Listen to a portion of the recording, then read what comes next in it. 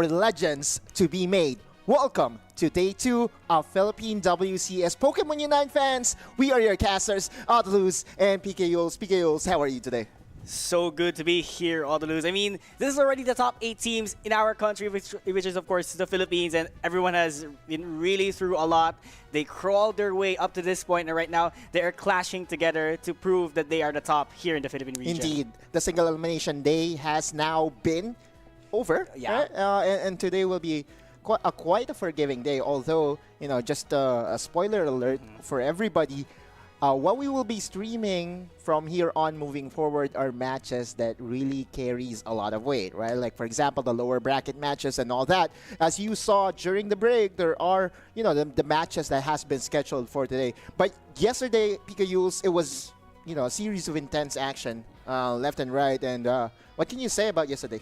I mean, what I was watching yesterday, a lot of teams were, let's say, controlling the series, and especially my favorite match yesterday was the last one up against Lass and Fox and Last Hope, wherein they really proved themselves to be strong Pokemon trainers out here. They even extended it to game number 3, in which that was the only game number 3 that we've witnessed yesterday here in our live stream. But sad to say, we won't be seeing Lass and Fox on the top 8. I mean, they have been proving themselves since the last WCS, but right now they won't be here in our top 8, and Last Hope is just proving themselves. Yeah, suddenly, all of a sudden, right, the Lass and Fox alongside their potentially sister team in Night Fox is not going to join us in our top 8 teams today.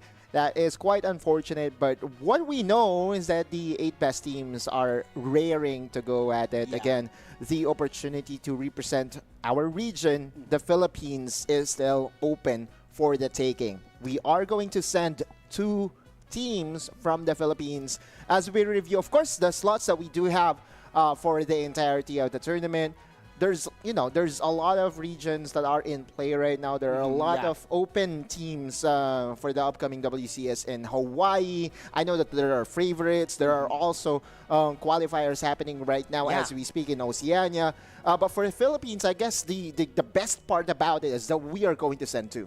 Yeah, I mean, we are just lucky to have 2 representatives, and we can even make it 3 because we still have the LCQ in the future after this one. So we cannot even say how many representatives will the Philippines have. But yeah, so far we have 2 secured slots for WCS, and I mean, these teams have been preparing a lot. They have more opportunity and more chance to qualify and represent the country, and they have been just doing their best so far, making it to the top 8. A very quick recap, ladies and gents, WCS 2024 team slots.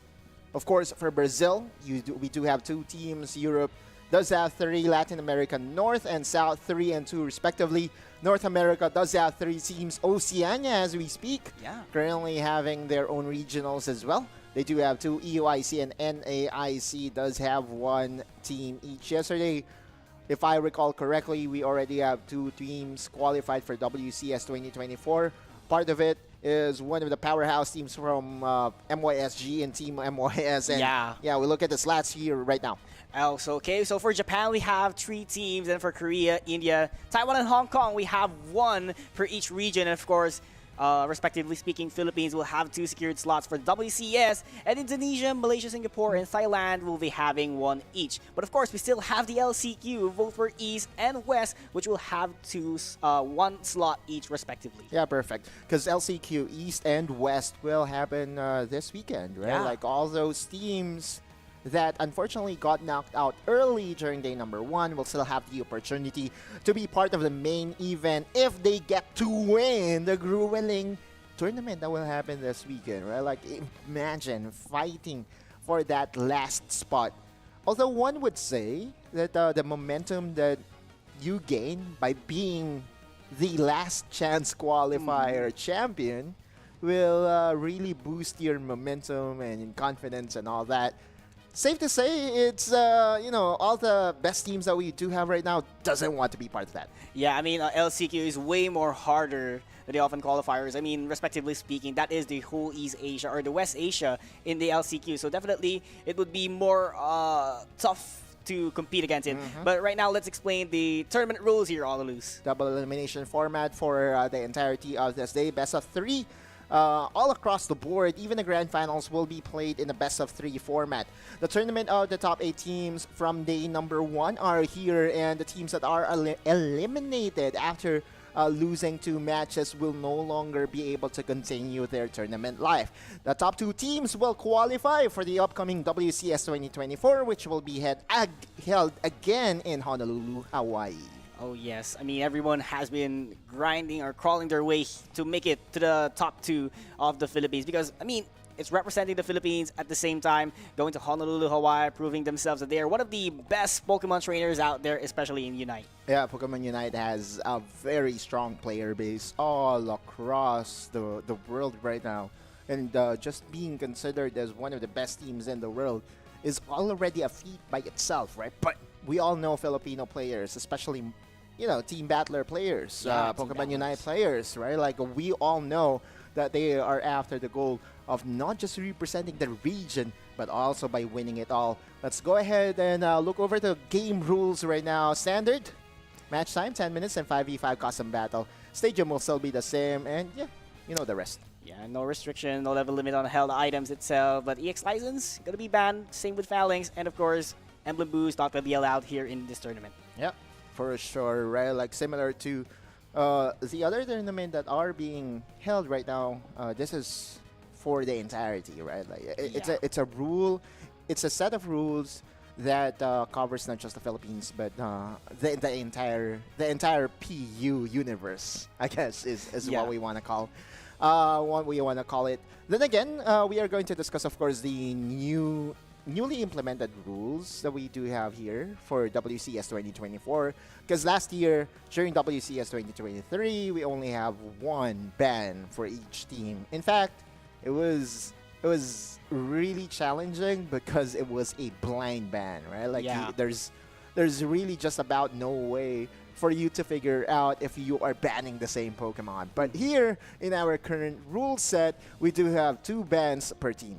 Yeah, I mean, having 2 bans has been really beneficial for all of the team battlers out there, especially that they do determine on what's going to be the ban of the other team. And speaking of ban here, Honolulu's, one of the top priority bans that we've seen yesterday on our live stream was Leafeon. I think Leafeon was banned around 90+%, 10 matches out of 11. So there was just only 1 opportunity for the teams to use Leafeon, and we all know that Leafeon has been very efficient here in Yayo's Island. And same thing with Gyarados, which has a big amount of percentage being banned. I think that was like 8 out of 11 matches. Yeah, on the other side, right? Like I think Phalanx has not been on fire yeah. recently.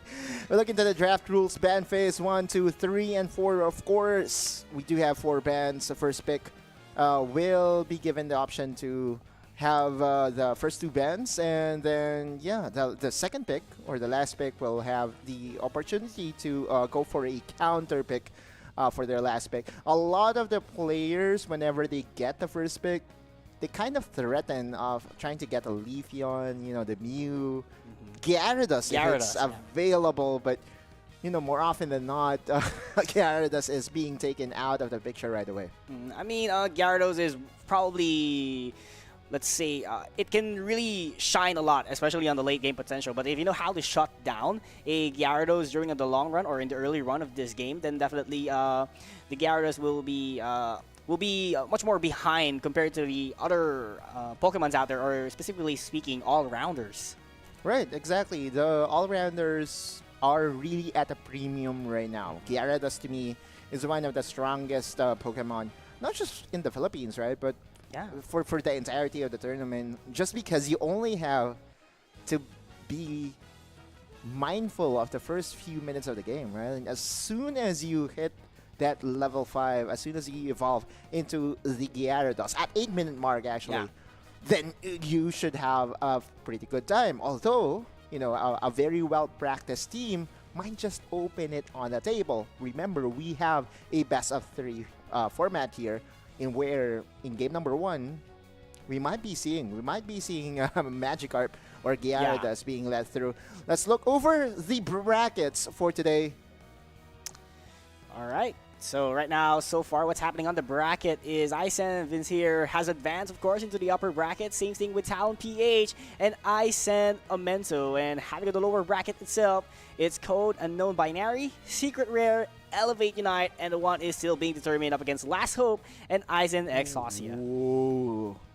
That was... Okay, so from yesterday, we already knew that Talon PH and Elevate will be fighting against each other in the first round. And the only thing that I can say here, Pika Yules, is that they are lucky that this is a double elimination format, because we know how intense it could get whenever Talon PH and Elevate Unite fights against each other. And it took the distance, right?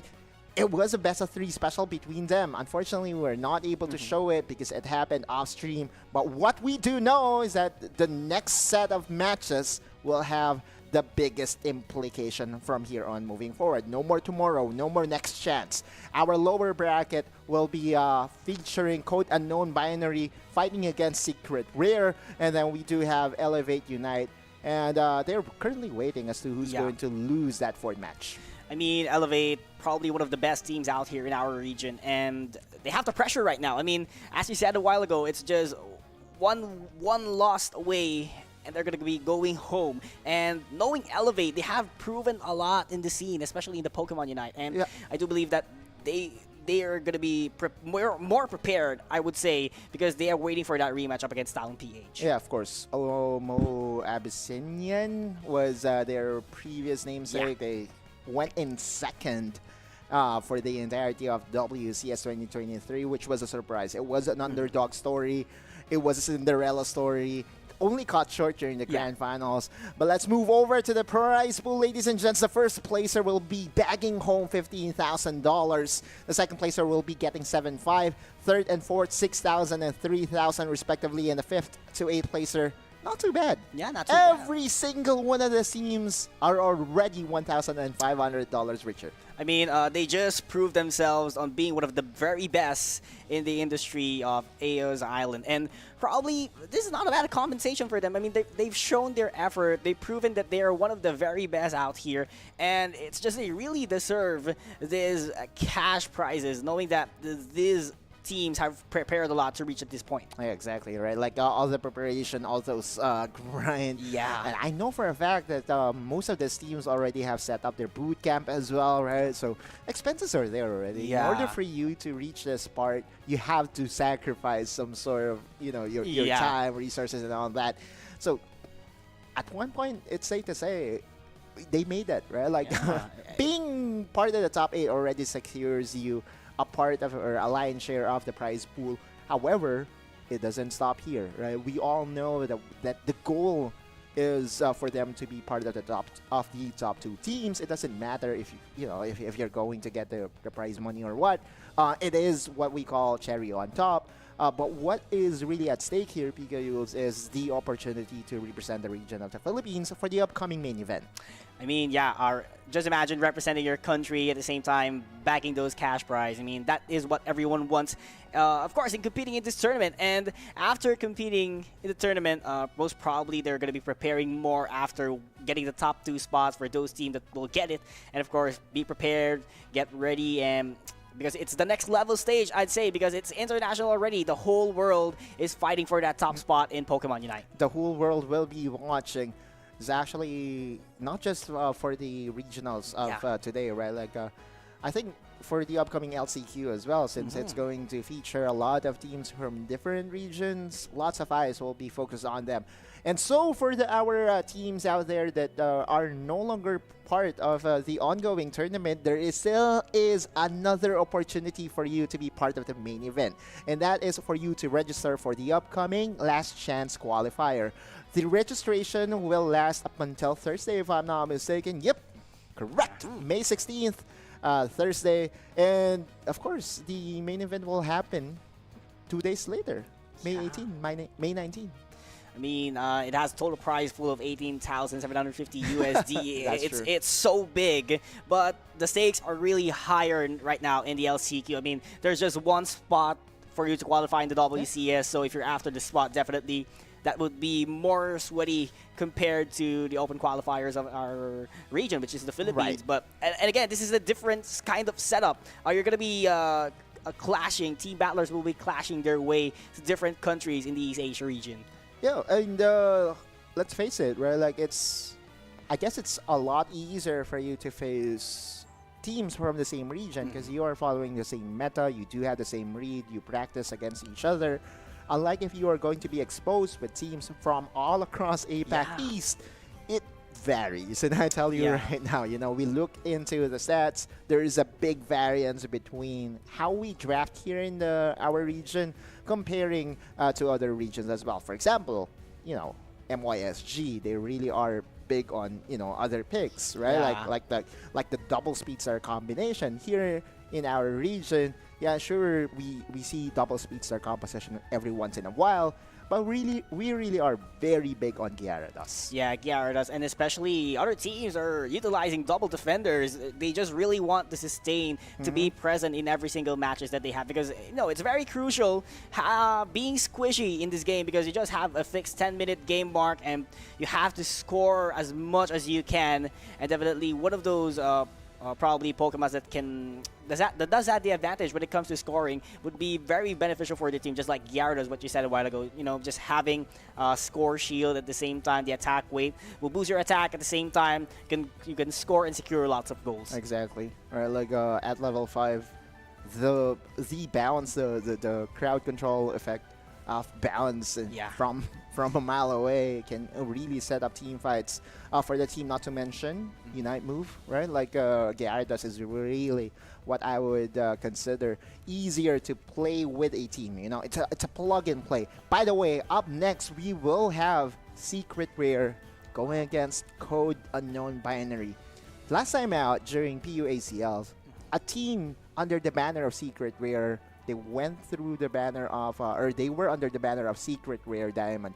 They were able to eliminate and upset, elevate in a best of 3 series, right? But from what we've heard from the community, this Secret Rare composition or this lineup is not the same lineup from before, right? It's a combination of their two teams. And I'm just so excited to see them in action today. I mean, just saying a while ago, we have seen this Secret Rare proving a lot since the scene of Pokémon UNITE has opened, especially here in the Philippines. And knowing that this is a different lineup, so probably this is a much more stronger, because as I said a while ago, it is already a combined team of Secret Rare, and they have practiced a lot to came up to this point. But right now, they're at the edge of making it, of course, into Honolulu, or maybe falling one step backward and being eliminated, because this is the lower bracket Honolulu, so all of the pressure is already present for these two teams. Don't sleep on Secret Rare, that's what I'm telling you, right? Like upsets or the lower bracket run that they did back in PUACL, that was a sight to behold. And I won't be surprised if they will be doing the same. You know, gather enough momentum, gather enough tempo, and you will be able to really surprise a lot of viewers, a lot of players right now. We look into the player matchups, and ladies and gents, of course, for Code Unknown Binary, they do have a very interesting tri-code, right? This is the first time I've seen a tri-code that uses like special symbols, I guess. Yeah, I feel like they're programmers, you know. I mean, for the word itself, code. I mean, probably there are coders out there in the industry, but we have Clo, Lelouch, Zart, Deva, and Mr. Mike at the side of Code Unknown Binary. Right, and then for Secret Rare, we do have Mosura, Prius, Kalel, Ken, and Girl God. That, from my research as well, Girl God is an import.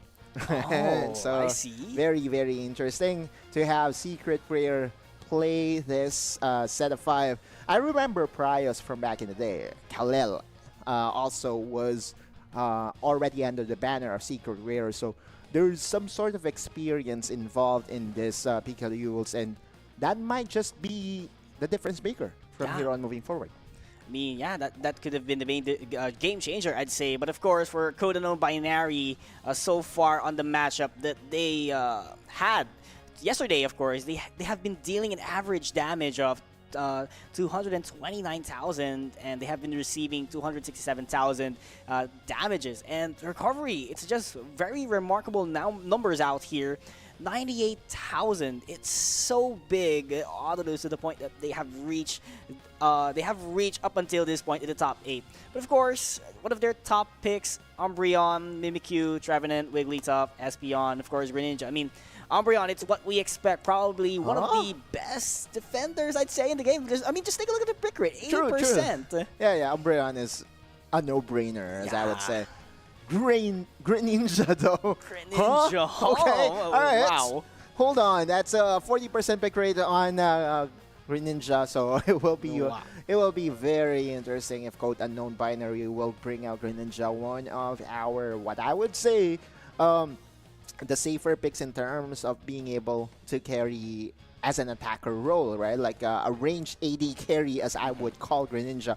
Because here in Pokemon Unite, it's not often that we see range AD carries, right? Yeah. Oftentimes, we see SP attack users, like, for example, Espeon, like the Sylveon, and some sort. But Code Unknown Binary, they are flying on the unknown radar right now. We were not able to catch them yesterday. We were not able to stream their games. So it will be very exciting if Greninja will be joining us today.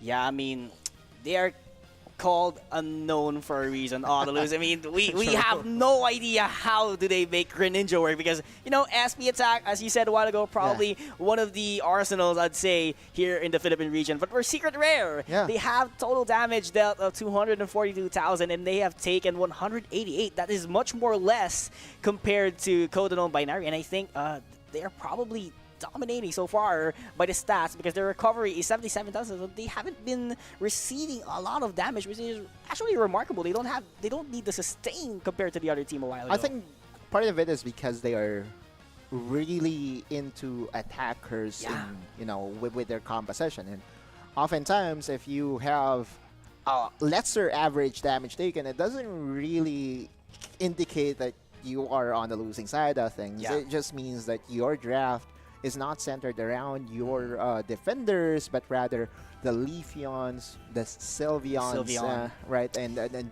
we saw Blissey being one of their top picks as well, which we all know is the best pair to a hyper carry in the central area. So once you have that Bliss assistance going, your attacker or your offensive weapon just can go the next level. Yeah, definitely on the next level. And Blissey has a lot of shuffle that it can do. It can boost your attack, it can provide healing for your team, because there are teams out there that has been utilizing double supporter. But right now we're going to be diving in, of course, into our draft, and we can see going to be the ban for Code Unknown Binary. It's going to be Hoopa and Umbreon. And for Secret Rare, we have Mimikyu and Trevenant. Gyarados.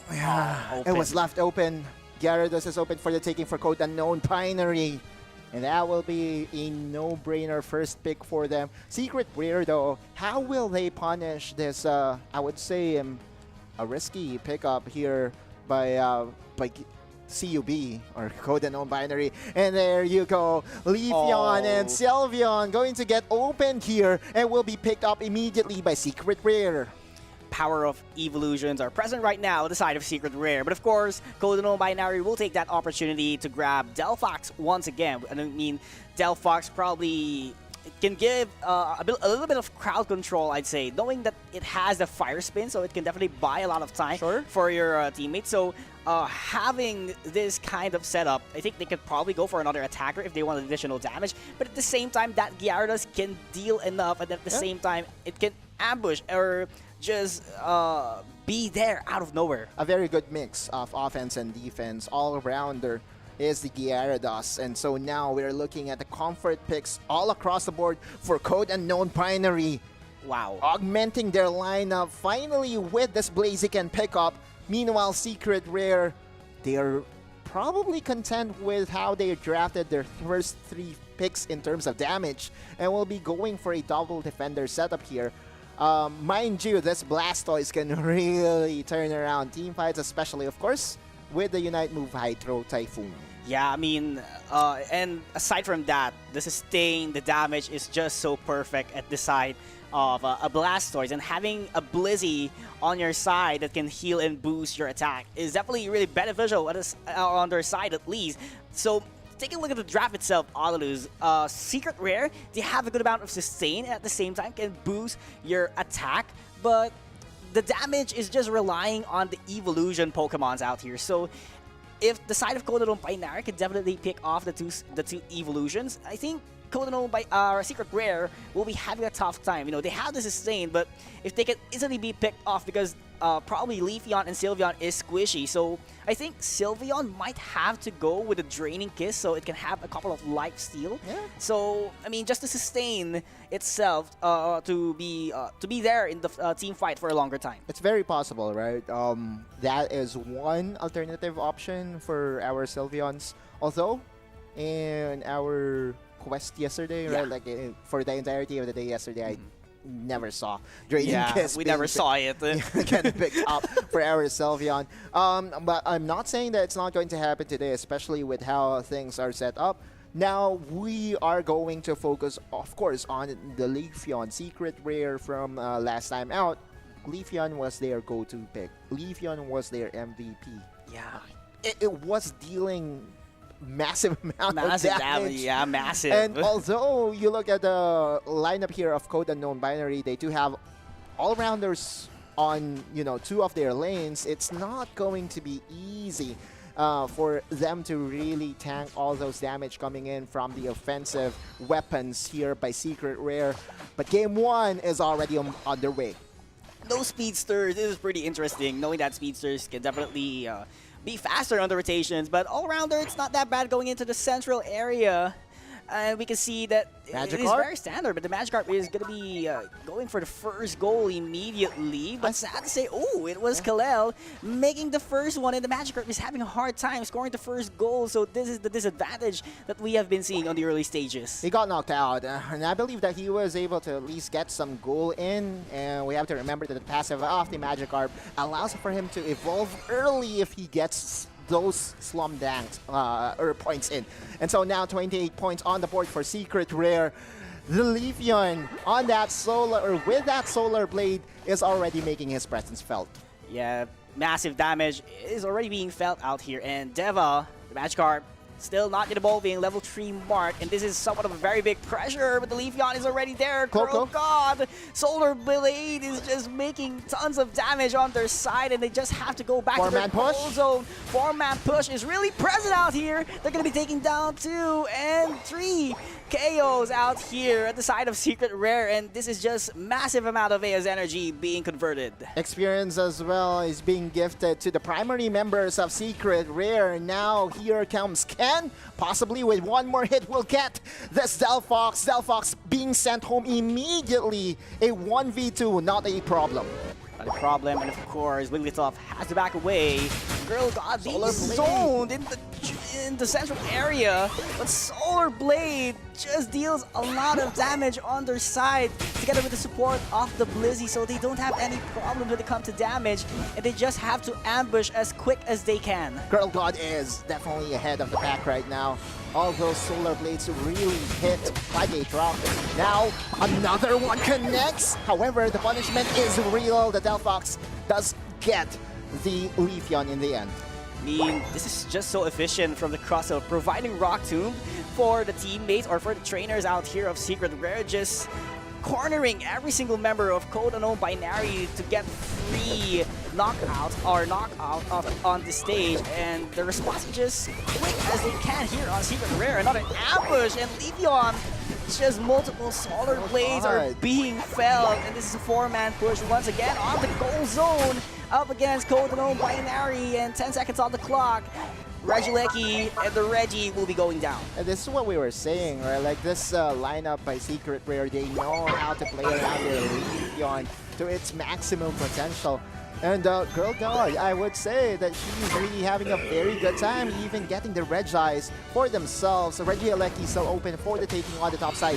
Fire Spin going to connect onto Masura, and that sleep was clutch coming in from Lelouch. Now here comes the Gyarados. That will be a very big punishment coming from Girl God. Level 9 already. Unite not available anymore. The Emerald 2-step was just used. just used, and the chase keeps on coming. The side of Secret Rare, they Another take one. another Pokemon knocked out at the side of Codadome Binary, make it 3, I would say. And they're just pushing the bottom goal zone here, together with Security Regieleki on the top path, and they are just guiding it all the way on the second goal zone in the top path. Route 2, very clutch so far. Really caging the members here of Code Unknown Binary, and they cannot really withstand the pressure that is being put on here by Secret Rare. Another potential pickoff, a 2v4, an Emerald 2-step to start things off, and now a 2KO in the favor of Secret Rare. Now they're trying to push for more points. Regieleki for the touchdown means that they can take down this goal zone. 30 points left at the goal zone of Code Unknown Binary at the top path. And mind to tell you, Autolus, this has been a very big struggle against Code Unknown Binary, because knowing that Secret Rare has been taking a lot of wild Pokemons on their central area, they don't have anything to gain an XP unless they score a huge amount of Aeos energy, but it's not the case for them, and right now they're just trying to defend everything that they can. And Deva is really feeling it right now. Red level 8, definitely behind in the level department. You look at the level of the Leafeon. Girl God is already level 12, which means that she can really hit like a truck right now.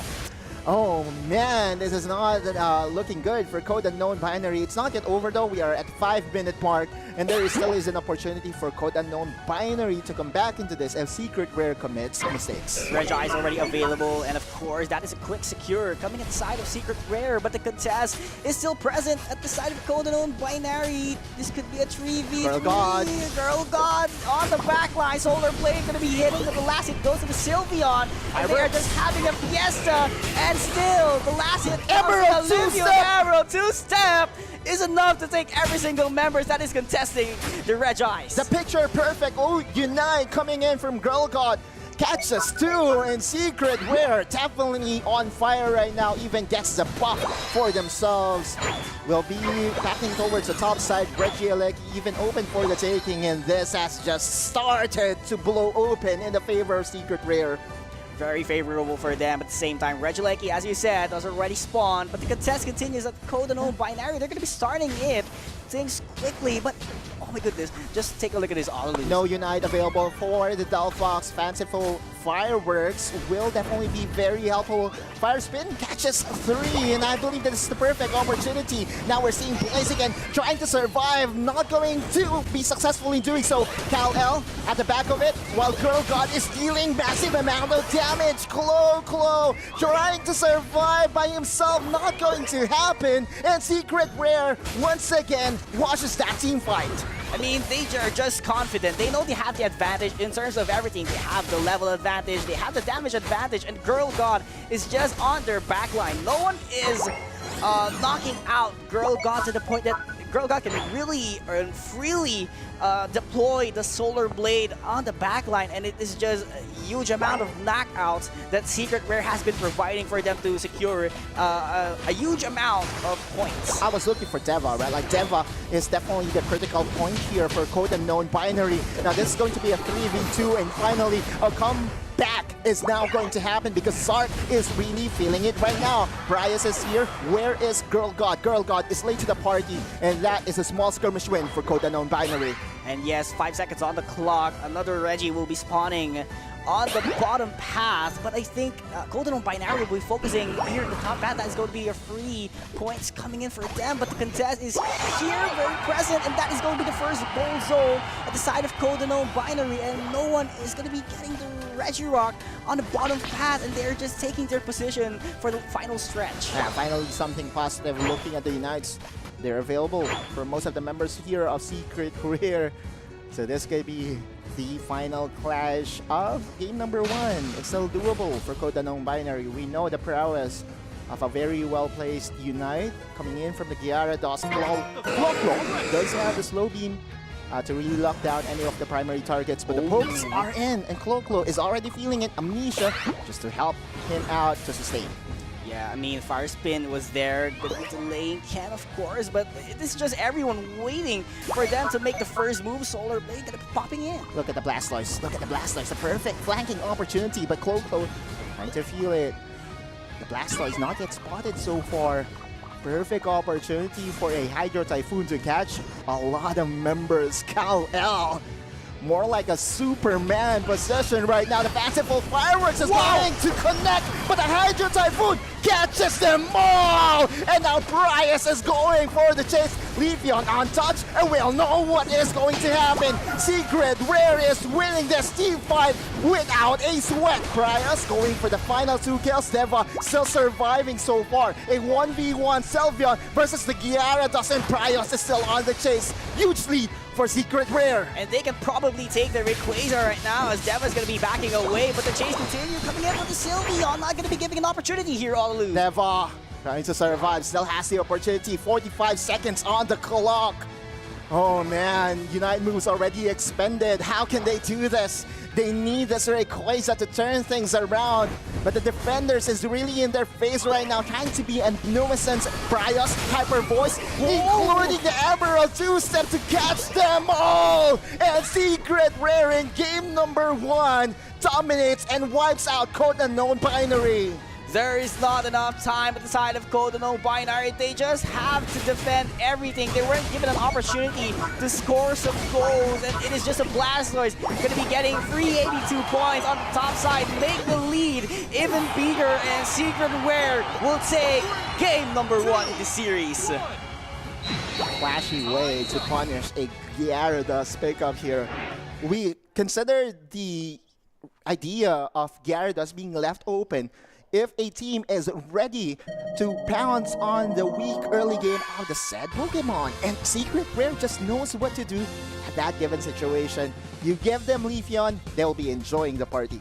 Yeah, I mean, they really did enjoy the party. Of course, I have to take a look at the stats that we got from this game. I mean, just take a look at that score. 86 big score for Girl God, really efficient, and every single member of Secret Rare has a very well distributed contribution, especially having that 16 assists from Girl God. I mean, just take a look how massive the impact of Girl God is. She really is very good at piloting this Leafeon. And that mainly is the reason why they're banning away the Mimikyu. Mimikyu is one of the best way to control the elusiveness and the agile or the agility of a Leafeon. I hope to see the data because I want to know how much damage Girl God did in this game. Oh, because I believe you know it should be close to 40% or maybe even beyond that.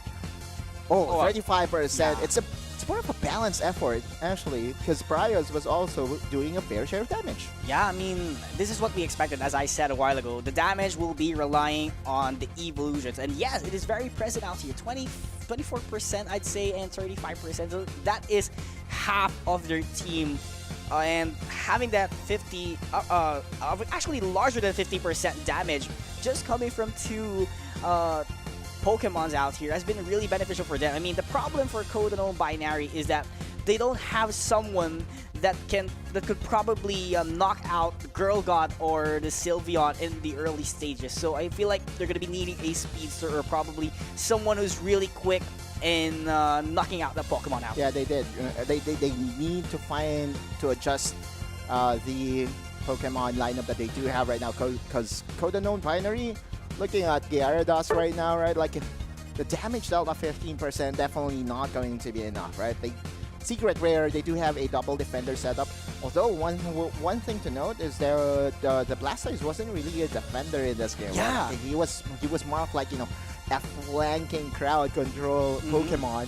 That you know, once they find the proper angle, proper opening for him to be able to influence the team fight. And in that last team fight, it was perfect. Kal-El from the left side serves in, eject buttons in, and uses a Hydro Typhoon to win that team fight.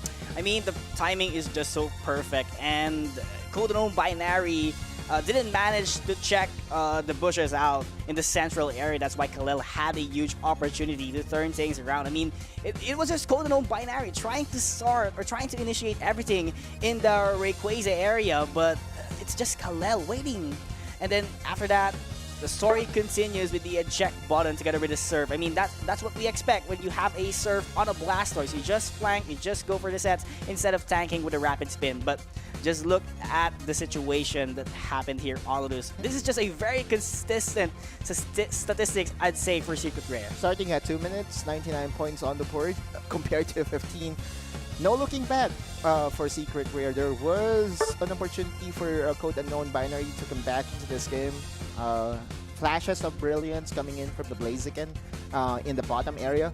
However, Secret Rare knows that it's not really going to affect their chances of winning. The big goal is for them to make sure that the Rayquaza battle will be in their favor. And when it comes to execution, Secret Rare still does have the experience advantage here, because I mean, they really didn't have to take the Rayquaza on their strategy that they delivered to us, because they were just waiting for the opportunity to go for a team fight up against Code Unknown Binary, and the ambush is so ready with the Blastoise, just waiting for the smooth execution, and it all boils down, of course, to Girl God and the Sylveon making huge amount of damage with that moveset that they have. Import player, Girl God, doing wonders for the Filipino team Secret Rare. And she was everywhere. She was hitting all those solar blades, really getting the damage onto the primary targets. As we look into the highlights, of course, this was a perfectly placed Rock Tomb. Wow. And Ken was doing a very good share of influencing fights on his own, by his own, right? Like, all those Rock Tombs really was blocking the path of the opposing Pokemon. Yeah, it is very aggressive the way Ken used the Rock Tomb, as you said. Because when we hear Rock Tombs, some of the players, or majority of the players, they use it to secure gold, or maybe to, let's say, retreat on team fights. But this is a very different story for Ken and the side of Secret Rare, knowing that they have a reliable attacker and speedster just like Leafeon. They have the confidence, engaged team fights. I mean, they had the opening mark, so definitely they would take advantage of that situation. Delphox hasn't really find its stride in the tournament format that we have. This was, by the way, the perfectly placed Hydro Typhoon. Although it got dodged by a couple of members here and there, you could still see its impact. Cal-L, perfect positioning. And it allows for your attackers or your offensive weapon to just do their thing. Cryos, still untouched, right? The Leafeon got caught in the end, but it doesn't matter because that team fight was already won in the first place. Emerald Two-Step finding its mark onto the two targets, or on the primary targets at the back of it all. And, you know, the rest is formality, right? Like, at this point, 20 seconds, it's not going to be enough for you to secure the Rayquaza. And I would just like to highlight what happened before the final stretch.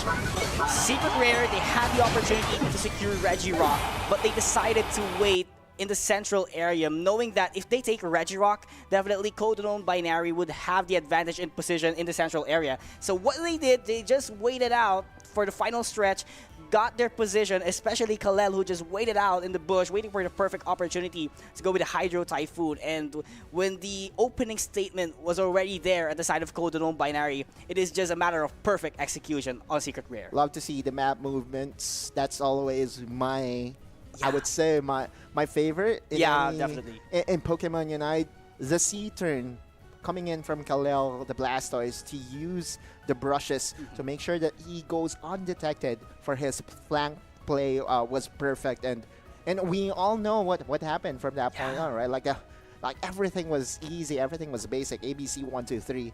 But yeah, it's not yet over for Code Unknown Binary. They will still have another opportunity to turn things around. And of course, one thing to consider here, Pikachu's, is that this is going to be a best of 3 format in where we will have a switch of side in game 2. So they will now have the opportunity to target away one of the premier Pokemon of Secret Rare in Leafeon. Yeah, I mean, if they really want to use Leafeon, probably they could get it on the first pick. But at the same time, probably if they it is not in their power, or let's say arsenal, they could just ban away Leafeon if they don't want the same situation to happen. And knowing that Secret Rare has been banning a lot of Mimikyu in the whole duration of the tournament, as far as I know. So there is no specific Pokemon that can handle Leafeon in the late stages. I mean, just look at the massive damage that it has been doing on this game number 1. Slow Beam used to be that tool, right? However, we all know that Leafeon, in terms of range, does outrange the slow beam. You kind of need to have that eject button to get just in range for you to be able to cast the slow beam on towards the Leafeon. But the biggest thing about using the eject button is that it leaves your teammates so far behind that in the end, it's not really going to be that impactful. Let's look into the team profile, ladies and gents. Called Unknown Binary. Some trivia for everybody. What do you think are the characteristics of your team? Competitive. Wow. I mean, they're not competitive if they haven't reached in the top 8. And I mean, this is very interesting for them. I mean, one word to define what kind of team they are. Competitive. I mean, I can really say it despite not being able to control during the first half of the game. They had a turning point in that game number 1, but at the final stretch itself, it's just a massive downfall because of Kalel. They just turned the story around. But for Secret Rare, care to do it? Wait, this is quite opposite. This one's a lot longer in words. We are very open for suggestions and always catches up to the new meta, but also tries non-meta stuff. And as much as possible, they tend to discuss errors and mistakes every end of scrims. So it's all about coming in prepared. Yeah. And the practice time is really paying off. By the way, want to use this opportunity to give a huge shout out to one of their community members of Pokemon Unite. Bertie, Mother of Dragon, is currently watching right now. Huge shout out to you, my friend. And yeah, good luck to Talon, because she's currently managing the Talon members. I mean, Talon has been proving a lot. They are still on the upper bracket so far in our WCS, and hopefully we get to see Talon PH on the later stages of WCS Philippine region. But Secret Rare, I mean, this statement has been very interesting, I'd say, for me. Knowing that they are trying non-meta draft or lineup, it makes them very unpredictable because the meta, it's super solid, I'd say, especially for every single team in the PH region because we are just playing in a single server. And them trying non-meta Pokemons, definitely, it can provide a lot of surprises, turnarounds, I'd say, in every single games that they have in this WCS. Yeah, Clocklaw, by the way, featured player for now. Here, Pikachu's, he's the designated defender, right? Yeah. And he was using Slowbro. As much as I love Slowbro, I really think that in the current meta that we have, Slowbro's single target suppression is not going to cut it. And that's why Trevenant and Umbreon has really been a delight to see.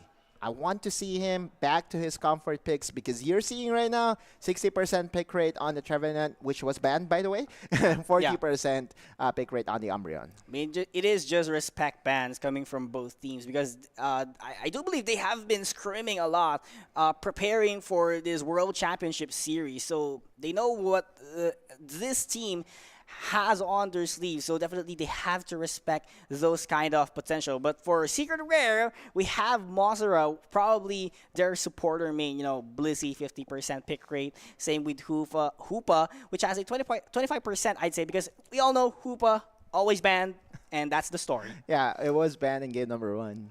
So Mossera was not able to showcase his skills on the Hoopa, but was very effective on that Blissey. I was looking as to who he was targeting for his Unite, the Bliss Assistants.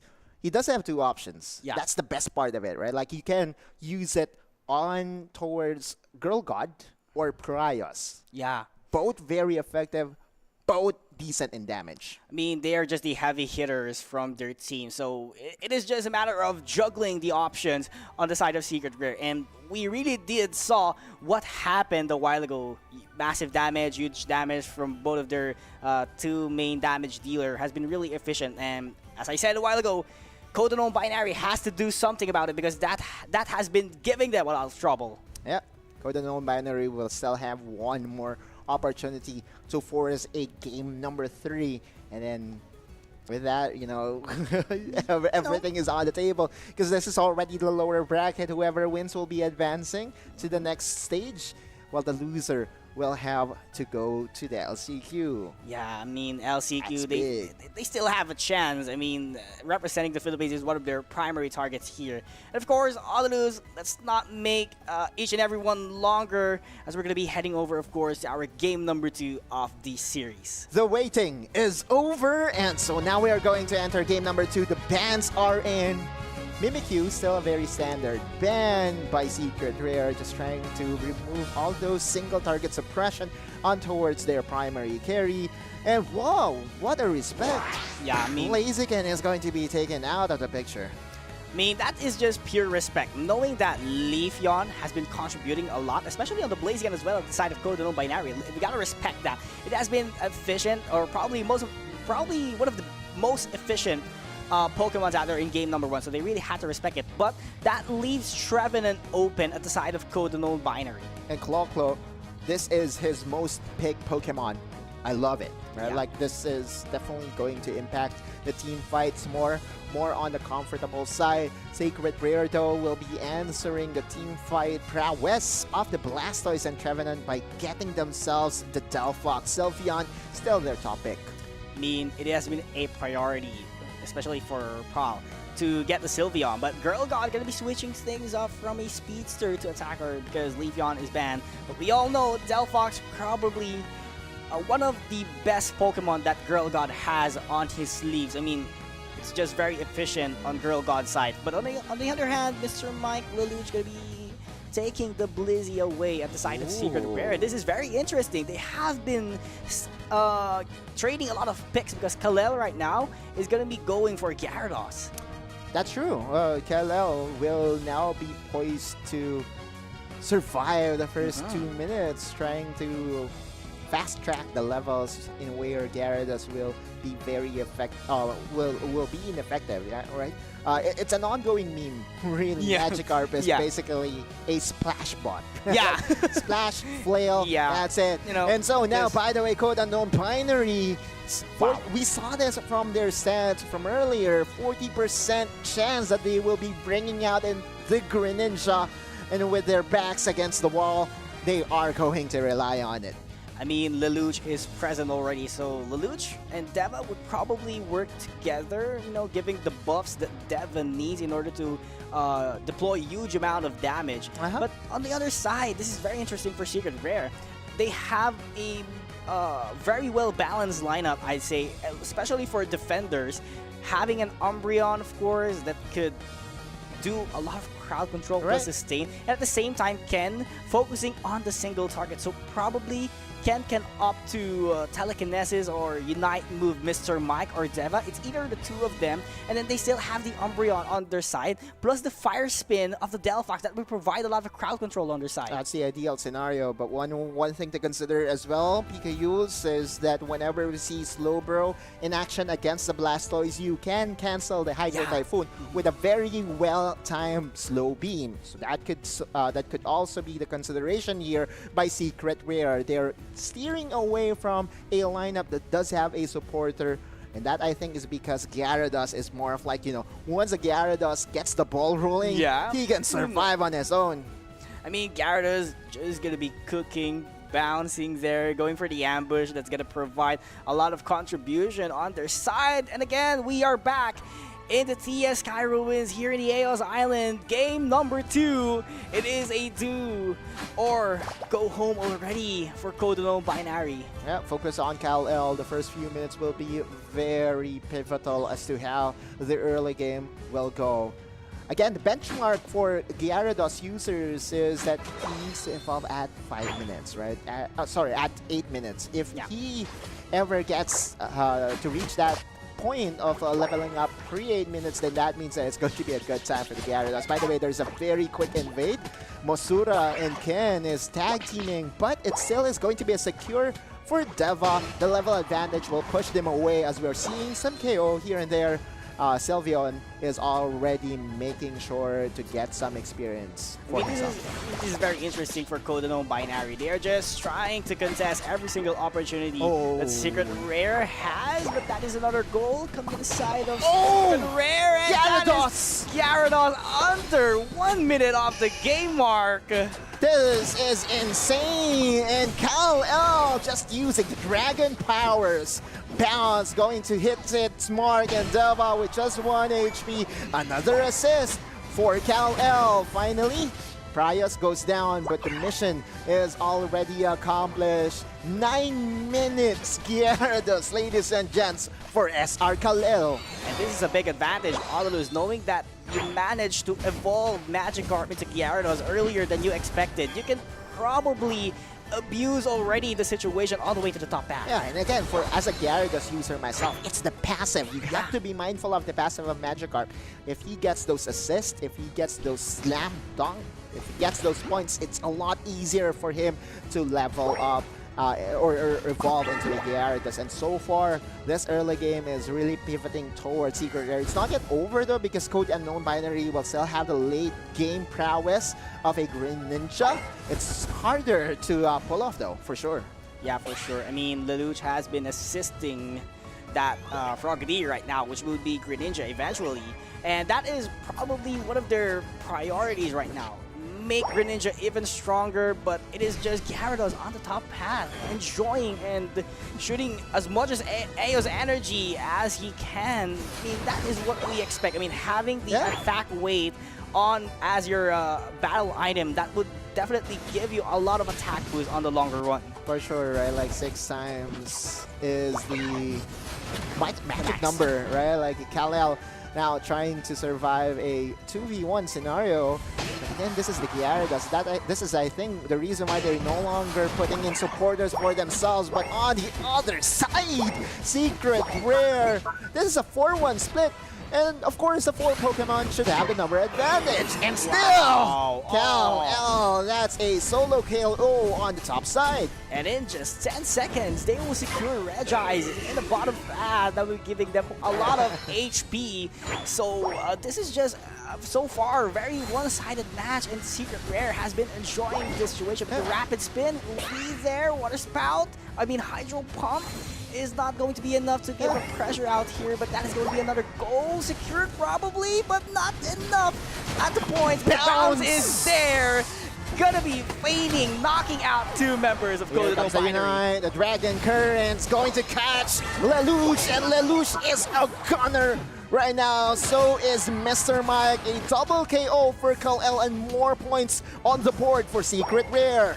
And they're going to be chasing for Deva here. Ken just applying the pressure. Regieleki secured once again. Going to be going into the second goal zone in the top path. And it is just very confusing here for Deva, running away for his life. But at the same time, the pressure continues here. And the top path bounce plus fireworks is so efficient in Secret Rare. Touchdown. Regieleki will definitely help Secret Rare in their quest to take down another gold zone. And the experience advantage right now is at a premium. Although, one thing positive to think about for Code Unknown Binary is that their carry is the same level, right? He's level 10, so there is still an opportunity for Code Unknown Binary to come back into this. Yeah, I mean, comeback, very possible. It's not over just 5 minutes on the mark in this matchup, but so far they have been recovering here. Kodono Binary, it's Secret Rare trying to play safe, but at the same time, Kal-El has his own vision right now. The Hurricane is there, Unite move already deployed, but Hydro Typhoon very present. At the same time, they're going to be running away for their lives because they know they have the disadvantage in this team fight. That's a double KO, and that's an unofficial team wipe. Secret Rare finds the skirmish that they want with a level advantage, even though the Greninja is with the same level. It's so hard to pull off a composition that revolves around an attack, a range attack, or a Greninja specifically. Now, Deva and company will try to sneak in some points. They will be successful in doing so, except for Mr. Mike, because Mr. Mike just got interrupted. And now the fireworks is here. Clo separated from the squad. Barry is going to be denied easily. And Secret Rare is now on the chase. Hyper Voice to secure and clean things up. A double KO for SR. And they are just going to continue to push. I mean, just take a look at that. Sylveon has 40 Aeos energy ready to score on the goal zone of Code Unknown Binary, and it is just Claw trying to go for the chase. The super jump is there. Unite move already deployed by Mr. Mike, and the follow-up Here is comes already Kalel. there. Kalel out of nowhere. Dragon Current gonna be knock-upping a couple of members here, and this is just very favorable for Secret Rare once again. Lots of points on the board once again, and they can do a thing against Kalel. Check that. Finally, Deva finds his mark, and that's a huge shutdown. Will there be a follow-up though? None as of yet. There's an objective on the top side, and Claw is already planning to take that Horn Leech. Horn Hammer gets to Mr. Mike, trying to find the angle to at least do some damage, and I believe that the space created should be enough. Mr. Mike and company is in a prime opportunity to get the Regieleki, but the fireworks is here. Deva was able to snatch away the Regieleki, still survives in the end, and that's a good turnaround from CUB. And the Code Unknown Binary could definitely get this opportunity to score a couple of goals, but still, double KO from the Delphox, denying the Aeos energy that Code Unknown Binary has. Yes, the Regieleki will not connect as well. And Deva is just struggling a lot here. The nice move by Ken. And they're gonna be taking the 50 Aeos energy that this Greninja has stacked up. Deva had the right idea, right? He wanted to go for a split push, a backdoor play to slam those 50 points in.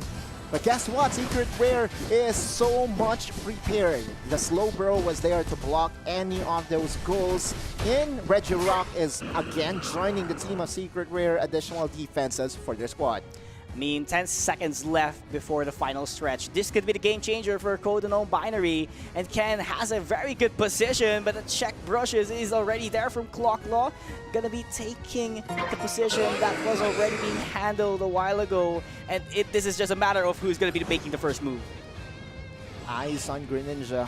He is going to be the focal point of offense here by Code Unknown Binary. We're seeing some Fire Spin hitting its mark already. And the Dragon Current possibly going to get the head of a couple of Pokemon here from CUB. Fire Spin gets the Espeon, and the Espeon is a gunner right away. Kal-El responsible for that KO. Claw following through as well, and the Hydro Typhoon is there. Now the Gyarados is going to secure the Rayquaza. Kal-El, he's everywhere, securing the win for Secret Rare.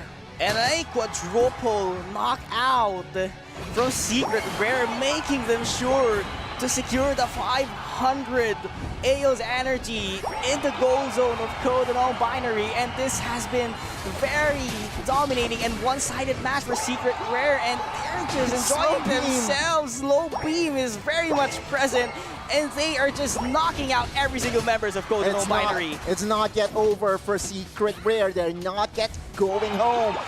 Meanwhile, for Code Unknown Binary, their chances will have to rely on the last chance qualifier, because Secret Rare is running away with things. Currently does have 893 points on the board. Can they reach the 1K mark? Very doable, very possible. Very possible. 25 seconds on the clock. They are trying to chase for it, but the telekinesis will be there by a couple of times. Claw just cannot move, just cannot use the wood hammer, but cancels it out. But the Unite move is very much present on the side of Mr. Mike. Unite move as well from Claw, trying to chase for the knockout. Yes, they do, but 5 seconds is not enough to bounce back or turn the tables. Congratulations to Secret Rare for advancing to the next round. And for Code Unknown Binary, thank you, and we will see you again. They already have secured a good amount of prize money, right? 1,500. However, the bigger goal of being part of the main event, there's still one more opportunity in the upcoming LCQ. So make sure and be sure to register. probably we'll see Codenome Binary.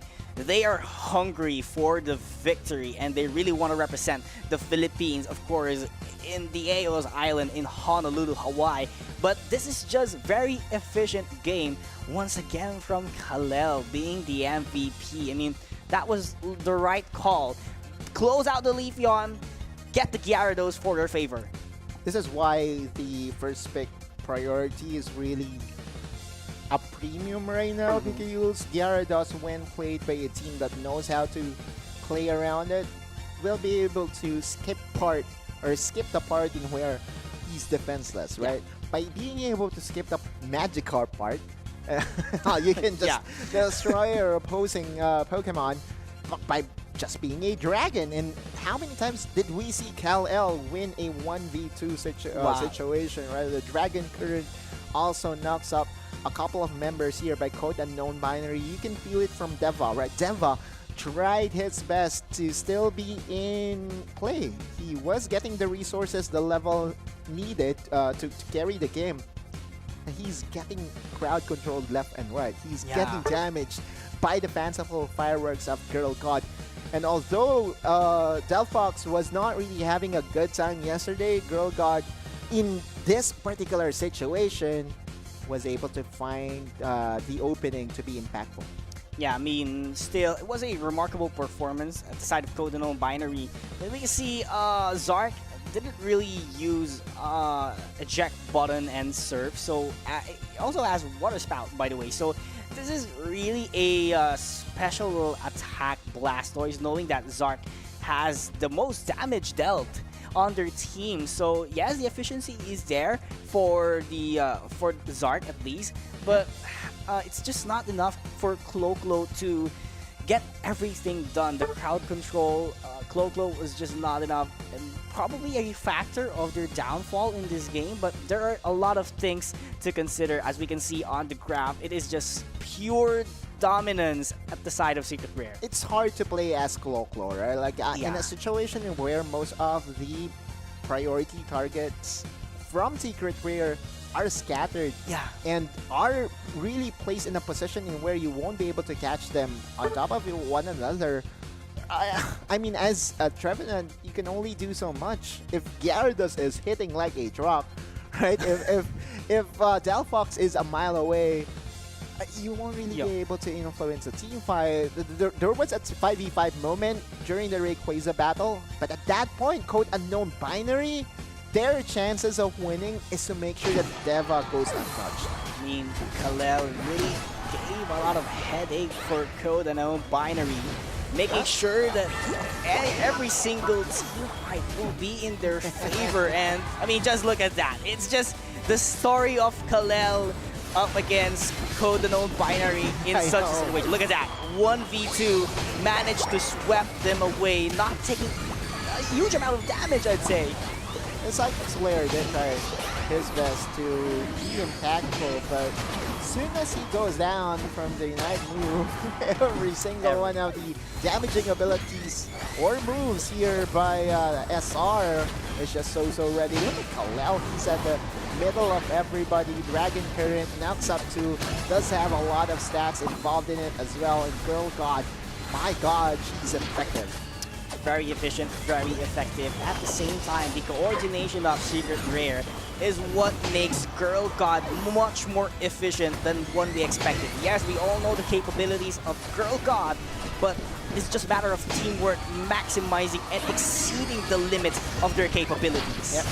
This was a secure. The Gyarados bouncing in, getting the Rayquaza, clutching it out, making sure that there will be no more Game 3 in this series. And yeah, what a game! It was a very fun game. And although Greninja did make an appearance here in our playoffs, it's just so hard to pull off, right? Like Greninja is one of those Pokemon that is so effective in our ladder games or rank games. Just cause it's not a it's not a 5-team coordinated match. But if you are going to face against a team that has really practiced a whole lot against, you know, majority of the teams that we have here in the Philippines, it's not going to work. It's just going to be very hard to pull off. Yeah, it is really a different story, especially this is the World Championship Series of the Philippine region. Of course, congratulations to Secret Rare for advancing on the next round, and for Code Unknown Binary, we'll see you on the LCQ.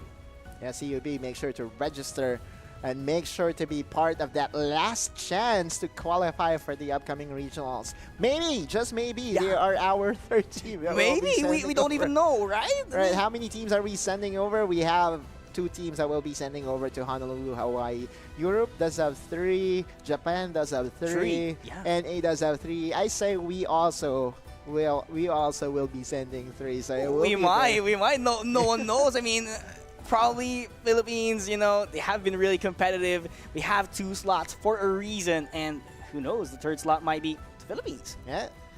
And the best way to do that is, of course, to register yourself. Anyway, that's our first series, and we'll be entering it very later as we wait for more moment here in Pokemon Unite. It's been a very eventful day number 1 and series number 1, and we're waiting for, you know, the other games to commence. It's going to be a long day for sure, right? It's double elimination, and so far in our first game, since it's already the lower bracket. Yeah, lower bracket. And I believe that our next match will also be a lower bracket, so a lower bracket match. So, yeah, I mean, every single match that we're going to be featuring here in lower bracket, the stakes are much more higher compared to the upper bracket. Upper bracket, they have the confidence maybe to go into the lower bracket if ever they won't be emerging victorious. We all know their capabilities, but I mean, they just want to secure each and every win that they have here in the World Championship Series, and probably Talon, one of the best teams out here in our region, is just enjoying themselves at the moment in the upper bracket. Yeah, we'll be watching them very closely as we move on. This is for Talon PH and for Elevate. Those 2 teams are really our favorites heading into this tournament. But Secret Rare is not going to go down without a fight. It's actually quite surprising that they're part of the lower bracket, given their skill set, right? Girl God was everywhere. Girl God on that Leafeon, you gift her her Leafeon, and she will really be very impactful. Cal L, also a very good point of attack for Secret Rare. There's really something about Secret Rare when we're casting Secret Rare, right? Like, okay, all right, so no longer a drill. Ladies and gents, we'll be entering a very short break. By the time that we go back here, it will be the second series. Autolus and PKUs will be right back.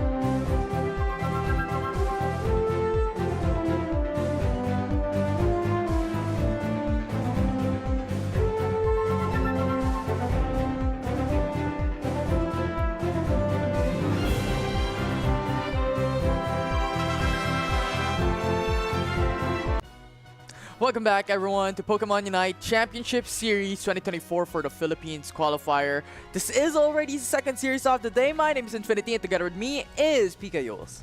So good to be here once again. And after that blowout performance for Secret Rare during game number 1, we're going to be heading, of course, to the second match here in Infinity. And probably one of the most interesting teams we'll get to feature for this matchup. We have Elevate going up against... I think Last Hope. Last Hope, yeah. I mean, Last Hope, they were full of surprises yesterday, taking down Lassen Fox in the last match that we witnessed yesterday. Especially considering that Lassen Fox has a huge history for Pokemon Unite in the competitive scene, has been playing ever since ACL, even way back then. Yeah. And Last Hope just came through all of a sudden and bringing out a massive win. Actually, the first and the only 3 games broadcasted coming into yesterday's Philippines Qualifier. So really exciting stuff with Elevate being one of the top teams that we're looking at, and Last Hope once again clinging to that Last Hope. Yeah, I mean, Last Hope, they are very new, at least in the top 8 in the whole duration of this WCS. And Elevate is on the lower bracket, might to tell you. This is Elevate, probably one of the best teams in our region, is at the lower bracket. So this is a story of a powerhouse that it is in the lower bracket up against a team who gave an upset in Lassen Fox. Yeah, they're pretty much the cornerstone of Pokemon Unite competitive scene here in this region, alongside with Talon, right? As we all know, Elevate is the former Omo Abyssinian, the one who represented APAC East and represented the Philippines in WCS back last year in 2023. So a lot of exciting stuff. Is this going to be a run back from one of the international championship level teams here in the Philippines to go and represent the country once more? So that will be an interesting story if they can, and if they are able to dominate the Philippine region once again, as there will only be 2 slots that will proceed into the international stage. Once again, our next match will be Elevate Unite up against Last Hope. I mean, very interesting. Both teams have, I mean, every single team, every top 8 teams have crawled their way up to this point. And speaking of Elevate and Last Hope, Elevate, I know they have a big fan base, but for Last Hope, each and every fan that this team have been hoping for them to emerge victorious and probably represent Philippines in the upcoming WCS. So this team has been full of surprises. At the same time, they really have this big goal that they are trying to achieve today. Yeah, always going in full on, full blast charging into taking those wins. And breaking it down, Elevate, of course, very familiar names for a lot of Pokemon Unite competitive community fans out there. You have Junior Absent, Shua, Tempest, Miva, and Lewis. So much strength, so much power into each and every single individual here. But in the opposition, it will be Last Hope. Yeah, Last Hope, Yelia, Kafkaske, basta may IGN, right? Ramsey, and of course, Ambo. Wow, I love the IGNs that they have. This is very interesting. But yeah, Last Hope, as we speak, have been providing a lot of hot intake, especially yesterday's. As we said a while ago, they were the only series that came up on a full blast best of 3 and full of upset. Reverse sweep, I think, might tell you. So that was so big, and their momentum keeps on going. But can Elevate really provide a big barricade that will hinder them from advancing even further in this World Championship? Oh, it's not a question. For sure, they will be that big hindrance for Last Hope to be able to come through into the grand finals. But of course, you know what? If they lose here, there's still that opportunity for the LCQ. There's still opportunity to creep themselves into the lower bracket, and that will be where the Last Hope would really be, wherein the eliminations will occur. But something of notable names coming in for Elevate, it will be Shua, that will come from the central area, that will come in from the forest, that will play a pivotal part and a pivotal role into the win of Elevate, or at least the games of Elevate here today. Yeah, I mean, Shua, since yesterday, has been providing a lot of contributions, has been probably, I'd say, the core of Elevate in their very important games, and they made an unstoppable run from the eliminations yesterday. So probably they have the momentum, but they are on the lower bracket.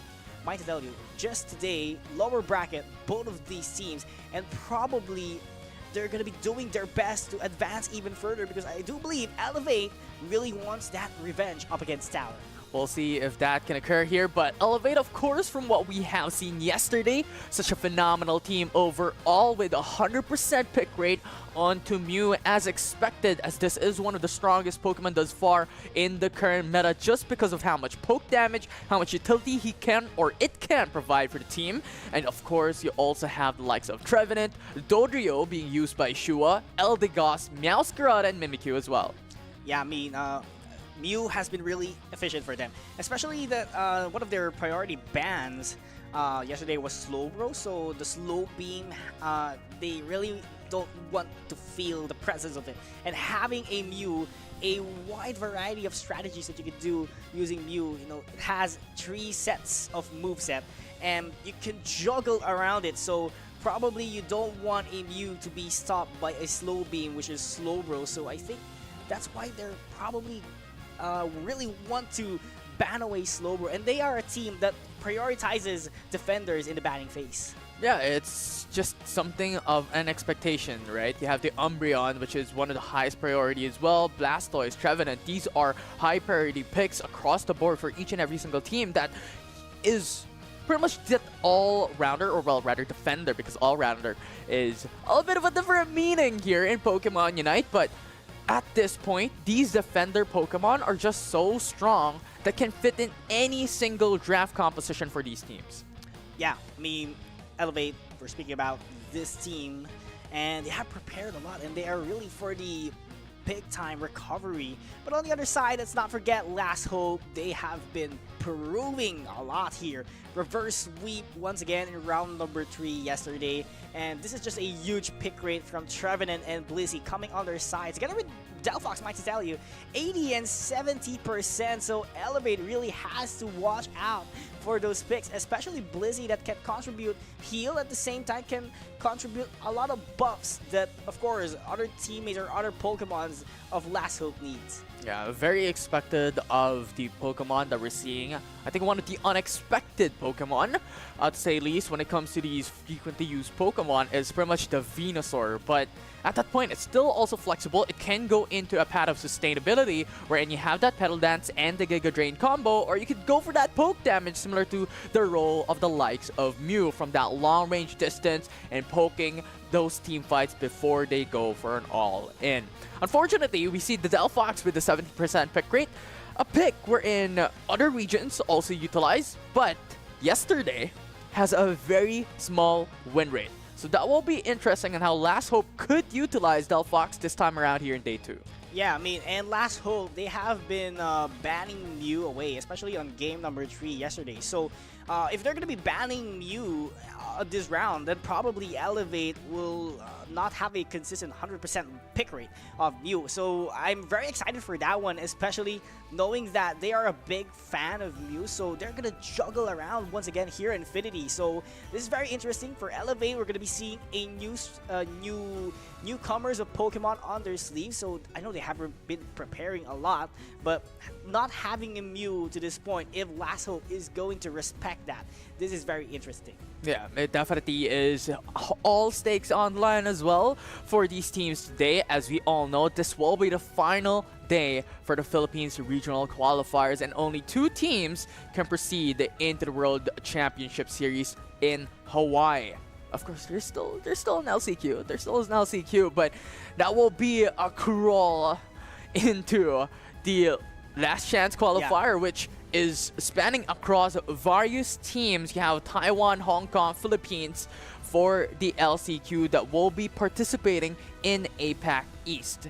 I mean, it will be a bigger ladder compared to Philippine qualifiers because other regions out there has a different style, has a different meta, and probably they will be having a hard time adapting those kind of strategies that the other regions are preparing for the LCQ. And might tell you, there are other regions as well that has this World Championship Series ongoing. So probably every single teams out here wants to get that spot onto Honolulu, Hawaii, because as we speak, LCQ is a tougher competition. Yeah. I mean, yesterday we saw Oceania Finals Day 1 occur, and just yesterday we saw another team securing a slot in the World Championship Series, which is Team Imperio from the LAS Circuit Point. So right now, today, we will find out 2 Philippine teams that will come through and securing a slot as well. Will it be Elevate? We'll see as we jump into game number 1 of the series. Elevate Unite up against Last Hope,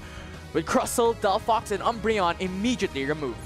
Yeah, I mean, Umbreon, one of the priority bans, I'd say, from Last Hope, because they banned it away yesterday, so kind of understand, but they're not going to be taking away Leafeon in this situation because they banned Leafeon twice on the broadcast yesterday, so that was like around 60 to 70%. And surprisingly, Elevate will take that opportunity to have a Leafeon, but at the same time, Gyarados is wide open, so Ramsey will take that opportunity as well. Plus the Mew that is very wide open, so Elevate cannot secure it. Yeah, Last Hope was doing double bluff. We will not ban away the Leafeon, you can get it, but we're going to take away 2 of one of the biggest Pokemon right now just because of how much damage it provides, and Gyarados, when it comes to those team fights, are also playing a key role. For Elevate, they adjust. They go in for the Hoopa, they go in for the Trevenant, 2 Pokemon that gives so much utility for the team. I mean, this is very interesting. Fast rotation is what's gonna happen here. Knowing that they have the Hoopa at the same time, they can definitely secure a lot of goals if they're just quick enough to go in for the rotations. But I love this. Slow Bro has been a prio ban for Elevate, and right now we won't be seeing it, and it will fall in the hands of Last Hope. So Slow Beam could probably be very beneficial for them. Yeah, and I was expecting, I was about to say that Zoroark was open and Shua was constantly utilizing this, but unfortunately they have already picked up the Hoopa, so the Zoroark Comfey combo will not actually see the light of day coming into the lineup for Elevate, and that will leave it open for Last Hope. They're still wanting and needing a speedster in their composition, and with that said and done, Zoroark may just be it for Last Hope.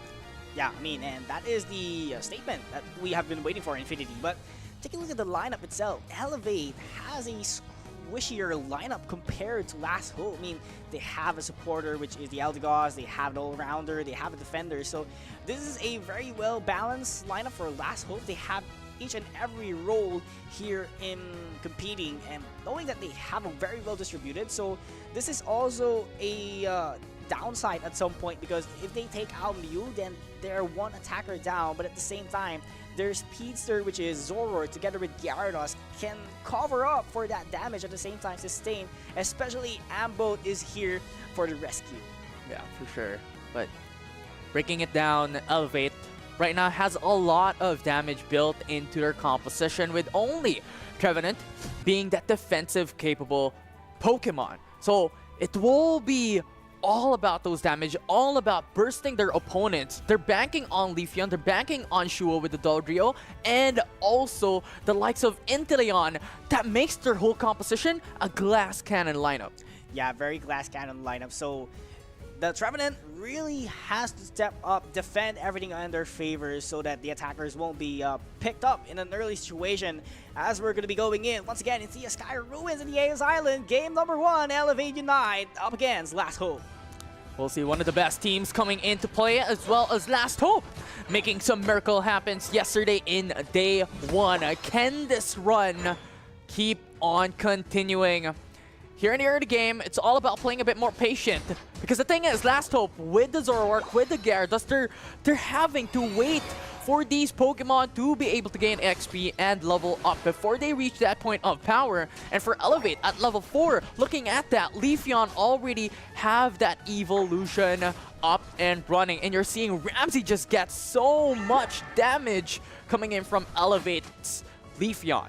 That's gonna give a hard time for Ramsey, knowing that Solar Blade is really being felt here. Huge amount of damage already for the Leafeon at least, so that's going to be a big struggle. Look at that, 1/3 of HP has been taken down in a single moveset. So Eva really enjoy this thing. So there has to be a change of path or a change of direction here for the Magikarp, of course. They can't afford later than 8 minutes for that to evolve into a Gyarados. Oh well, definitely so. If they're going to leave it hanging, as we all know, these type of composition with the likes of yesterday's lineup, 2 speedsters, Similar situation for Elevate right now. They have to really go and ramp up as soon as possible because Elevate Unite's composition is all about steamrolling the early game and putting that advantage into mid-game, late game. Wow, rotation, gonna be quick out there, and it is just Elevate Unite, gonna be going for the ambush. Take a knockout here against the Zoroark, and Miva gonna be chasing for the Mew, changing directions quickly. Solar Blade enough to go for the knockout once again. Yeah, good knockouts coming in from Elevate, showing their power, and this is already to be expected. This composition gives them so much power in the early game. And so we're coming into the top path, wanting to respond. Best of my IGN was able to put out forward really a good rotation and a good response, but it's not enough. It's just too much power coming from Elevate here in this early game, and they have to snowball, or well, they have to ramp up as soon as possible, especially considering as well that Hoopa is available for Elevate, so those resets are coming in clutch later on. And Elevate gonna be taking the opportunity on the top path to score 3 goals. But at the same time, same case here for Last Hope. There are 2 gatherers here on the bottom path, and the rotation will be coming in from Elevate Unite to go into the bottom path. And it is just a waiting game in the brushes on who's gonna be making the first move. And they spot out already a couple members of Last Hope. Tempest with a 1 hammer plus the Solar Blade will get 3 knockouts on their side.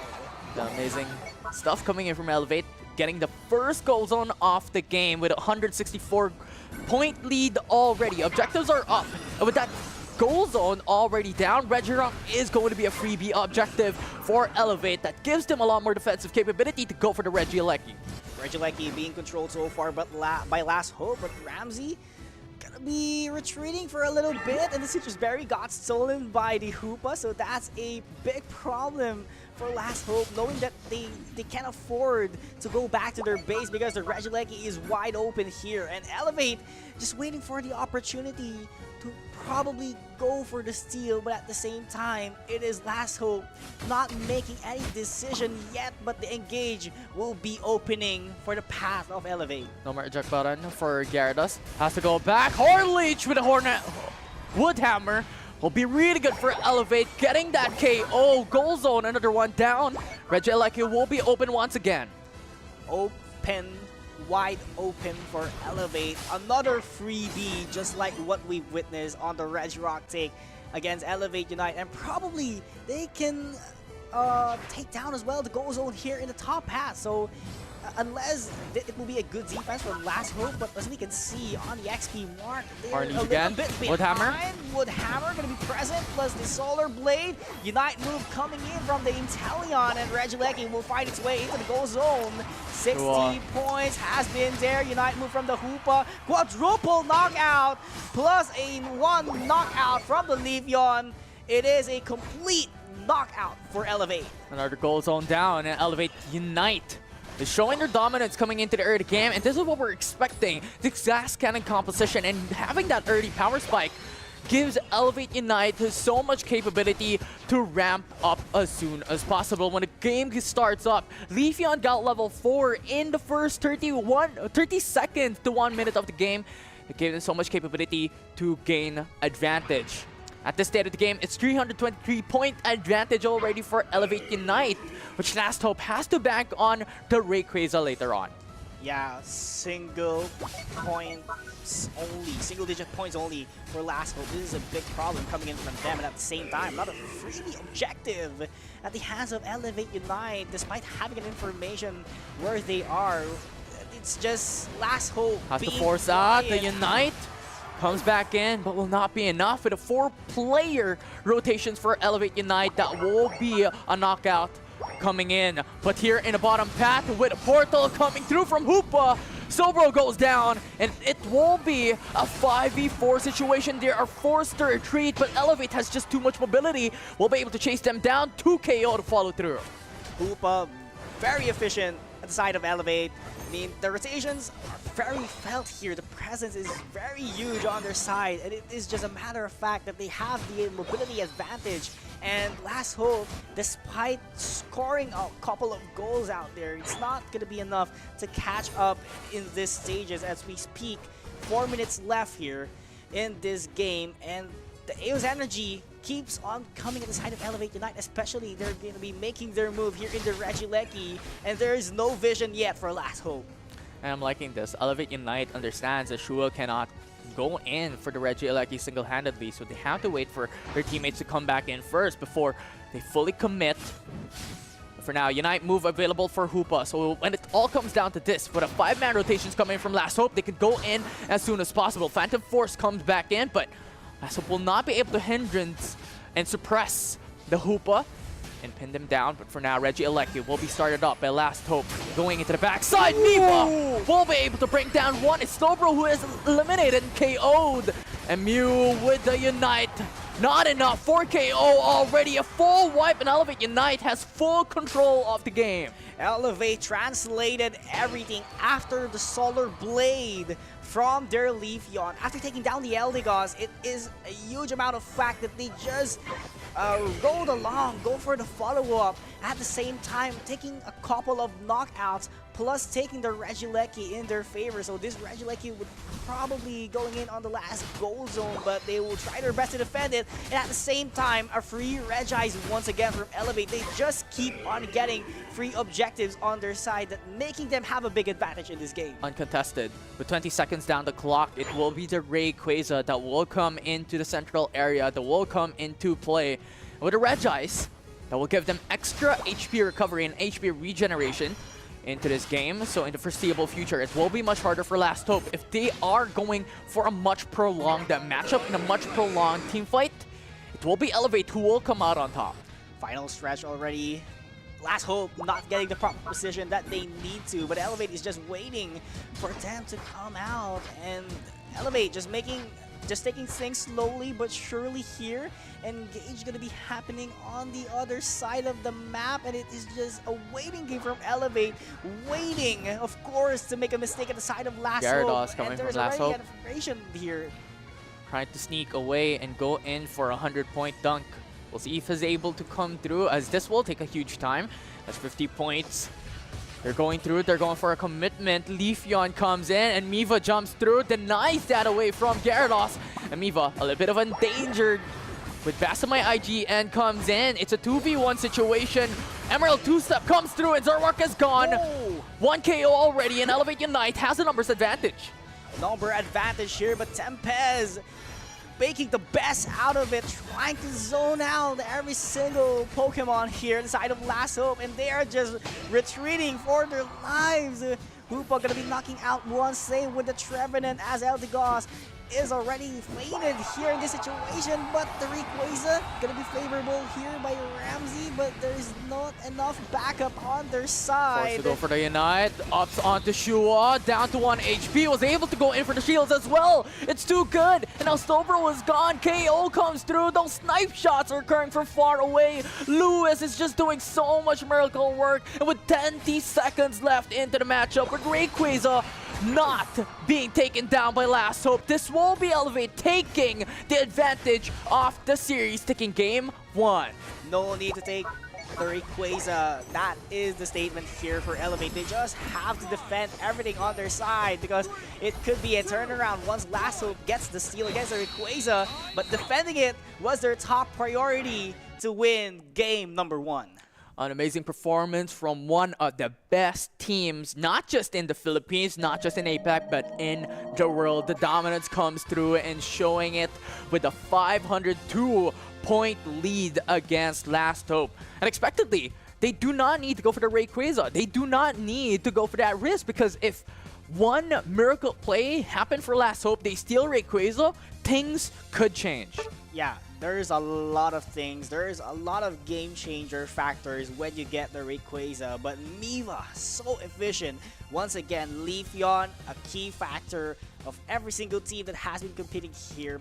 Probably those damage being dealt by a Leafeon has been the main struggle here, especially for Last Hope. It is very one-sided match, and it seems like they cannot get the rhythm. Yes, they have a good lineup, but at the same time, they're having a difficulties with the execution, knowing that the synchronization of Elevate keeps them coming. And there's a reason for this. When we're looking at the draft right now, we have talked about how Elevate Unite's composition is all about that early game, all about having that huge power spike in the first couple of minutes into the matchup. And we're looking at the opposition for Last Hope.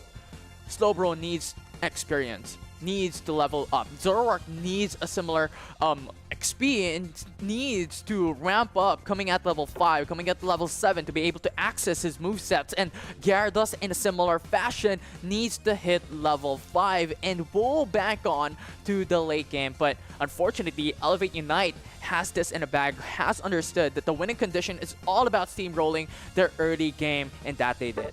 Yeah, I mean, taking a look at the moveset, it has been a perfect execution by Elevate. I mean, just take a look at that. Shuo has a full heal. No one would, I mean, some players wouldn't expect that. I mean, Dog Rio, when you know, it prioritizes movement, ambushes, but Shuo is a different one.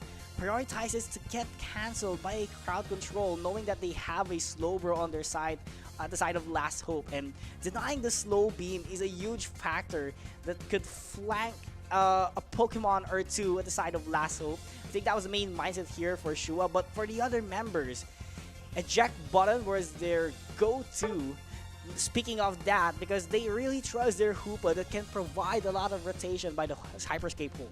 Yeah, it's just something that they need, right? Especially for the likes of Lewis and for the likes of Miva, wherein there are the squishy targets. So if Last Hope goes all in, especially with the consideration of the Zoroark availability for Last Hope, they need that eject button to be able to survive, to be able to come back and retreat as soon as possible, and let the likes of Trevenant, let the likes of Shua be their frontliners and be the sponge for the composition.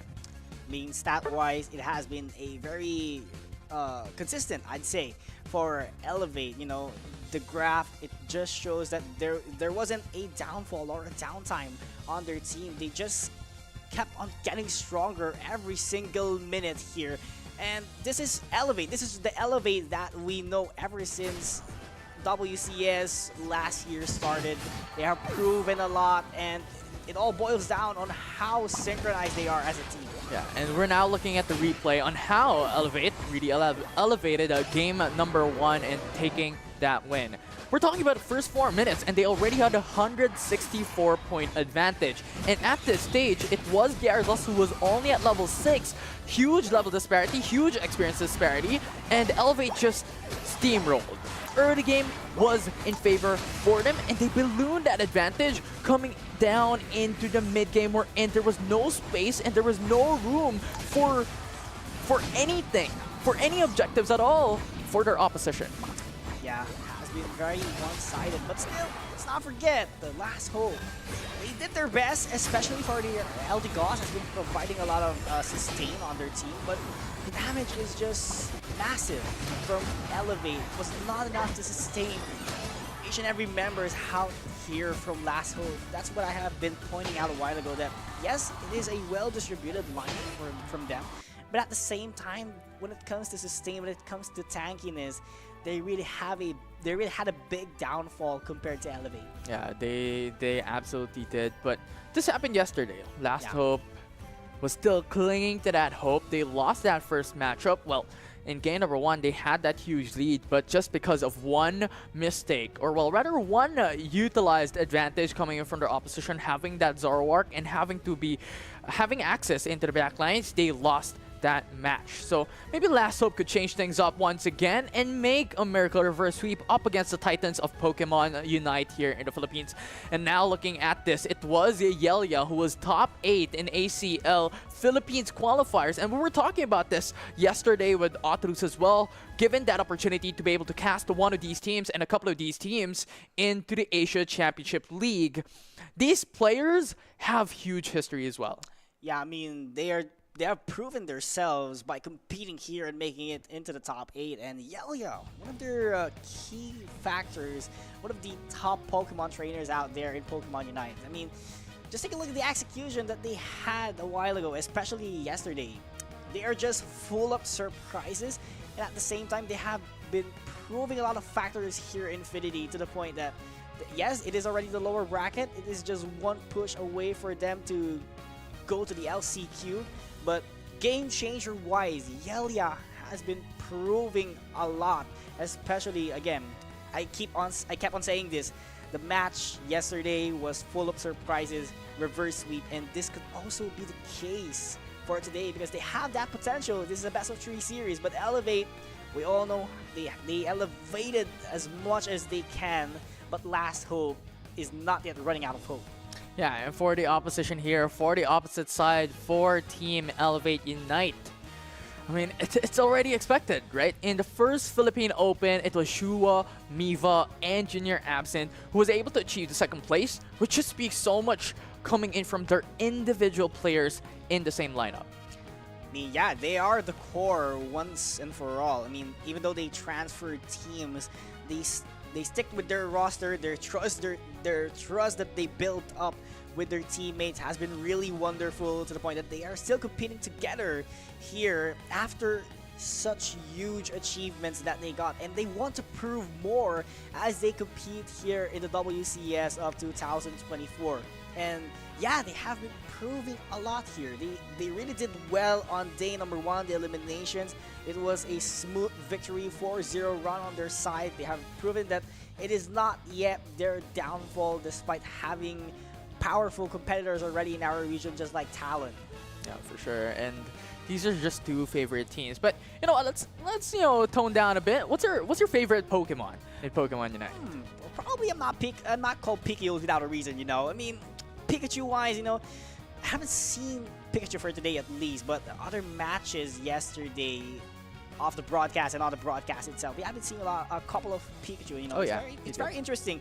It's very all-rounded attacker, knowing that it could be a single target-wise with a Volt Tackle and Electro Ball, could be multiple targets as well with a Thunderbolt. So it's a very well-balanced attacker for me, and being able to juggle around the moveset of Pikachu can definitely provide a lot for your team. For sure, and it's just so difficult to be able to utilize that Pokemon. You need a lot of space, you need a lot of support. You're pretty much a very dependent Pokemon coming into your composition and coming into those team fights, because if you don't have that space, you are just gonna get demolished and probably like KO'd into the middle of it all. But looking at Elevate Tempest, to be more specific, you have Trevenant and Crustle as one of the Pokemons, or few of the Pokemons that he was able to utilize in the past day, and of course for today as well. So that will be an expected pick coming in from Tempest. These 2 Pokemon is just very good as defenders. Crustle provides a lot of pushback to the enemy with the Rock Tomb that denies a possible retreat or possible entrance and contest into certain objectives. As for Trevenant, we saw it. The power of Trevenant coming into play in the past game, in the past day, is too much. One good Phantom Forest could change the tide in their favor. Yeah, especially Hornleech, Woodhammer could definitely pinch a couple Pokemons here in the battlefield. And knowing that probably Trevenant is one of the best crowd control Pokemons out there in the pool, it has been a huge factor to the point, yes, we got 60% win rate, at least only for Elevate, but there are other teams out there, and probably the overall pick of Trevenant is so huge, way above 50%, I'd say, to the point that it is not being picked because it is banned. That's the only case. Oh yeah, oh yeah.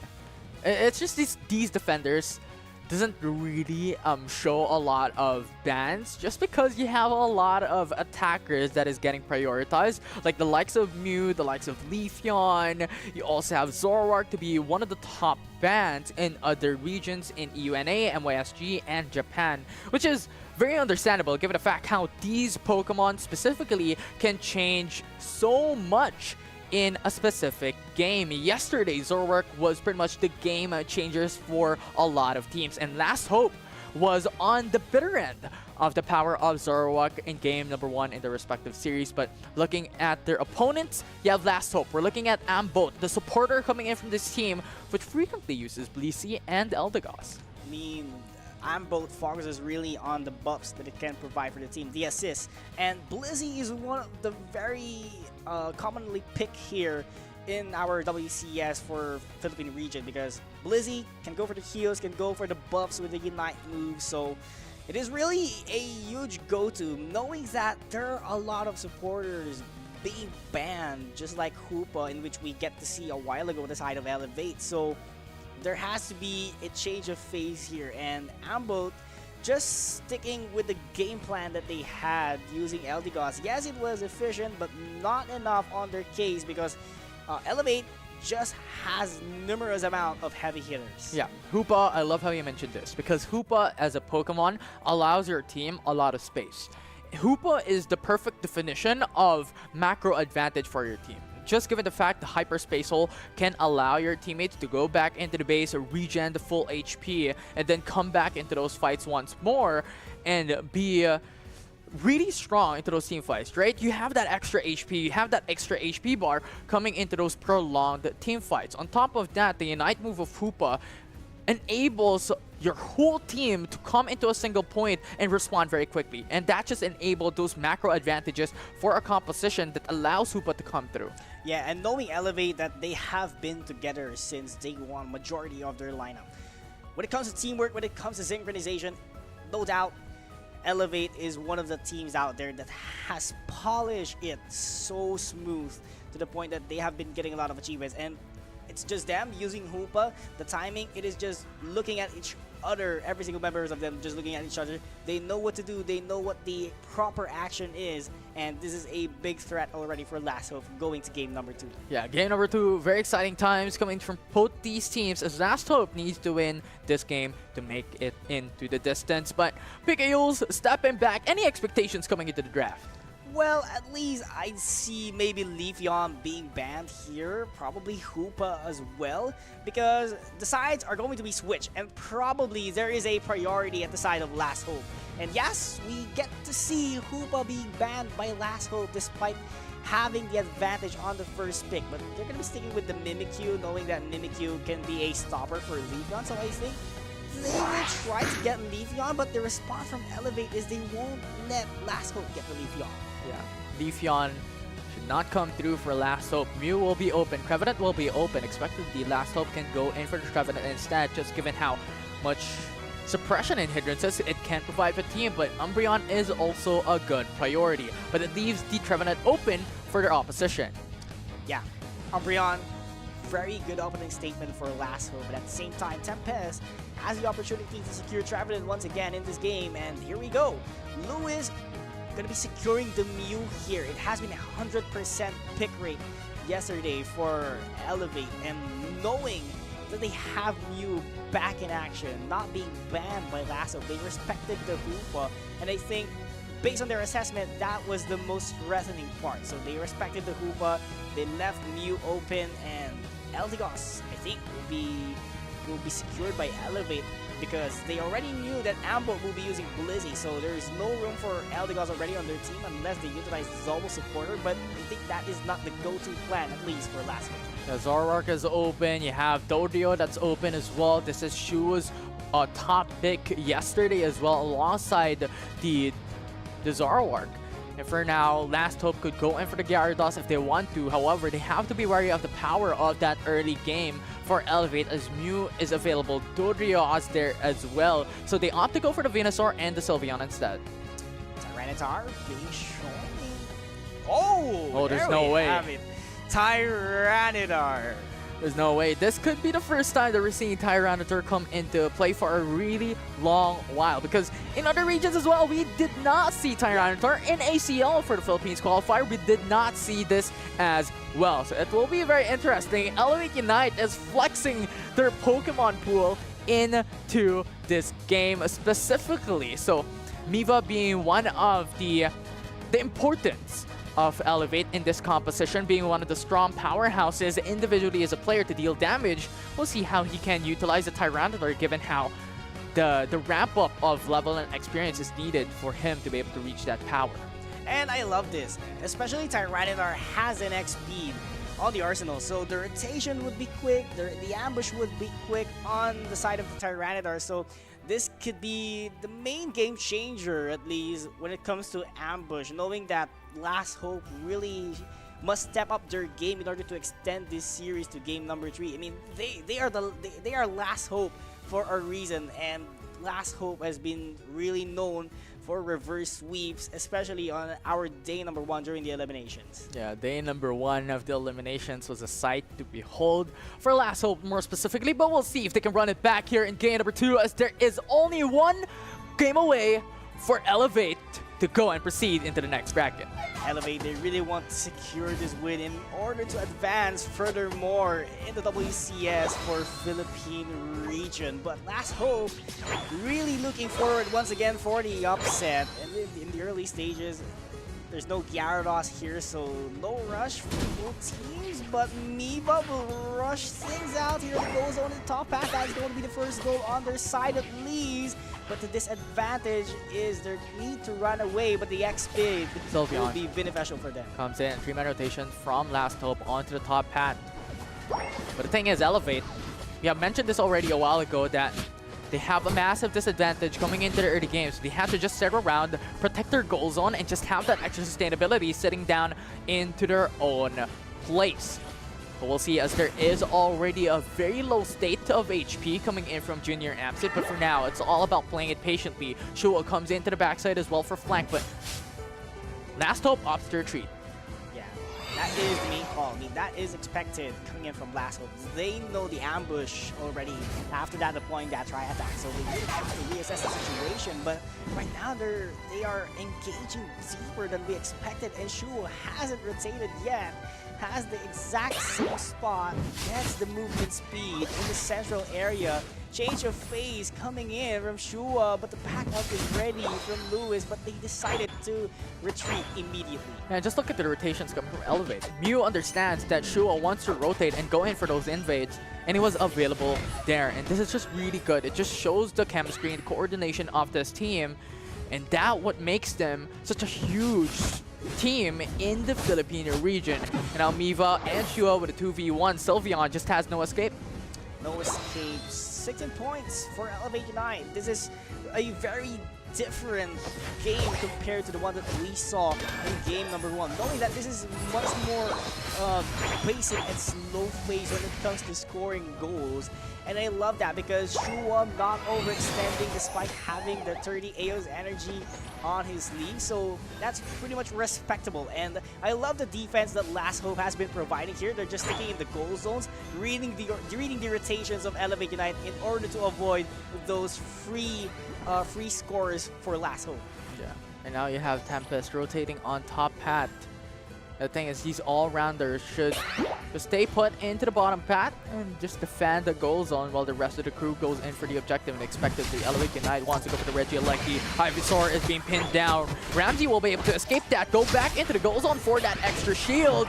But the counter attack, it's a 1-for-1 trade for both sides. I mean, nice egg bomb coming from the Blizzy, securing the kill, rather for the knockout for the team. That's very beneficial for them. But on the other side, Regieleki will be spawning on the top path. And I tell you, this is really looking good.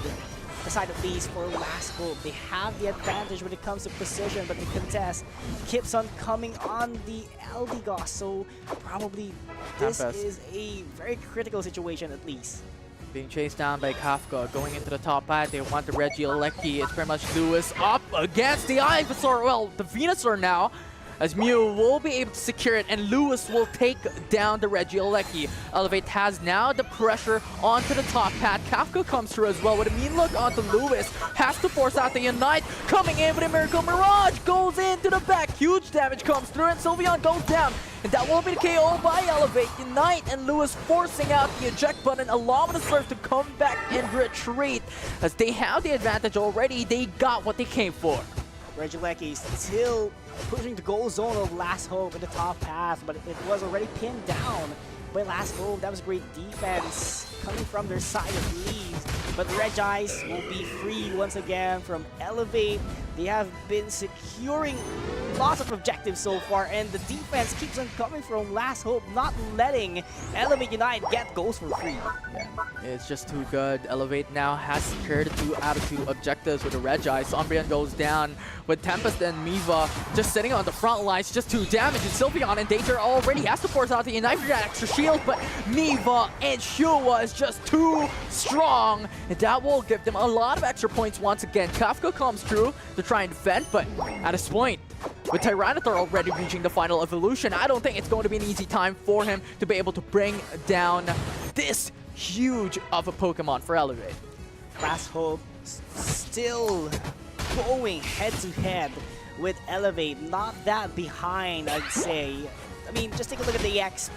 The level is very comparable at the side of Elevate, so they just have to be consistent in the whole duration of this match, because one downfall from Last Hope could be the main downfall of their team. So they just have to keep what they are doing, trying to defend things every single situation, and don't overextend to the point that Elevate will get goals for free. And Elevate now pressuring onto the top path. They want the Regieleki, and considering this is a 5v4, they have that huge advantage. You want to go in for the pressure. Delphox goes down. It's Elevate who has the numbers advantage. It's a 5v3 with a Phantom Force in the middle of it all. It's a 2 knockup, and you have Shua coming into the back as well. A huge flank, and Venusaur goes down. Last Hope is now in danger inside of their goal zone, and Elevate demolish. They're at a massive advantage, and they're still sitting at a massive lead. Sylveon is a little bit too late, and Elevate secures another goal.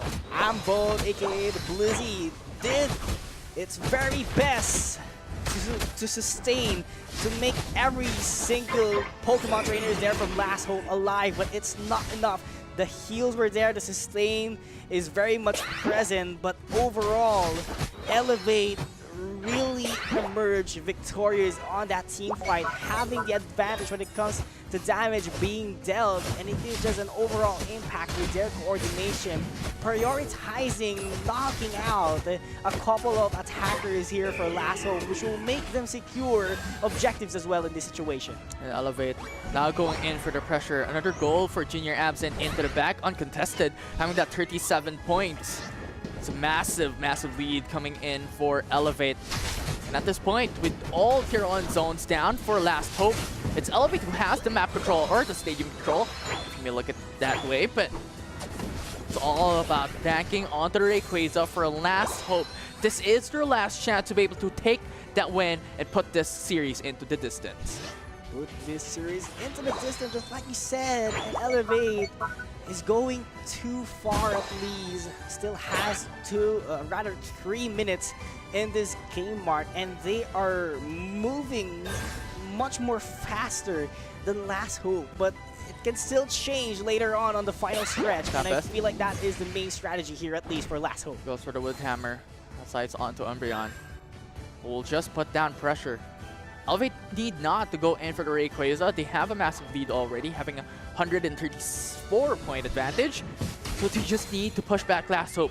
Not give them advantage and not give them space to be able to gain that access on the Rayquaza. Now the Horn Leech puts Bassamai IGN into the middle of Elevate. Will not be enough to bring them down with those Electro Balls and Solar Beams, but that's enough to put down pressure onto Last Hope. This will be a dangerous position for them, as there is only 2 minutes remaining into this game for them to be able to win it. That is remarkable strategy coming from Elevate. Trying to go for the knockout, but it's not enough. But at the same time, that was really their game plan.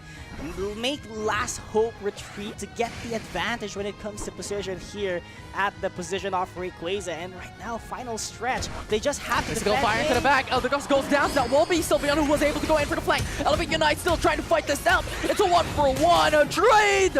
But Elevate Unite once again secures the supporter. The Horn Leech goes for the 3-man knockup. It's massive for Elevate. And now Ramsey and Sylveon, the only one left standing here with a 5v2 situation. I don't think this will be enough for Last Hope to be able to clutch up the 134-point deficit. And Elevate once again was able to be successful into pushing back their opponents. Rayquaza will now be the target, the eyes on the prize for Last Hope to be able to clutch this up. But Elevate still fighting this. They want the contest. Kafka in danger in the middle of it. Rayquaza with the tornado knocks up onto Umbreon. 3 goes down already. Delphox and Blissey, can you make it out alive? Rayquaza only has a couple of HP remaining, but they're not going for it. Blissey goes down. It's a full wipe by Elevate. After everything, Last Hope just had a downfall despite the sustain that they had been providing. The Venusaur was there to defend things, but sad to say, it was Elevate properly reading the situation, being able to secure the Rayquaza at the same time, win the team fight, sending everyone to the base of Last Hope. They enjoy the Rayquaza from themselves, and this is just pure securely victory on their side as they emerge victorious for game number 2, advancing even further in the lower bracket. Fantastic showing coming in from the best team coming into the Philippines, or rather one of the best teams. I'm not discarding other teams as well, but just the showing of dominance here by Elevate shows how good they are. And Elevate, winning that game number 2, secures the win in this series. Such a match, I'd say. First 8 minutes, it was head-to-head. But then the final stretch came on. It was just strategy, better movement in the forest, and Elevate knows how to control it. Being the front line here, Tempest made everything possible for them, for that team fight to go into their favor, and Shua just being the main damage dealer from their team, making himself present, making the pressure for Last Hope to make a downfall. Yeah, it's just too good coming from Elevate. And the thing is, Last Hope was on a timer. They have to put down pressure onto Miva, because as we stated a while ago, Miva needs a lot of time to get to ramp up. And Miva was left unattended for the whole duration of the early game. Reaching the Tyranitar situation, Tyranitar evolution from Miva just puts Last Hope at a massive disadvantage. Yeah, massive disadvantage, just like you said. But speaking of the disadvantage, still a remarkable performance from Last Hope. Able to go head-to-head with Elevate, especially in this game number 2. But Shua has been providing a lot of contribution, having the full heal, denying the crowd control. At the same time, was really efficient on their side and full of surprises for Miva using the Tyranitar, showing the prowess that Miva can do on his hand for the Elevate. Really surprised Last Hope to the point that, yes, they managed to go head-to-head, but that maximum potential from Last Hope was not enough to take down Elevate in this tournament. Yeah, it's just flexing the strength of Elevate at this point. Tyranitar, as we have mentioned a while ago, has not seen the light of day in other regions in ACL for the Philippines Qualifier, but Elevate, you know what? They're too strong. Let's use up other Pokemons coming into this game. We still have that third matchup if ever it comes down to it, but Tyranitar, Miva, just showing up with a new Pokemon in the horizon coming through. But looking at the graph, just a landslide victory for the side of Elevate. Yeah, but for at least Last Hope had a slim chance.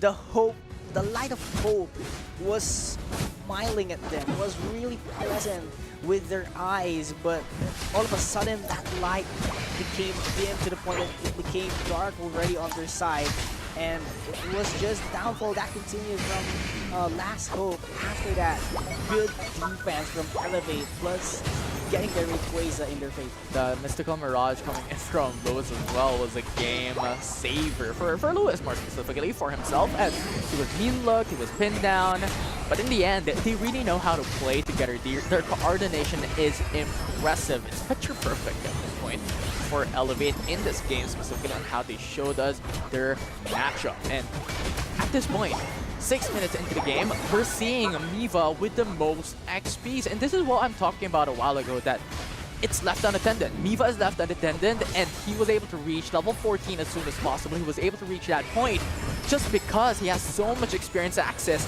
into the bottom path and top path in the early game to mid game. Yeah, I mean, Elevate really elevated everything else in this matchup. Infinity, they were just full of surprises here, to the point that no one expected that they would dominate it, because Last Hope really is unpredictable when it comes to what they have, what they can provide, just like yesterday. But it was elevated everything else, proving everyone else that they are Elevate for a reason. Despite transferring to a team, they are still the core of the Philippine team that proves something in the WCS. Yeah, and with that win, it's Elevate now going into the next bracket, proceeding into the Philippines Qualifier.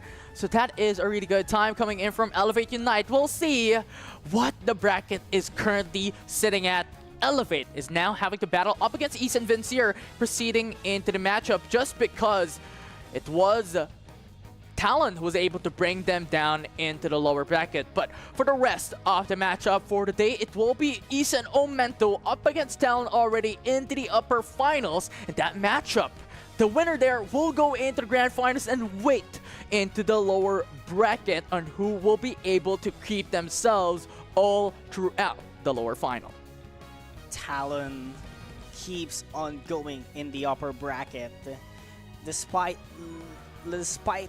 being down by a single match up against Elevate a while ago during the first round of the upper bracket. It is just them still showing their prowess, their strength, to the point that they're already in the upper finals. But let's keep that one aside. Isen Omento here, sweeping so far the upper bracket, making it head-to-head up against Talon in the upper bracket is really commendable, I'd say, on their side. But for the lower bracket itself here, Infinity, this is getting interesting. Two Isen very present, Secret Rare waiting for it, waiting to go head-to-head for Elevate, because Secret Rare probably one of the top teams out here, and Isen has been showing and proving a lot through this season. Yeah, and I reckon Secret Rare will be that obstacle for Elevate Unite to be able to come through into the lower final. It will be very difficult for them to be able to achieve that victory, and they have to crawl themselves into the lower bracket. And this could be both an advantage and a disadvantage for any of these teams in the lower bracket, that they have more warm-up, quote-unquote, or have that extra games to be able to practice before reaching onto the grand finals. But remember, if you win the upper final, if you secure the grand final spot, you have that advantage for your opposition having to beat you 2 times in a best of 3 series. Yeah, I mean, that bracket reset would be very beneficial, at least for that team who will emerge victorious in the upper bracket. And obviously, Talon and Isen Omento would love to have that advantage in their sleeves, because, I mean, just imagine, your opponent will have to win 2 best of 3 series. That's like over 6 games at least if they're going all out. So that's a huge factor. Having that advantage, you could force to close it out on 2 to 3 games only. Yeah, and that is the reason why. That is exactly the reason why you want to go into the Golden Road. You want to go into the Golden Road, reach grand finals, and just sit there waiting for the lower bracket team to be able to come through and take the lower final. So that will be an interesting case to see, but that will be for later on, as we have more games in between then and there. My name is Infinity, and this is PK Yules once again. That's Series 2 of the day. We're just going to take a short break, but when we come back, it's 3rd series of the day.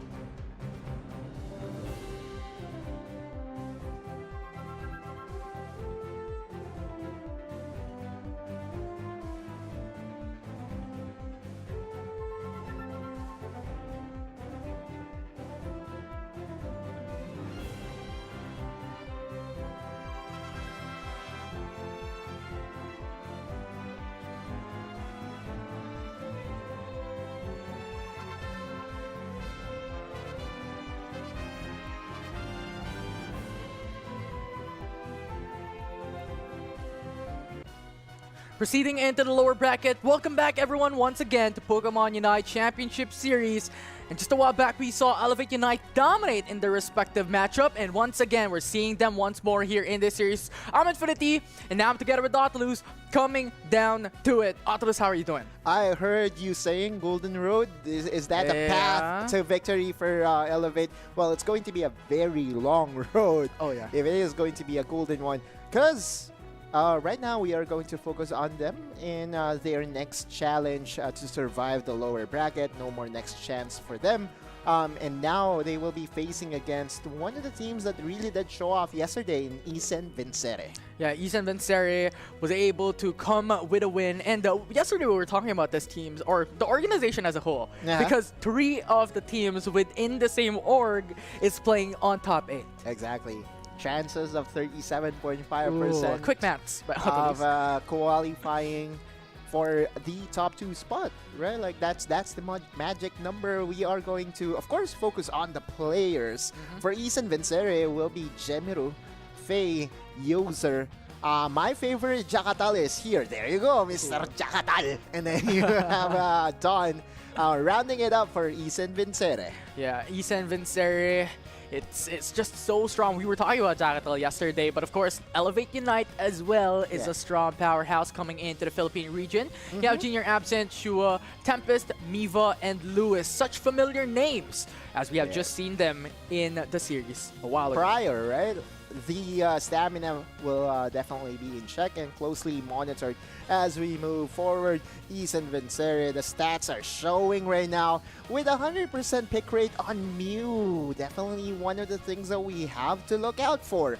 One of the things that I really loved about Isen Vincere though, Mr. Meowscarada on Jakarta. He was everywhere. He was winning team fights one after another. And I won't be surprised if that will be closely monitored by Elevate. Yeah, the Floral Flourish, always consistently going into the backside, deals so much damage, and that could be one of the expectations that we have for today. But Mew, as you mentioned, this is one of the first few times that we've seen 100% pick rate for a specific team.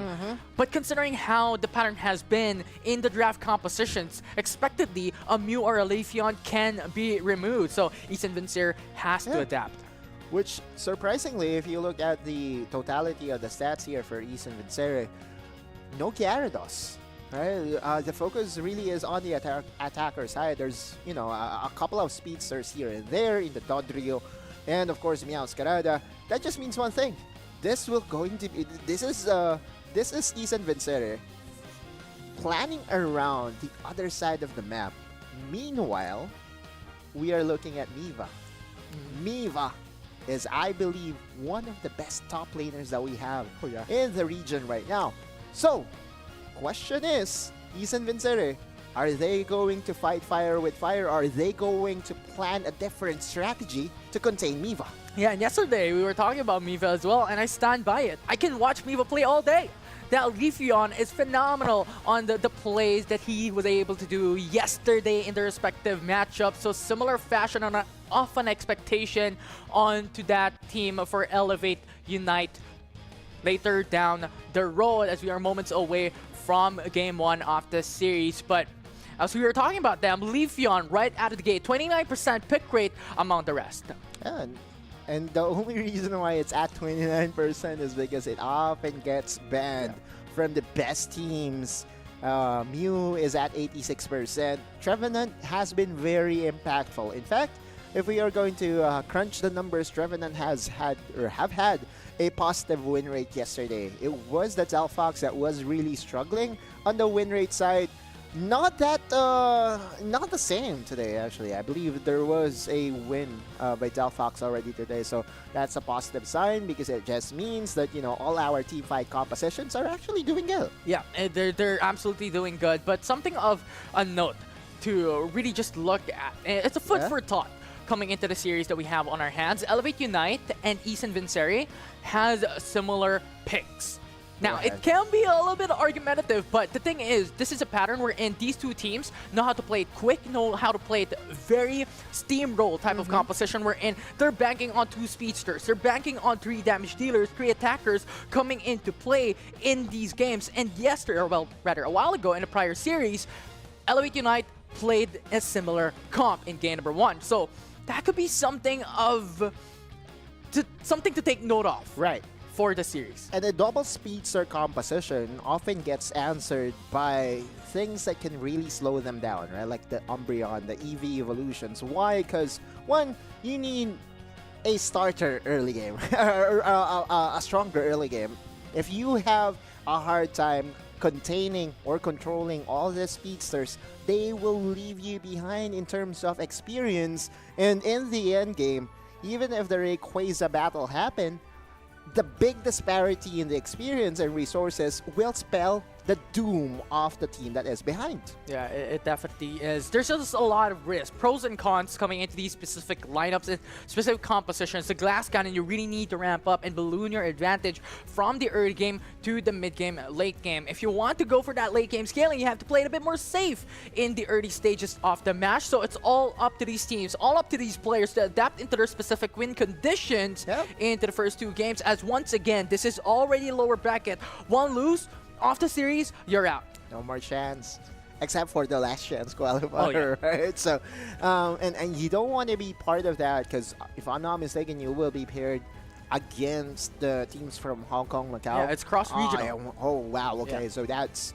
a region that is known for high intense mechanics, right? They're going to go in your face, will try to outfight you just by playing the micro game instead of the macro game. Definitely going to be a very exciting time to be a fan of Pokemon Unite. That will happen this weekend. And so for the teams that will no longer be part, or that is no longer part of the championship series that we do have here for the Philippines region, make sure to register. Yeah, and I like how you mentioned about opting to go to a macro or either a micro game into the LCQ. And I want to touch up onto that because every region has their specific advantage, has their specific characteristic and uniqueness to them. So batting it in the LCQ is a huge lot of mystery for these teams to adapt. And it's going to be very difficult for them coming down into the last draw.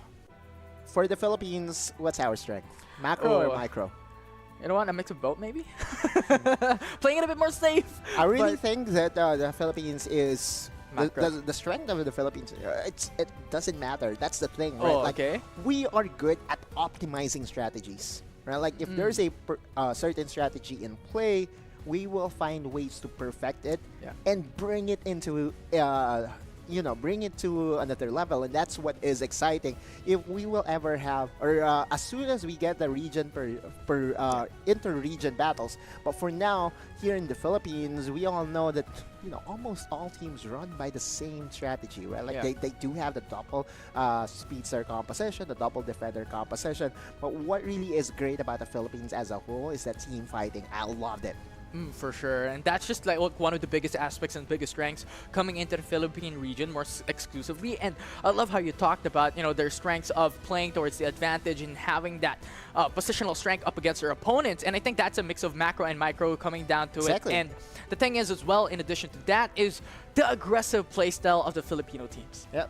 The aggression will all definitely be there, especially if they know that they are ahead, right? Like they will try to snowball the lead out of control, and that's how you win using a double speedster composition. You cannot step foot, or you cannot really remove your foot from the gas pedal, because once you do, the other team will be able to catch up. And we all know by the time that we reach the late game, all this double speedster composition will be susceptible to all the defenders that can control their movements. Yeah, you'll lose your momentum if you put away your foot on the pedal, and that's something that you do not want to happen, especially with considerations of the speedster composition, the glass cannon composition, and even the late game scaling composition, because from what we've seen thus far, the likes of the Gyarados or even other late game scaling Pokemon, the likes of Blastoise and Venusaur that takes much time to be able to reach that final evolution, is still playing quite aggressive. Level 7, right? Just to look into the... Actually, we are going to enter the pick and ban phase. And no surprise here, Ace and Vincere, right? Like, their pick rate on the Gyarados is maybe close to 0. And I think the reason why is because they're banning it away right away. Yeah, Leafeon ban away coming in from Elevate as well. Expectedly, Mew can come through for the side of Elevate. Will leave away the Trevenant for East and Vincere for the first prior.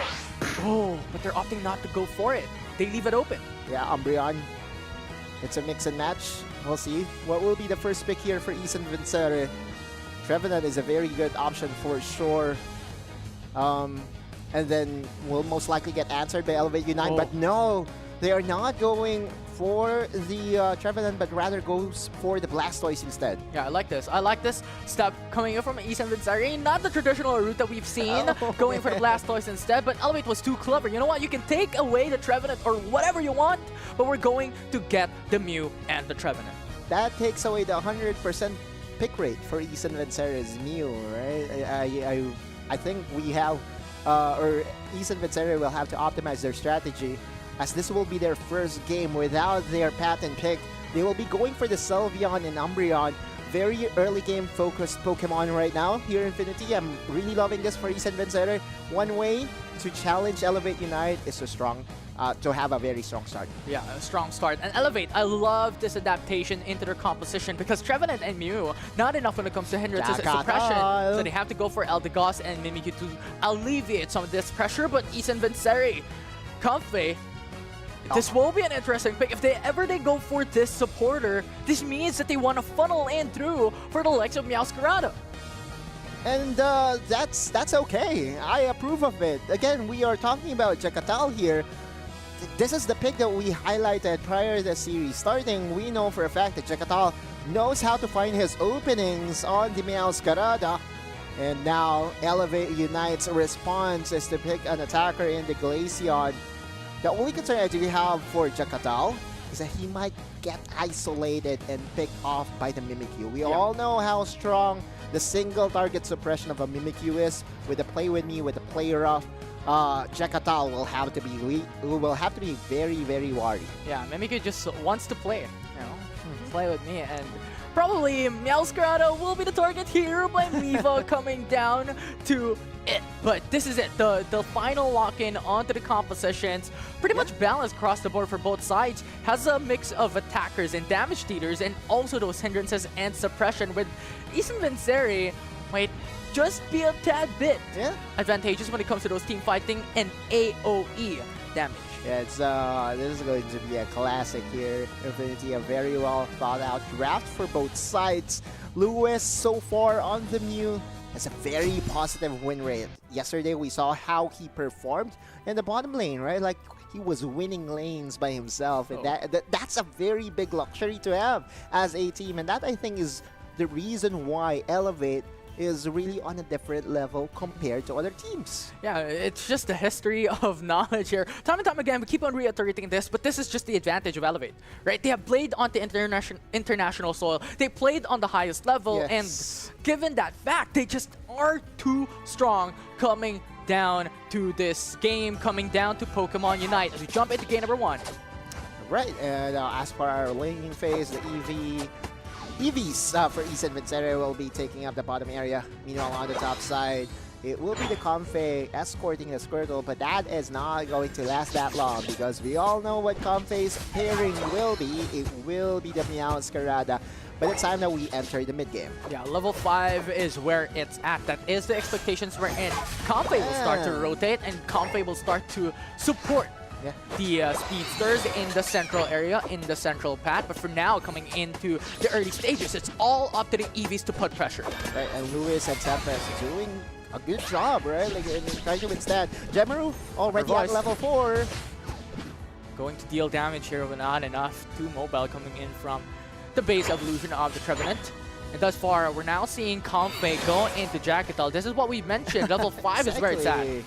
And at 9 minutes, the Clouds in the mid lane, or in the top lane, will be spawning up. They will try to contest this really quick. A very quick 3v3 might happen here. They want to go in for the Altarius and Swablu. For now, it's as quickly as they rotated Altaris and Swablues are gone. And East Vincere and Elevate Unite rotates towards the central path. When we're looking at the rotations right now, you have those two Pokemon, three players coming down and rotating, having that quick access if ever it comes down to an all-in engage. Viva, already level 5. This has been a very standard mirrored approach for both teams, right?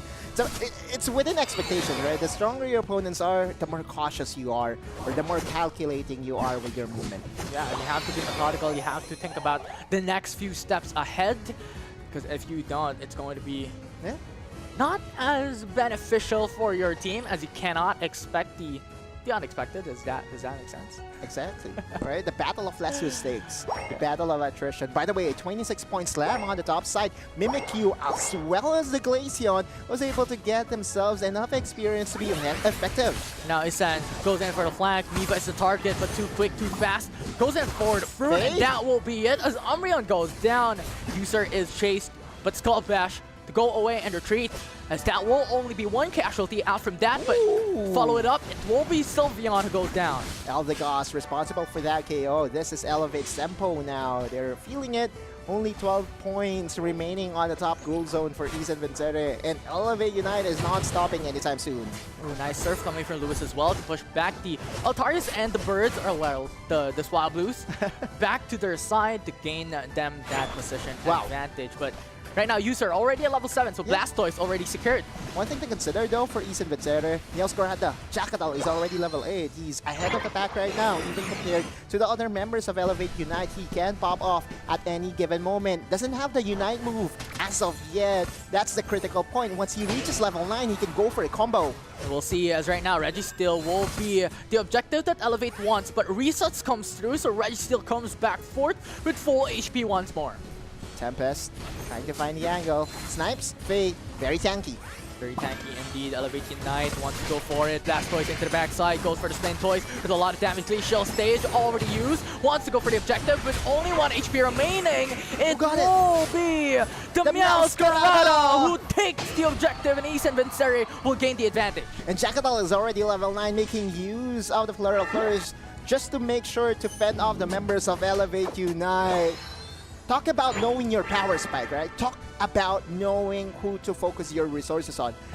East Vincere knows that they need the Meowscarada to be ahead. Blastoise got KO'd already. Mimikyu play with me on Jackal in danger, but you still have that comfy for the extra sustain. It will be Dreamer Absent, who is so low already with Hyper Voice bringing him down. Mew goes in for the poke damage, and now Faye is gone with Mimikyu in front. Eva, Shadow Sneak, gets onto one, and the Glaceon finishes the job. Goes on will now be the target by Elevate Unite. That will be the first zone that goes down.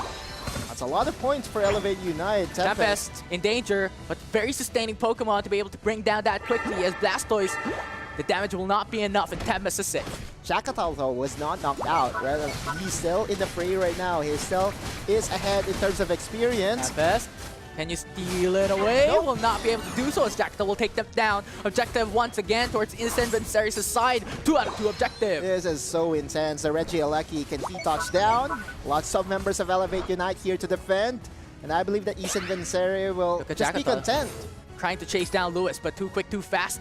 Not be able to go in that quickly, coming down to it, but it goes on, will be the target, jumps into the backside, Surf goes through, and that will be the main look to cage Lewis, pinned down, will not be able to go in for the defense. Tempest would have had to for it, and it goes on, and Hydro Typhoon to try and engage against Elevate Unite, but the 5-man rotation from Elevate will demolish Eason, will secure the 2 KO. East Vincere went for the rotation. They knew that Elevate Unite was outnumbered here in the bottom lane, but Elevate Unite, quick to their rotations, was able to back up their Mew. Jackatal was not even able to catch this Flora Flourish, and talk about experience, because Elevate Unite is now wiping off the floor. And as soon as Regice goes up, it will be Elevate who takes it.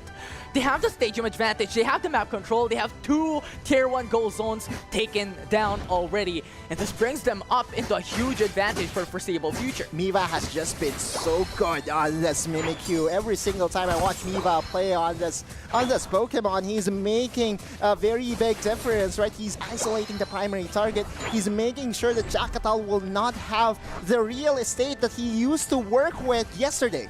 He's just too good. I mean, on a Leafeon, on a Tyranitar, or even in a Mimikyu. He knows how to play these Pokemon to their core. So we'll see how that can be utilized coming down into 3 minutes, as this will be a crucial time for Eason Vincere to come back up. Yeah, reset for sure, right? Like it's time to slow things down. We don't have any objective to fight for here in the mid area. But on the top side, there will be a Regieleki. A potential 5v5 can happen. We all know that Unites are already available. And at 3-minute mark, you still have the luxury to cast your Unites, because it takes a minute or so to reset and to cool down your Unite for the Rayquaza battle. Yeah, a lot of pressure. Look at Tempest trying to dunk down that 40 points, but Umbreon along with Jackatal is coming through, going in with a 2v1. Okay. Tempest very sustaining, but can you keep yourself alive? That will be a 3v1. Eldegus comes through into the backside. You Jackatal. have Sylveon as well, and that will be enough as Tempest goes down. Elevate Unite Junior absent, will be absent for a couple of seconds as he gets KO'd. That's a 2 KO. Jackatal, can you True make up. it work? Goes into the back with a flank. Umbreon goes down as quick as he wants to go for the retreat. 10 seconds down the clock, and Elevate once again gains so much advantage. Crazy, the back end for the Blastoise is on the top side. Slam dunking 40 points for Eason Vincere. Oh, that's massive. 144 points now for Eason Vincere. Miva goes able to Shadow Sneak, catches up on the Blastoise, goes able to Rapid Spin. And that will be enough to push back Elevate, as that will be a hindrance immunity for Blastoise for a couple of seconds. And for now, everything will slow down as 15 seconds down the clock for the Rayquaza to come up. Look at Tempest. Tempest is already in the position to play defensive right now. He's going to be spotted here by Faye. And Elevate knows that they're still in the lead right now, right? It's all about making sure that you spot all those members of Eason Vincere. I mean, it's still a 54-point advantage for Elevate Unite, but they have to be careful and they have to play very methodical, as one dunk with a 50-point onto any Pokemon from Eason Vincere could change the tide of this matchup. So they have to be worried, they have to be cautious. A very aggressive positioning coming in from the Eldegoss. The thing is that he backed away by a bit, but the primary focus for Eason Vincere will be Jackatal. How will he play this one out? Is he going for the team fight, or is he going for the backdoor slam? That's the question. You have Mifa as well protecting the top side goal zone.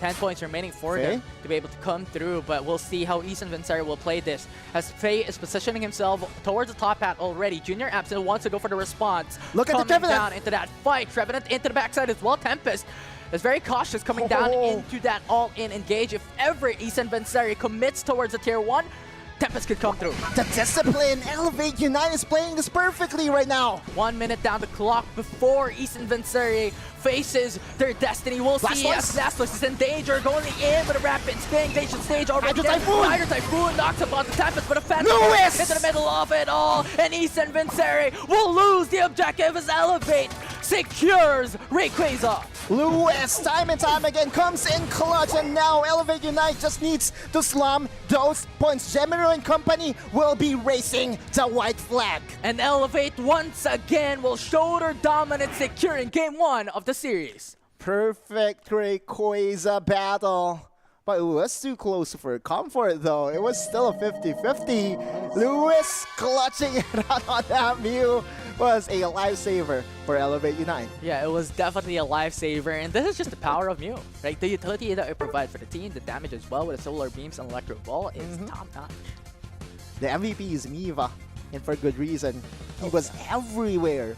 Play with me, play rough, isolating the priority members up for Eason. Like in this specific game, Miva should change the Unite move to play with Jackatal.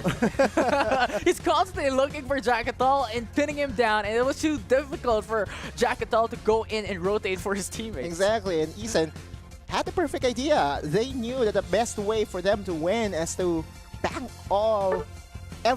everything, or to put all the eggs in the basket of Jackatal. We all know how capable Jackatal is, and I was mindful of his movements as well, right? Like, there were moments in where he was, you know, a couple of HP before getting knocked out, but still is able to survive. In the end though, surviving as a Meowscarada is not enough. You need to win those team fights. Yeah, you definitely need to win those team fights. You need to take a couple of knockouts before you go for the all-in. But something that Elevate Unite had the complete advantage up against Eason Vincere was coordination, was the macro game. It was impeccable. Tempest, yeah, we have to remember there was one time in where the Trevenant was behind all the members of Ison.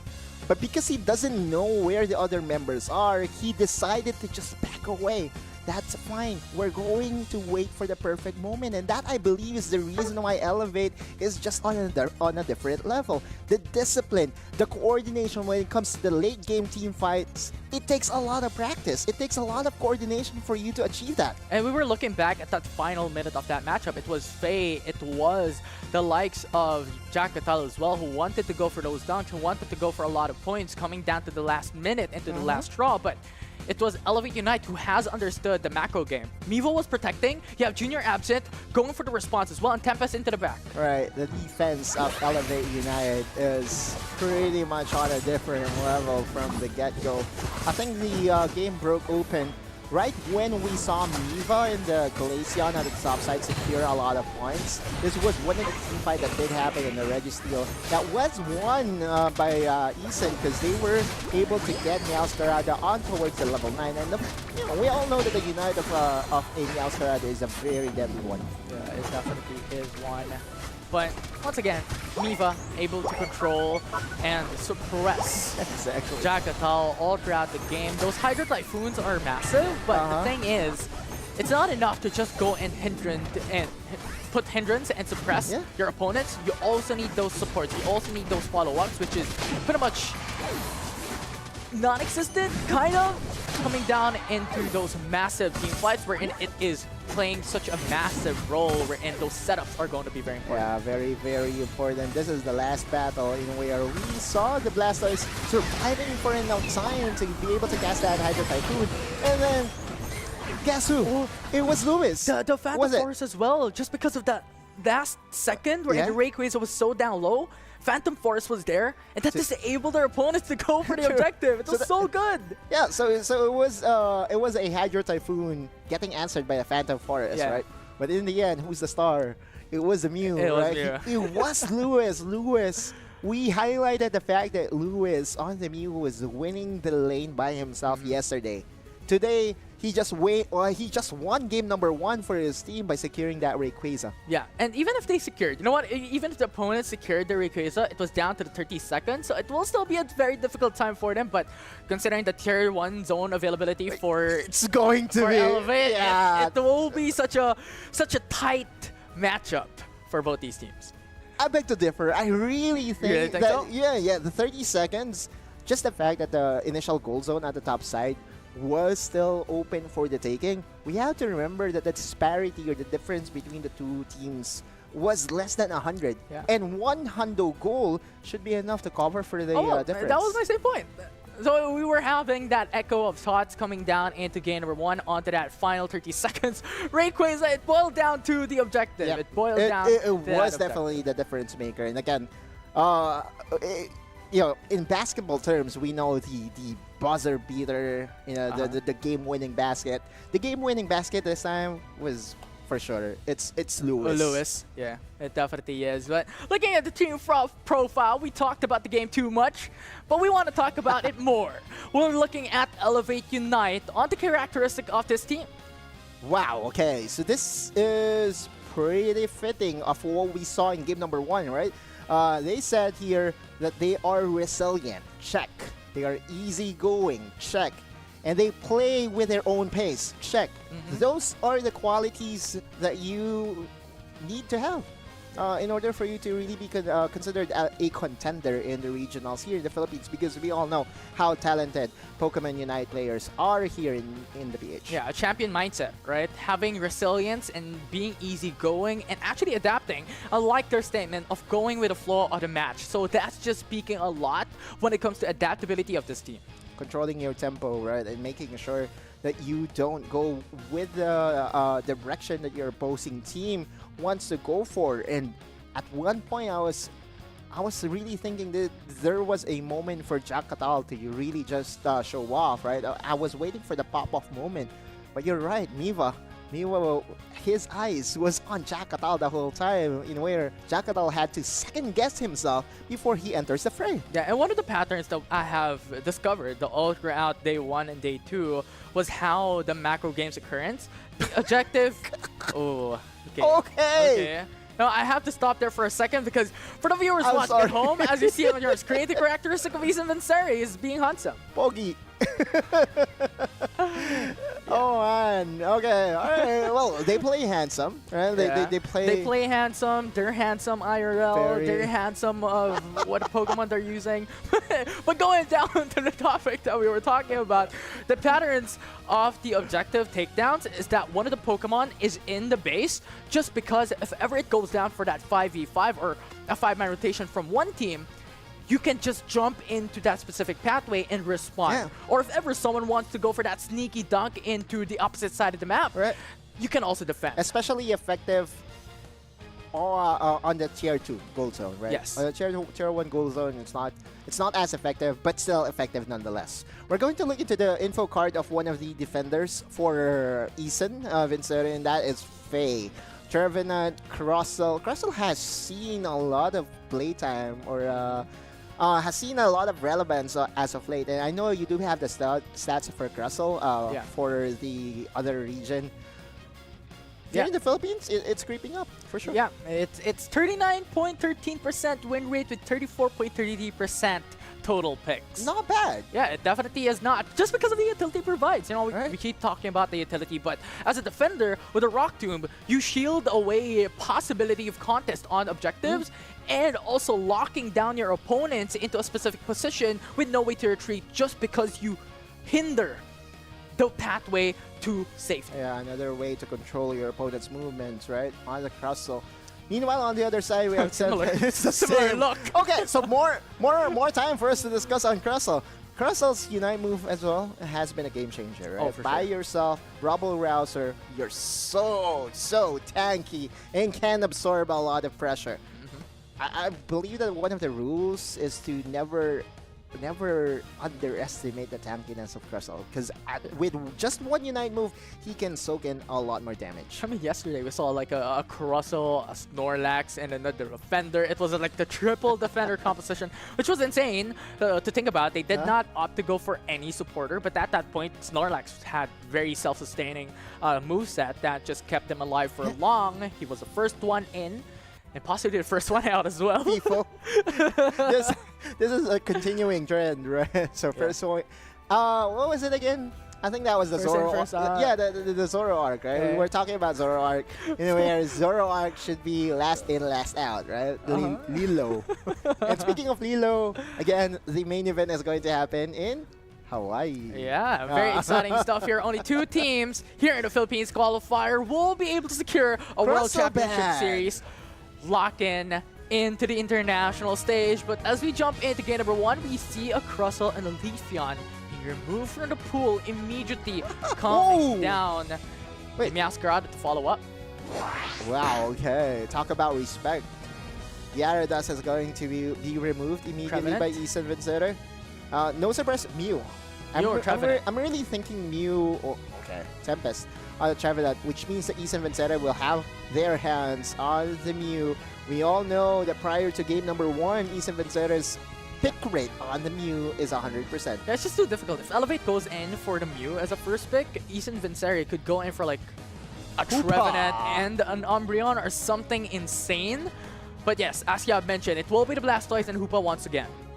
Talonflame are definitely not the EX Pokemon. They are not allowed to be picked. And Miva will go back to his Mimikyu's ways. They don't mind, right? Like, at the end of the day, sure, you pick up the Hoopa, but we will still play our game. We have to remember their characteristics when they were asked. We play our game. Yeah, we play our game. Ethan Vincere play handsomely. So, what do you mean? It's a characteristic of the team.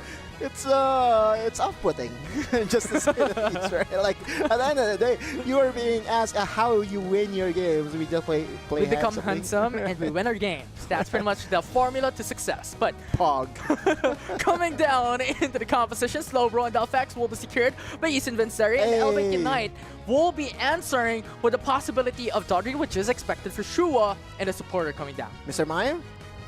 Mr. Mime! Mr. Mime is going to see our action, our second game here for Elevate Unite.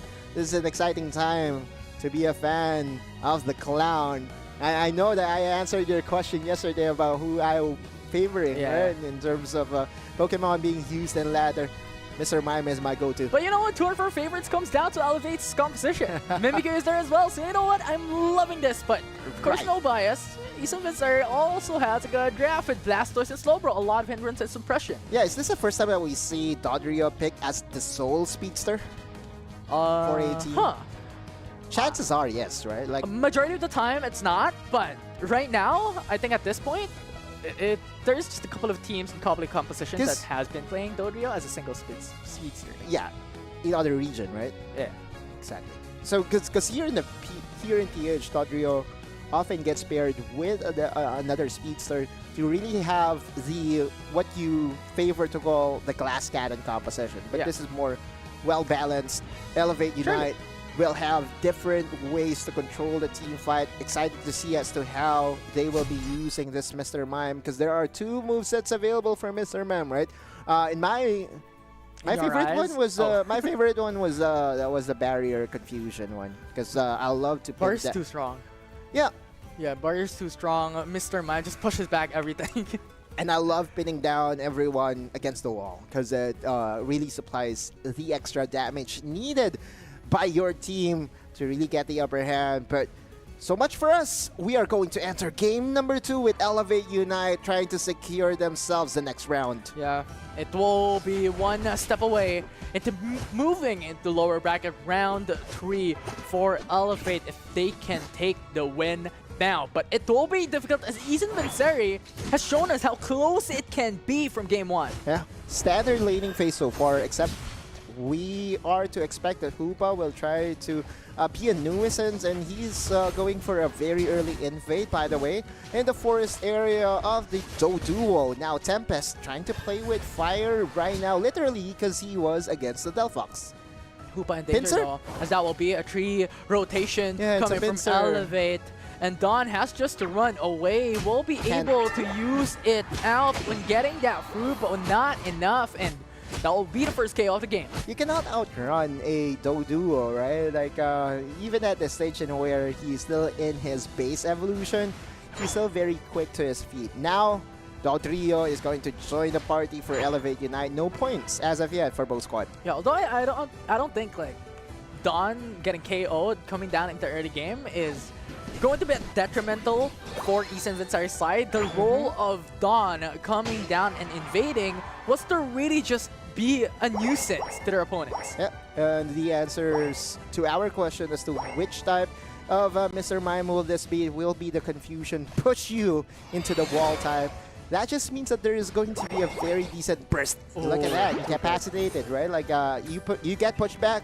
It's not just the stun, right? It's also the damage that you have to be worried about. Yeah, it's all about the utility, right? You need those utility, you need those suppression, you need those hindrances. Lewis, so much damage, but Mr. Mime will be sacrificed and will be KO'd out from that as Isan Vincere went in with 3-man rotation and got that feint. Yeah, he was able to steal the red buff though, and I think that's the, I would say, consolation prize. There are some goals being scored in right now. I saw War Turtle scoring 24 points, but Elevate Unite is already feeling it right now with 68 points plus 5. Yeah, they constantly just go in for those dunks, and that low point dunk into those goal zones are just too good because it's very fast. And those normal hits coming from Isan Vincere, those basic attacks, will not be sufficient enough to deny that dunk. The elevator was just opened up here. Funny enough, because yes, just now, and this is, you know, a real life story. I think You got stuck in an elevator. No, the elevator was not working earlier today. Was it working? Okay, okay, good. Well, we'll see, but you know what? It works here in Pokemon Unite. Isan Vincere will be able to go through into the top path. Oh, As an elevator, it's a 4-man rotation. And Elevate Unite is in danger, forced to retreat with Isan Vincere's macro game. Okay. Mimikyu goes down, and another one follows. 2 KO, a very well placed fire spin to catch them off guard. Isan Vincere. You have Junior absent. Going through, Let's knocks go, off and Mirage! pins them down to serve, puts Gemaru's HP down low. Lewis is also safe, going in for those dunks, will be able to take down a feint. But we'll see as Shua comes through, wants to defend a gold zone. Reggie Alecki within inches of Shua! taking that gold zone and taking 20 points. But Elevate Unite will be able to go in for the defense No with 3 way! KOs. No way! And even denying the fact that the Reggie Alecki was marching down the top side, no touchdown. Eason Vincere, they thought that they had the upper hand, but Shua had other plans.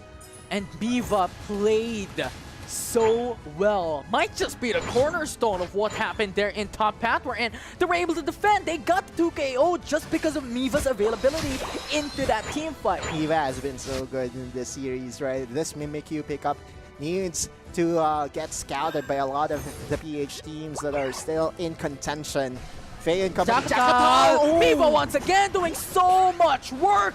And now Hoopa very low already, incapacitated, and that will be the downfall of Miva, but at what cost? They lost 1 member already, and Shua as well going in for so much dunks. The passive of Dodrio just is in full display right now. Here comes the Blastoise to provide some support, but very quick to his feet as the Dodrio, really known for his agileness and mobility. And now you also have the Hoopa, dunking 30 points, not massive, but Issa and Vincere now going for the engage here. Blastoise into the backside with Spin Toys, but now you have the Ultra Unite move rather coming in from Hoopa onto the top path, and Blastoise will not be able to go for that escape. Issa and Vincere just went back out and retreat coming in from that team fight, but that will be Regice. That will be the cost from that That was escape. a crossover play, right? So focusing down and trying to challenge the Regis, and then all of a sudden, right, at the last given moment, Hoopa decided to use the Rings Unbound. That was one way to play into the heads of Elevate Unite, but in the end, I really think that Elevate Unite still had the upper hand. Now being pinned down, so much suppression. And now you want Miva into the backside, but with a 4v1, I don't think he's going to escape. Surf comes through, Mew is forced to put out the Mystical Mirage, takes down one in the process, and Delphox is out. KO'd, and Tempest into the back, goes in for the flank.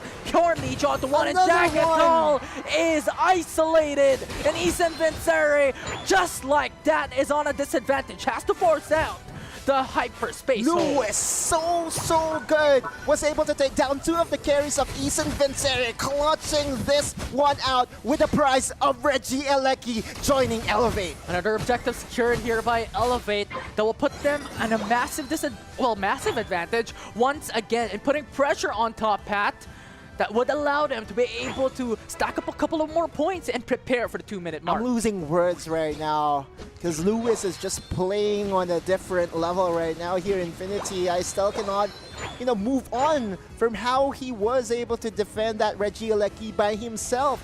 Being able to target down the carries, using the Mystical Mirage just to have enough mobility to target down the priority targets. So good. Yeah, and the support coming from Tempest as well into the backside enabled Lewis's escape. He was able to go into Mystical Mirage into the center of those team fight, and then all of a sudden Tempest came through.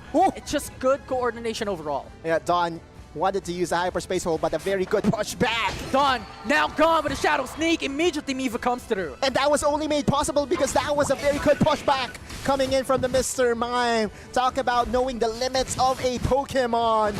What a display here from Elevate Unite. Registeel now is an open objective for Elevate Unite to secure that will give them an advantage in a couple of seconds, in a minute's time here by Issa and Vinceres. We'll see how they can do this. This will be really close. If they get the Rayquaza, they might just put this series down to the 3rd game. That's true. It still is winnable for Issa and Vincere. 193 points is just one objective away, and that objective is called Rayquaza. However, we have to call a spade a spade. It's so hard to do so. Don has to be mindful of his positioning because of Miva. Yeah, can they even take that down? I don't think so.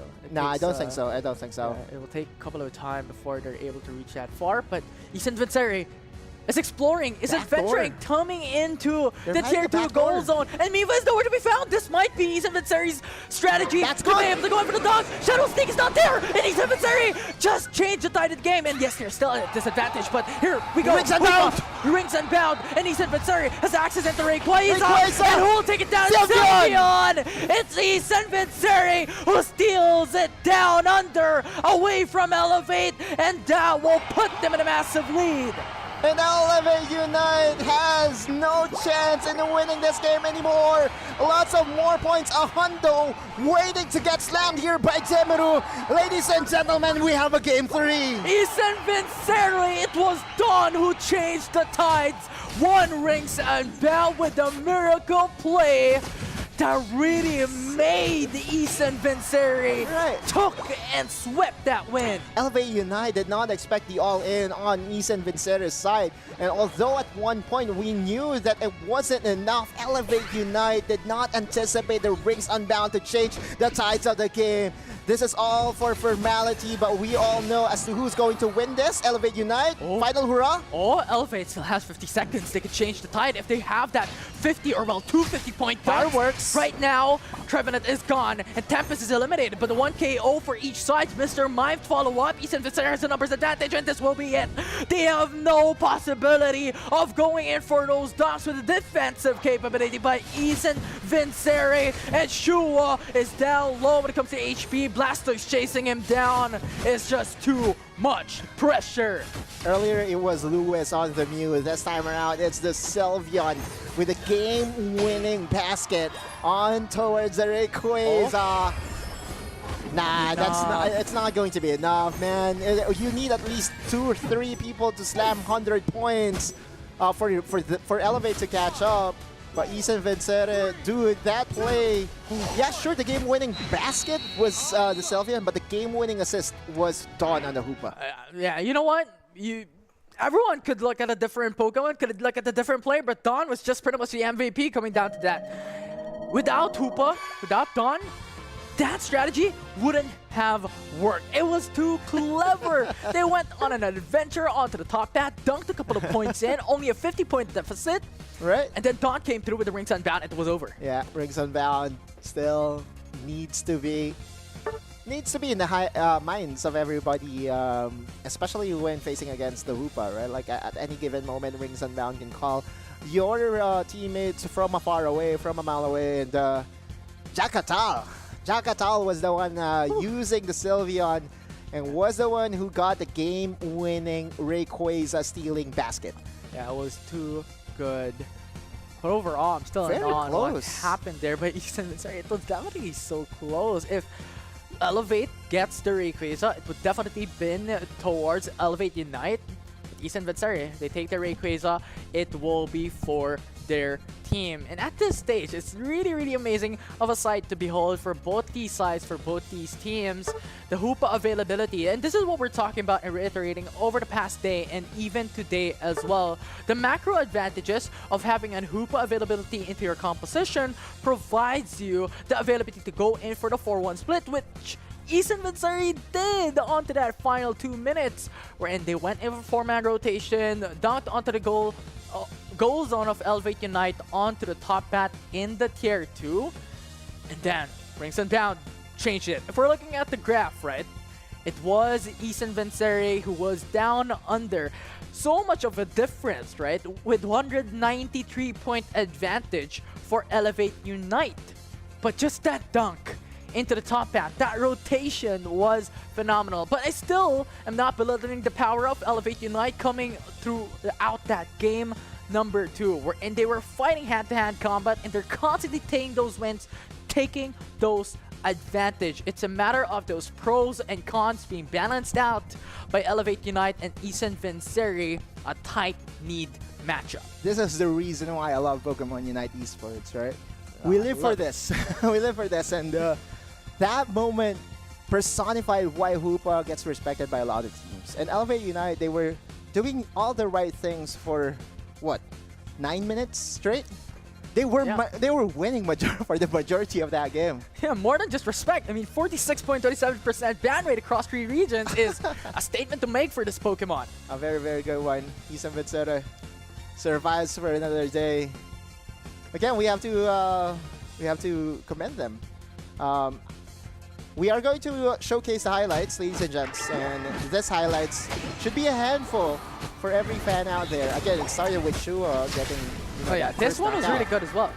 Those rotations coming from Don, putting up the elevator and putting down those hyperspace holes consistently onto the goal zones allow them to play defensively, even on the opposite side of the map. Yeah, that's true, but I really think the elevator was really prepared for the elevator play that was being made, and Liva on this Mimikyu, by the way, constantly being scouted by Faye. We have to remember that Liva was very effective in scouting Jackatal earlier, right, in game number 1, but this time it's Faye on that slow bro, slowing things down for Liva. Not the same game in game 1. Yeah, I want to tip my hat off to you, sir, as well.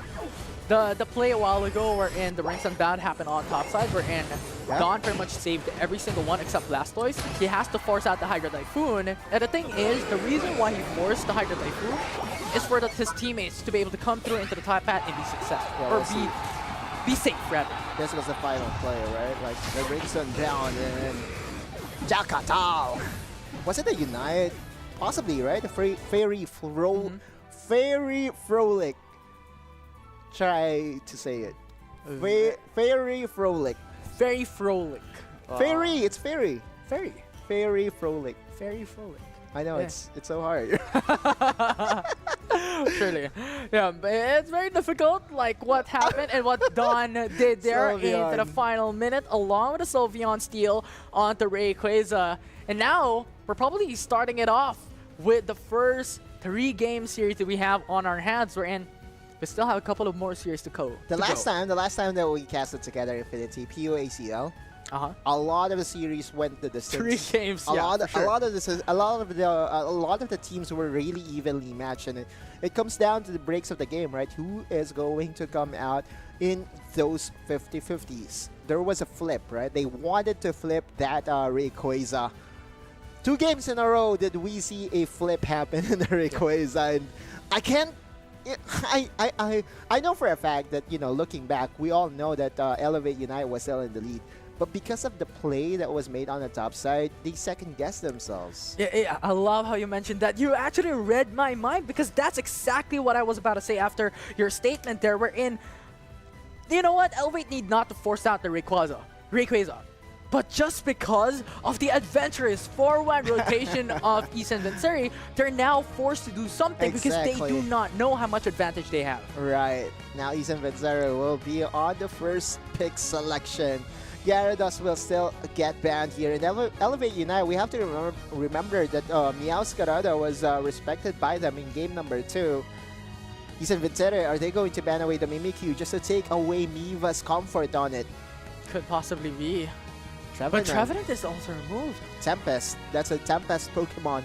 And he was very impactful in both game 1 and 2. Wait, Isan Vincere is now on an upper hand here, because Elevate could ban away Blastoise, could ban away Umbreon, and that will be left open by Isan Vincere. And that is a much clever move here. They have to ban away the Leafeon instead, just because if they ban away Defender, they will be left with nothing. But Isan Vincere once again done with a Hoopa. Okay, and this is an actual response, right? A classic response. Oh, never mind. Because back in PUACL, whenever Hoopa gets picked up, one of the ways to deal with it is to have your own version of Sustain, and that is to pick up the Clefable for the Moonlight. But now Elevate Unite will have Lewis once again on the Mew. Yeah, this is expected. The steps of these draft composition is expected on how these teams have played in the past 2 days. Umbreon and Mew, very staple for Elevate Unite. They do not have any other choice when it comes to the defender pool coming down into the composition. And now Isan Vincere runs it back from game number 2 with a Blastoise and the Slowbro on top of the Hoopa.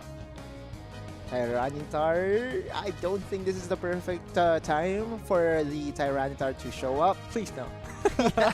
No, bro, there's a lot of implications in this game. This is a do or die for both teams, or you know, make or break for both teams. But they are going for a double. Actually, I would still consider this a double speedster combination because the Yeah, for sure. Yeah, Scissor could still be a Scyther. Yeah, Scyther is playing typically onto the central path, and considering how we have seen historical data that typically this is a Scyther coming into these compositions. Now for the opposite side, for East and Vincere, they will lock in on the Sylveon and the Meowscarada, and Elevate Unite is banking on the early game to steamroll the whole series. And this is the same blueprint that we saw from Elevate and Talon PH from yesterday, right? If you are ever to go for a double speedster combination, the perfect supporter will be the Sableye, because Sableye can really mix things up. You don't know where he is going to come from, and there's a lot of crowd control that can be paired with your already insane damage. Yeah, it's just so good. But the big problem with Elevate Unite's draft is that they are very squishy coming down into this team battle compared to East and Vincere, and they have the Slowbro, they have the Blastoise. On top of that, they have the Hoopa for those resets. A sword versus a sword, right? A shield. No more shield. No shield, right? Like right now, Elevate Unite will have to put out their best performance, because now the pressure is on them for sure. East and Vincere knows that they can knock down the WCS2023 runner-up, and it's not every day that you can do it. Yeah, it definitely is not. Right now, Elevate is on a huge pressure, as you have called, and similarly, it will be East and Vincere that is on pressure as well, as there is only one game away for both these teams to secure the series and proceed into the lower bracket round 3 in the finals today. This is a game that will have a lot of invades, right? Like at the around 8-minute mark, for sure, all the speedsters from Elevate will try to maneuver and try to slow down Jakatal on this Meowscarada. Look at Junior Absent. He's just going for the invade immediately in the first 20 seconds of the matchup. Yeah, for sure, right? That's the power of Sableye. Sableye also does have the X factor of stealth, right? And that's a thing that can really throw you off. If you are not accustomed in playing against Sableye, Sableye can definitely be that nuisance needed by your team to be on the upper hand. Junior Absent, don't do this. Don't do this, man. He's actually trying to find a way Meowscarada and delay that possibility of experience and level up. And you're seeing the Slowpoke is there to support, and finally they are able to catch. Yeah, they should. No way. No way. Okay. Jakatal, that's 2 Jack buttons, I believe. Uh-huh. That was invested just to catch Junior Absent. Possible, right? And the thing here, though, for Elevate Unite, that's a knockout, sure, but you were able to at least slow down the momentum and tempo of the Star Speedster of the opposing side. Now here comes the 3v3, and the Mew will definitely get the head of Hoopa. Dawn will be knocked out, but will not come down for a fight here. Elevate Unite will be able to get those instant 79-point advantage out from that single feint. The rotation from Lewis from the bot area is just clutch here. Jakatal in danger, being chased by Elevate Unite. It's a 2v1, no escape. This is the way to do it for Elevate. They expected Jakatal to use the Meowscarada, and one way to slow down the Jakatal is to make sure to invade his central area. And so far, Elevate Unite is really dictating the tempo. This is their pace. This is their game. Yeah, and East and Vincere, with a couple of rotations and invade that Elevate Unite has constantly been doing, they're forced now for Slowbro to go into the respawn. Tempest now going into the bottom path, defending their goal zone. East and Vincere will succeed into taking that 35 points, but Elevate Unite is answering onto the opposite side of the map. Right, 35 points in return. Elevate is also getting a fair share, was even able to destroy one of the goal zones of East and Vincere, and that's one way to control the Hoopa. Going in for those dunks, Mew will be able to get that 20 points. Faye trying to hold on, but it's just too slow for those basic attacks and those movesets to occur.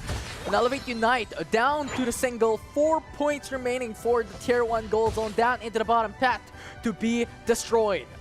On the top side, Regieleki might just be the focus here, because Shua is just well on his way. Double speedster combination. This is going to be very fast. Very swift, very fast. We'll see. Shua and Miva now focusing on Regieleki. 6 seconds. 6 seconds. The objective is gone. That's the power of the double speedster. Burst damage onto primary objective. Lewis, playing with fire right now. Was that the eject button? I think it was. I think it was coaching. Now Tempest moves into the front, suppresses 4 players from Eason Vincere, pushes out the elevator, but Elevate Unite will be open on top path onto dunking those points, and that will secure them the 220-point advantage. Reggie Alecki touchdown. That just means a lot of points. Not enough. Okay. You also have Mew going in with clutch. Another tier 2 goal zone down, and Elevate Unite just opened up the map once again. Going into the bottom path, it's going to be Miva who tries to catch up onto Jamaro, but there's so much damage with Miva going in with another KO. The green illusion dive to put the punctuation mark for Elevate Unite, and they're not yet done. Regice, Miva, 1v1. So quick, so good. And Elevate Unite is not stopping anytime soon. They're definitely not stopping. Jack Catal in danger. Solar Beam was too close, and that mean look by Tempest was perfect. Lewis on mute time and time again. It's just so good.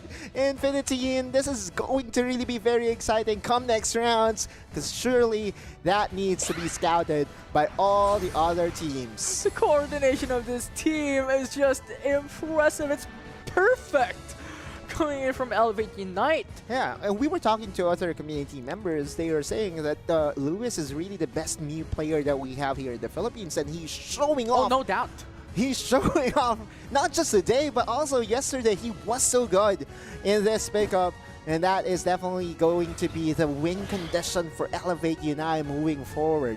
Yeah, and at this point, Elevate Unite just has to slow down the pace and play the defensive game, get those objectives into their advantage. Reggie Alecki, they're not really backing onto that final zone to take those points down. Dawn now going in for that zone. With a Phantom Force, it's perfect to be able to come back into safety, but the Reggie Alecki is just there to put pressure on top path. What they want is a tier 2 goal zone in the bottom path. There's a push. There's the push, and for Elevate Unite, just by continuing to pressure down the members of Eason Vincere, they're taking away a lot of resources. Even the Reggie Alecki had the luxury to really just march down here. Good for Eason Vincere that finally they were able to defend their 3rd goal. They were able to go in for the defense, but that's a final goal zone. Elevate Unite at this point doesn't really matter if the Reggie Alecki comes and touch down onto the final goal zone. What they want is that pressure. Yeah. And that they did. Eason Vincere was forced to put down 3 players on top path to defend. Eason Vincere is being forced onto a corner right now, right? You look at their members. 3, 4, 5 members of their squad is on the lower left quadrant of the map. That just means that they are playing to the tempo of Elevate Unite. Yeah, and Elevate Unite will secure another objective. That's Regirock in their favor. Already on a 202 and 6-point advantage. Brings them down, comes through. No! But Hyperspace Hole goes into safety, but the rest of the crew is now here into play. Elevate Unite is in danger. Mew is gone. But rather, Umbreon is knocked out, and Elevate Unite on a numbers disadvantage might be able to go in for the pincer maneuvers. Junior Absent is on their backs, but will not commit for the all-in. And that's good. That's 3 minutes and 30 that you use your Unite move. By the way, Gemaru. Lewis, a bit of an overextension here, overstepping their boundaries, but Eason Vincere doesn't want to commit as well. Junior Absent is there with Phantom Force. He's gone, and Meowscarada off screen won't be able to snipe the speedster of Eason Vincere. Yeah, Jack Catal not really having the best time right now. Even for minute number 1, he was invaded. There was a game plan for Elevate Unite to control this Meowscarada. In the first 8 minutes, it's been doing wonders for their squad. The Reggie Alecki is open for the taking, I believe. Eason Vincere needs this objective, needs the Reggie Alecki. Miva is already cutting down the Reggie Alecki too quickly, down to half HP. And Elevate Unite is turning around, wants to go in for the knockouts onto play as well. The Unite moves coming down left and right. Miva is gone. It's a 2 knockout for Eason Vincere. He has the numbers advantage, and Eason Vincere will secure the objective. It's not yet over, and they haven't even used their Unite moves except for the Meowscarada. The Flurry was invested to make sure that Elevate Unite won't be able to secure that Reggie Alecki. 8 seconds before the Rayquaza spawns up. 5 seconds now down the clock. Eason Vincere wants this objective. They need it. They just not want it. Coming down to the final straw. This is their winning condition. The flip is here. Snarl coming through. Jackatal is suppressed. Junior Absent is here to respond as well, and now it's a full commit coming in from Ethan Vincere. Junior Absent. Now you have Shua, as he called it, going for the dunk. That's 100 points. If they do not defend, it's going to be crucial for them to be able to take it down right to Oh, Tempest! How do you stop? And now the Umbreon is gone, knocked out, KO'd. 2 gone already for Elevate Unite. Ethan Vincere could still turn things around here. Blastoise is in danger. Lewis! And Lewis with the solar beam snipes down 2. Lewis, time and time again, but not yet over though. Jemiru is still alive. They come back in with a hyperspace hole. It's Ethan Vincere who's able to go in for the reset. Lewis is here though. Solar beam still available for them. And now with a Snarl. Can he do it? No! Ethan Vincere steals away the Rayquaza. 1 minute to slam those points. Sylveon is on the run. Sylveon is going for the dunk. That's 100 points in their favor already. Down to 200 points left for down to be able to match up the point advantage of Elevate Unite. They need more. The slow bro has 47 points. They need more. Dawn trying to outplay Tempest right now. On the chase, Hyperspace Hole will be able to come back in safety once again. Miva going for the defense. Going in for the Unite move as well as Blastoise goes down. But Ethan Vincere is still unrelenting. Miva is KO'd as Masquerada puts him down. 49 points down the drain as 311 will come through for Ethan Vincere, but it comes down to 20 seconds remaining here. 315 points compared to 472. 15 seconds left. Lewis, can you do it? We'll see as Shua is now going for the defense, rotating around as that will be the dunk for Ethan Vincere, and that will not be enough. Elevate Unite will secure the win. My God. Oh my God, Elevate Unite. It was super close. And again, the double speeds are coming in clutch. They did not secure the Rayquaza. Well, Elevate Unite, at one point, there was a time in where the Sableye of all the Pokemon available for Elevate Unite still able to slam a couple of points in to make sure that the separation is comfortable enough. And Elevate Unite, dude, they will be advancing to the next round. Hearts broken for Ethan Vincere because they really put out a very good performance. It was insane. Impressive to say the least how they're able to get the Rayquaza and the return, trying to catch up onto the point advantage by Elevate Unite, but it was too big of a difference. Crazy. It was a crazy game, right? Jackatal had his moments, but Jemiru stealing that Rayquaza. At one point, though, again, one way to deal with the Rayquaza buff is to remove their shields, right? And Elevate Unite, with the amount of damage that they have, right? Yeah, they still had the upper hand, right? Like, sure, right? Jemiru was able to steal away the objective, but in terms of damage, Elevate still has it. Yeah, and they have to be wary of Umbreon as well, right? The Moonlight Prance, Have you confirmed? I'm not sure. I'm not sure, but the Moonlight Prance will be a detriment to how Ethan Vincere will play that game. But just looking at the graph, like Ethan Vincere at that final 2 minutes was trying to catch up. We were on top of our seats right now. We were shouting for good reason, right? Like, dude, that was super close.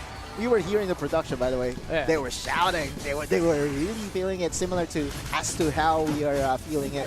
By the way, Miva was, I would say, perfect on the Scyther pickup in the first few minutes as well. He got picked off in the late game, though, which could have been the reason how Ison was able to at least steal the primary objective. But the back and forth continued, and Elevate still coming out on top majority of this game, right? This is one of the flashes in where we saw Ison committing a couple of their Unites to make sure that they get KOs here and there. This was Tempest, being centered or being circled by 5 Pokemon, and then Shua getting isolated there with Jemiru having the last hit on the Rayquaza. Miva and company. Jesus.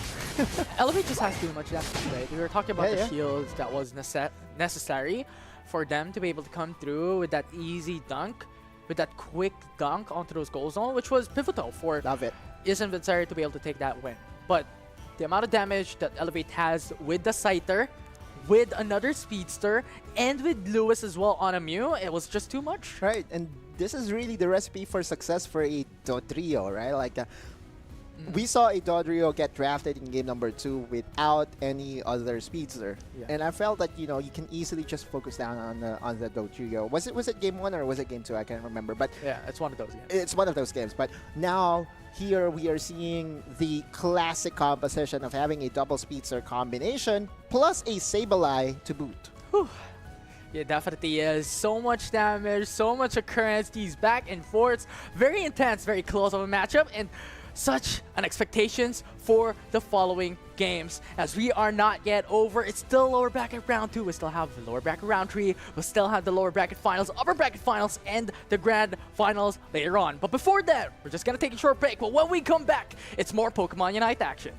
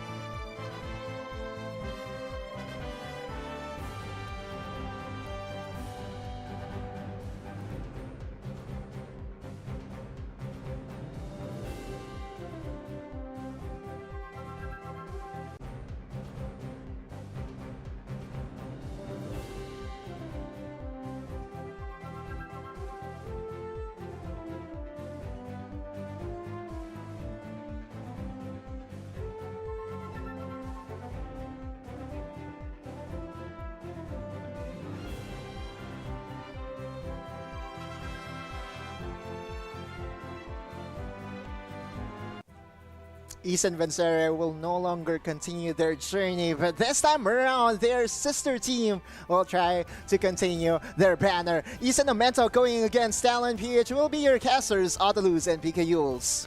One of the unstoppable teams out here is none other than Talon and Isen Amento rather. And they have been proving it for the past couple of games that they have been facing. Yes, they have been dropping a couple of games in their series, but might to tell you, they are the only ones left in the upper bracket. I mean, this is the finals of the upper bracket.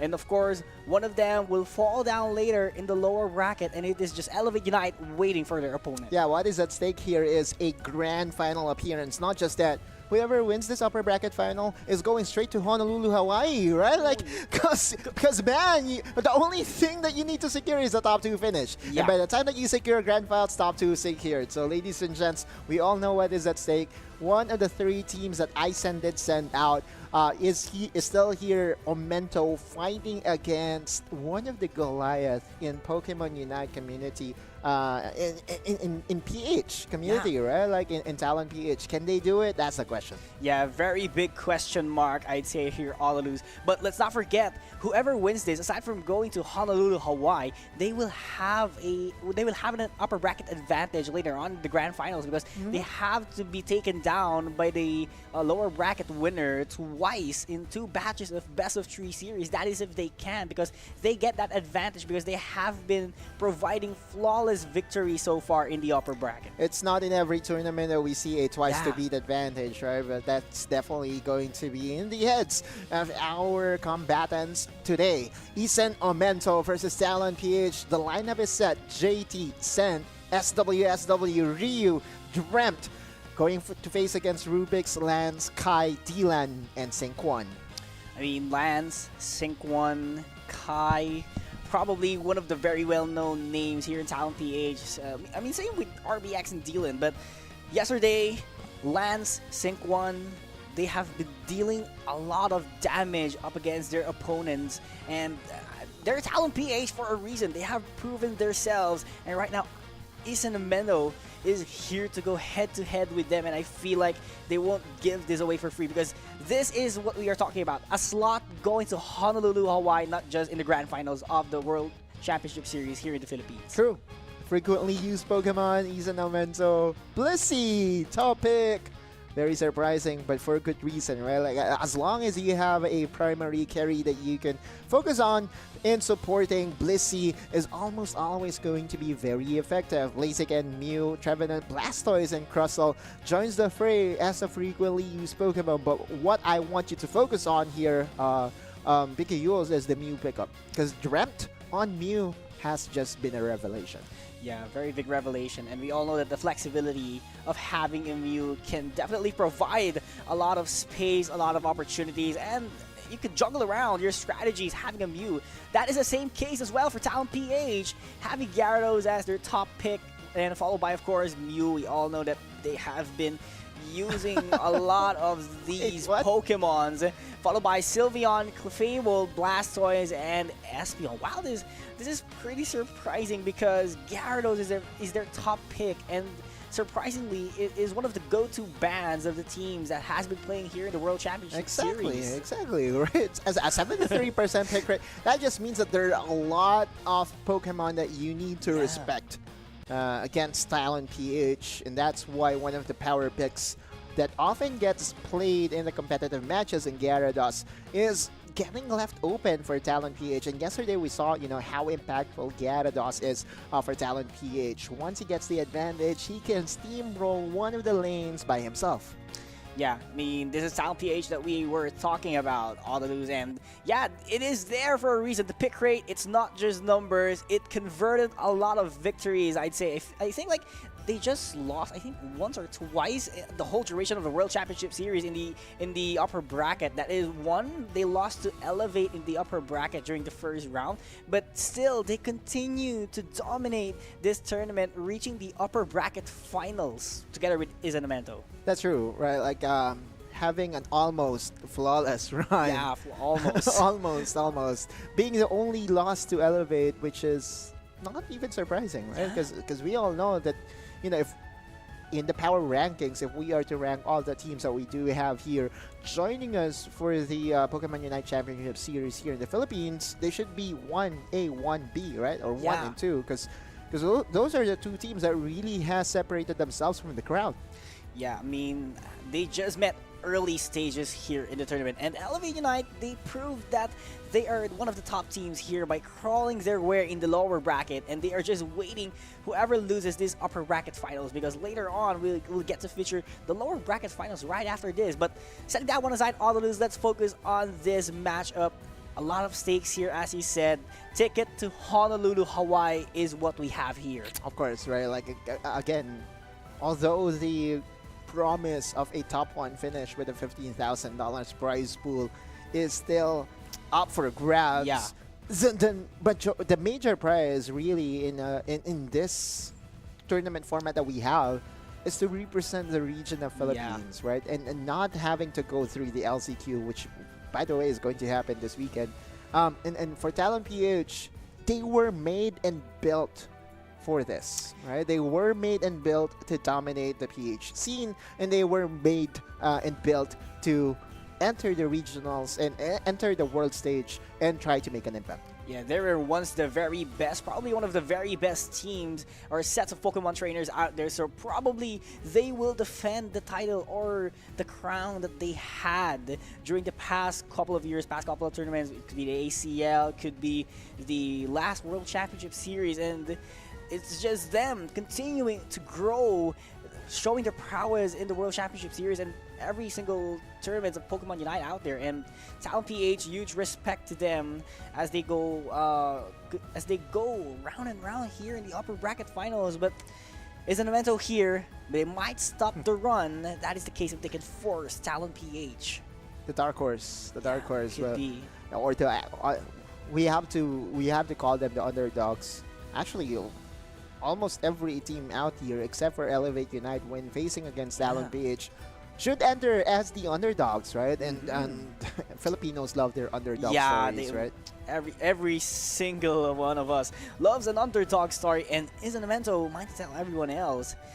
There wasn't, I think there wasn't any teams out there in the last World Championship Series, as far as I know, because it was full of Lassen Fox, it was full of Night Fox, Elevate. For Eason is a set of teams, a community branded team that has been present for quite some time now. Back in PU ACL, back in December, there were instances where we've casted Eason Celto, I believe, in the playoffs, right? So they've been here. They've been there, right? So now for Eason Omento, it will be a momentous moment for them if they will be able to knock down Talon PH on towards the lower bracket.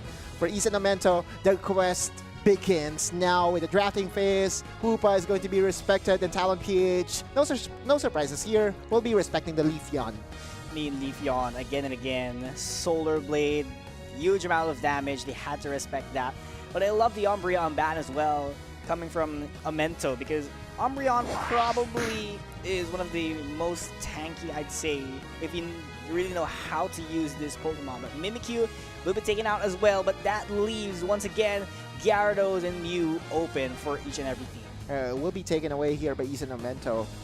For Talon PH, we all know that they have faced against a lot of Gyarados during their practice sessions. So now it is for Talon PH to bring out what they are prepared for, just in case a Gyarados gets picked up on the other side. Yeah, probably. And they overseen, or they assess the situation already. They knew this was coming, especially if they don't have the first pick advantage, because they try to keep it open as much as possible, because not every single team participating in the World Championship Series will prioritize Gyarados. So they really assess the situation, but this is a very good start so far for Omento, having Blizzy at the same time to sustain Pokemons, which is Trevenant and Gyarados. That's not just all about sustain, but of course, crowd control is very much present. Yeah, 63% pick rate for Eason Omento on the Blissey, right? But for Eason Omento, it's quite surprising that they still prefer to go for the Blissey, just because we saw a Gyarados pop off earlier without even having the need to get a supporter. But nonetheless, I guess it now makes sense, because Eason Omento kind of wants to have a dual carry setup here. Gyarados will be on the top side. And then you have Scent on the Meowscarada, possibly being the main recipient of the support of the Blissey. Yeah, and I think it's not just two main damage dealers. Make that one three, because Gyarados can provide a lot of damage. I mean, it's automatic when you have Attacker in Speedster, so gotta respect that. But for the Talon PH, they're gonna be closing the draft with a Crustle. I mean, Rock Tomb is there, and at the same time, this Blastoise, I feel like Blastoise could also opt to go Rapid Spin plus Water Spout if they want additional damage, but I feel like Dila and Sync 1 is going to be enough, and Kai just go, of course, with the job, try to sustain the tanks as well as the teammates on the back line, and everything will follow through. Yeah, that's true. Right, like at the end of the day, whatever the Blastoise chooses to go with, doesn't matter. It's still tanky. Because at the end of the day, one of the primary reason you pick up the Blastoise is just because of the Unite move, the Hydro Typhoon. Everything else, just cherry on top. Now, for Talon PH, they already have a designated tank. Crustle will be their main defender here. And this will be a very interesting battle because this is a very well-balanced composition or draft for Talon PH. This just means that they are in full confidence that their Mew and Sylveon will have enough damage to really pierce through the defenses here of Isen Omento. Yeah, I mean, they have been in that spot not just once, not just twice, but multiple times, and this is no different from Talon PH as we are hopping into the Sky Ruins once again in the Aeos Island. Isen Omento versus Talon PH, game number 1 in the upper bracket. First 2 minutes will be very critical for JT. How will Talon PH control and slow down the Gyarados? That's the question. Scent had a very good showing yesterday on the Meowscarada, so that will also be another focal point that we will be closely monitoring. And immediately, Lance and company is here to challenge the Magikarp.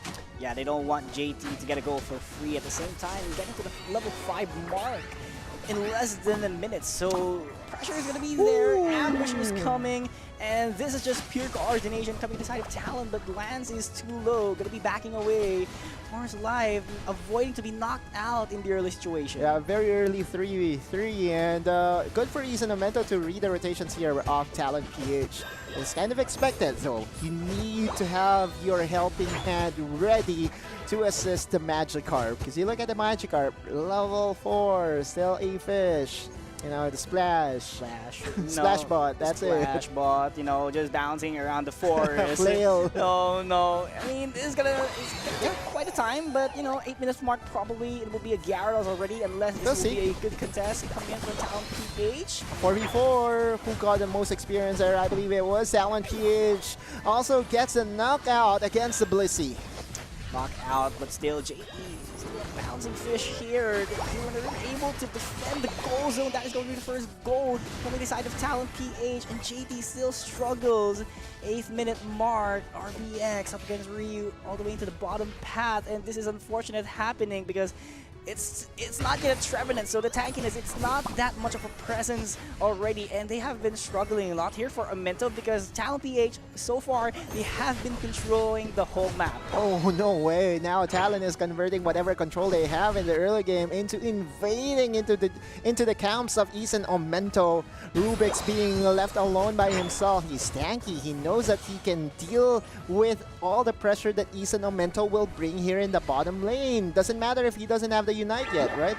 Just Crustle things, I guess. Yeah, I mean, Trevenant already present, but at the same time, it's still a Magikarp. Yeah, we have Gyarados already, just in perfect timing, but it's still on the central area, so probably you would want to go on the top path, score a couple of goals out there, and stack up your attack weight, because that is very much needed in the longer run. I don't think he has ever slammed any of those points yet. Yeah, not yet. Because the way Talon PH concentrated on the top side was just so good. Now Kai and Rubik's will tag team to take down the Trevenant. Not tanky enough is this tree. Sync1 going for the chase. Dreamt and So is going to say bye. And that's another KO for the Sylveon. Rock Tomb, X Caesar, Solar Beam is the main go-to of Talon PH, making it easy to secure the knockouts and of course get the first goal zone into the bottom path and get Regice for free as their main objective. And they haven't let Omento score a single goal, so probably we could say that they have been controlling the game so far. Quick to their rotations, JT less than half health. Very critical in health bars, and Regieleki still survives. Here comes Talon, goes for the chase. Kai in the front of everyone, and still trying to secure this Regieleki. Espeon will get that last hit. Very good one for Isen Omento. Here comes Sync1 with a Unite move. No casualty as of yet, but the Regieleki going to the side of Isen Omento is a very good counterplay.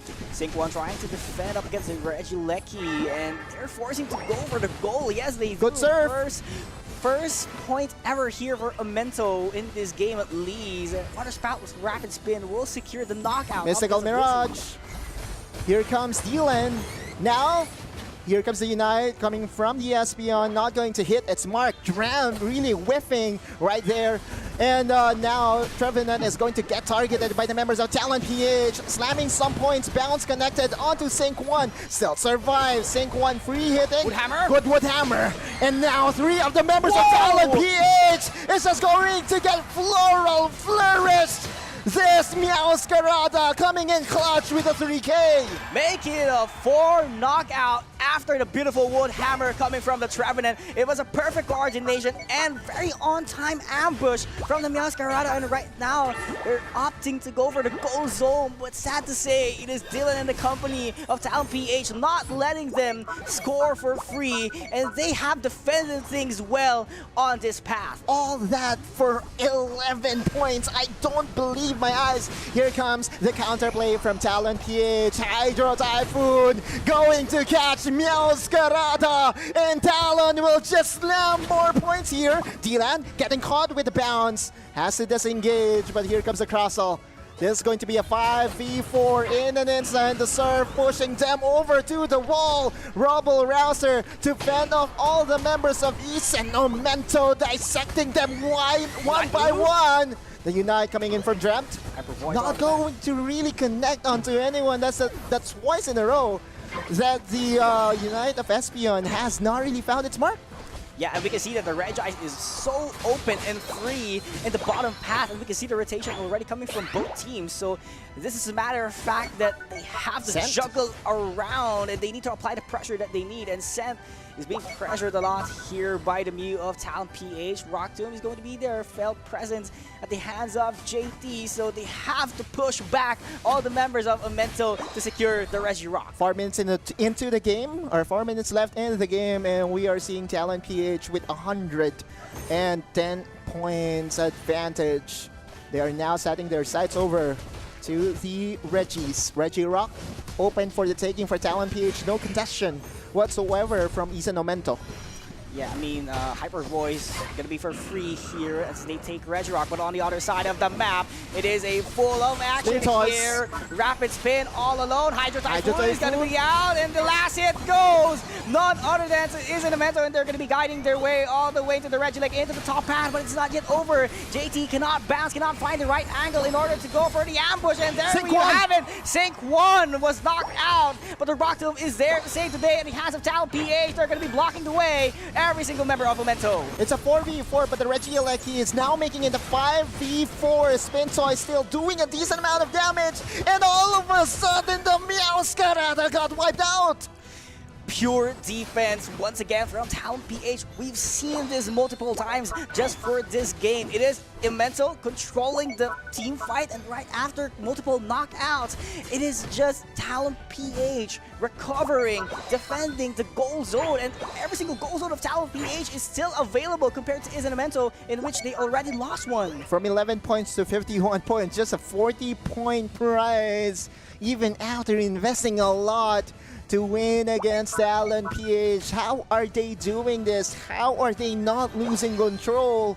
What I'm losing right now, Pikachu's, is my mind, because I cannot decipher what Talon PH is doing right now. This is just one-sided domination, and we are seconds away from the Rayquaza spawning up.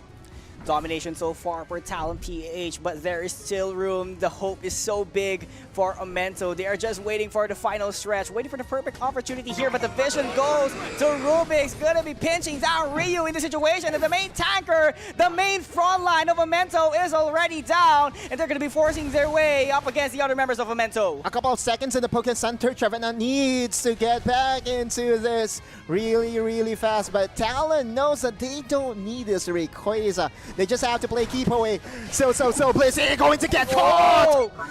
Oh my goodness, Hyper Voice on the back line, providing a huge amount of damage for Talon PH, and right now they're poking Rayquaza all the way into the forest, and Meowscarada and the company of Momento cannot seem to find their position. Wait, this is a very good chance that they can slam some points, and they will be successfully doing so. Meowscarada gets 30. they don't get the last points coming in from JT. That's why they haven't gotten the lead yet. But Rubik's is here with a Unite move, providing a lot of crowd control here. Hydro Typhoon is already out as well. But Sand will, of course, eject bottom all the way inside. But it's not going to reach the members of Talon PH. And Rubik's will use the Rock Tomb in order to defend and prevent every single members of Memento to push. Woodhammer is going to be there. Sylveon secures the knockout. And they are just going to position once again in Rayquaza. The disengage is real. Flourish not hitting its mark. And the Rayquaza is still open for the taking. Talon PH doesn't need this, but this could be the cherry on top. Lanza and company, will there be a steal? Here comes the Gyarados, no steal! And the Blastoise will secure, because alongside the Mew will secure the Rayquaza. Guaranteed victory for Talon PH despite the pressure that Memento was applying a while ago. It could have been a potential steal from the Miascarada, but every single member of Talon PH is ready for the last hit, last minute, last couple of seconds in the matchup. They were able to secure it, slam the Eos energy that they need in order to make the lead even larger. And Talon PH, this is all for celebration. They know that they already have won game number 1. They know that they are 1 win away from Honolulu, Hawaii. Hi! It is for Talon PH to win, and Ethan Memento, valiant effort, but in the end, cannot withstand the pressure and overall defensive prowess of Talon. Yeah, it's all about defense from Talon. I mean, the offense is good from Memento, but it is just better defense from Talon PH being able to defend the goal zone after a successful team fight from Memento. Even though there was a multiple knockout coming on Memento, they can't find a perfect opportunity to score their Eos energy. How many fights did they win in where they were awarded just a measly 11 points, 40 points? Just goes to show that Talon PH still does have, full control. This lineup of Talon PH is really centered around being able to fight the long fights, right? Although there is a burst damage coming in from Sequan and Dylan, the Rubble Rouser, the Blastoise, the continuous damage alongside the Eldegoss, the ability to make sure that Tencent won't have enough opportunity to get those points. And although they were knocking out a couple of Pokemon here, we have to remember we are not counting by the knockouts in terms of scoring. We are counting the points that is being slammed onto the goalposts. I mean, knockouts are just numbers here in Pokemon Unite, and yes, as I said, it is all about the Eos energy that you get to score, and it was just a skyrocket performance here. First 2 minutes, it was all about two teams. After a couple of minutes until the final stretch, it was all about Elevate. They made the lead even grew larger after that last-minute clutch. They won the team fight up against Memento by just taking a look at this replay. They have been contributing a lot. They have been controlling the whole map in terms of offense and definitely in defense. We're looking into Talon as to how they just dissected every single bit of the map. Aizen, by the way, they were able to secure a lot of Regieleki in this game, right? Like Regieleki was marching down the goalpost every after spawn. However, Talon PH was able to defend them every single time, right? Like Regieleki was not even able to touch down.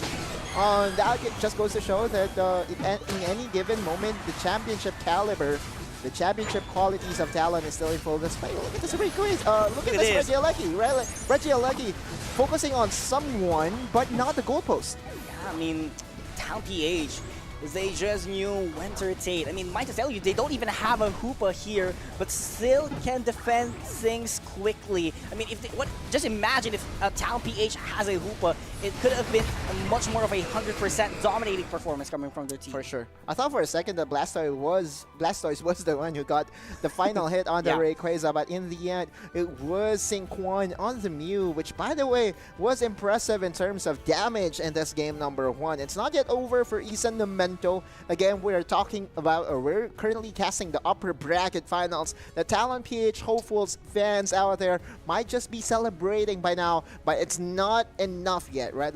They need one more game. They need one more win.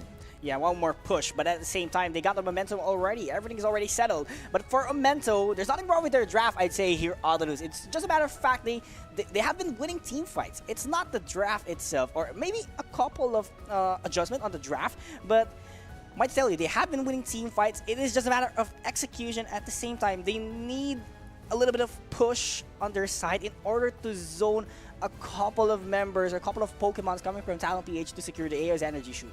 They need earlier game presence for sure. I really think that Gyarados is a Pokemon that you need to ban, right? Although there are a lot of Pokemon that you need to respect against Talon PH, one would say that if you start slow against Talon PH, they know what to do. And that's what happened there, right? Like just focusing down their efforts on the top side of the map. Now we look into the team profile here. Talon PH, ladies and gents, Bertie told me to watch out for their quotable quote. How was your team fort? Because of Bertie, the mother of dragons. Okay. Oh. All right. So is that safe to say, Bertie, that Rubik's, Lance, Kai, Dylan, and Synquan are all dragons? Yeah, it could be. I mean, they might have a secret friendship with Rayquaza, in which Rayquaza is a dragon. You know, maybe that's why they got the last hit a while ago, because they're all dragons. And I mean, there's a lot of dragons here. Yeah, there's a lot of dragons. Dragonite, Dragonair, Charizard is a dragon. There's a lot of dragon here in Pokemon. But the mother of dragons, there is only one, and she goes by the name of Bertie. Oh my god, Bertie. Huge thanks for forming Talon PH. But on the other hand, we also have Amento, and they were formed because we were former teammates. Crazy. Oh. Yeah. You know what?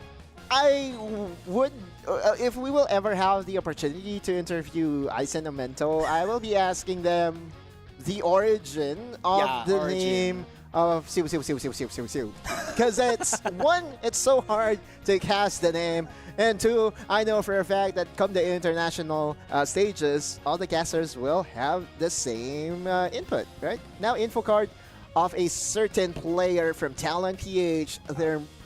This is not from Talon PH. This is from Isen. Yeah. This is Ryu. I mean, yeah, pick rate for Trevenant 44%, followed by Crosszone with 33%, which is very favorable. I mean, Umbreon always gets banned, but Trevenant pretty much efficient, I'd say. And might tell you, Crosszone was giving everyone a hard time, especially when you choose Rock Tomb over Shell Smash, because aside from blocking the pathway, the movement speed will be reduced. So it's a lot of benefit, and even having the eject button, it wouldn't be enough to reach the other Pokemons out there that you need to reach. There's only a handful of moves here in Pokemon UNITE that can influence the terrain. And Rock Tomb is definitely one of them. Info card, Rubik's. For Rubik's this time, from Talon and Blastoise and Umbreon and Rubik's. For all those that knows and for all those that doesn't know, he used to represent the country of Philippines in SEA Games. Yeah. So there was one time in where Rubik's already had the international experience, which he can definitely impart to his teammates moving forward.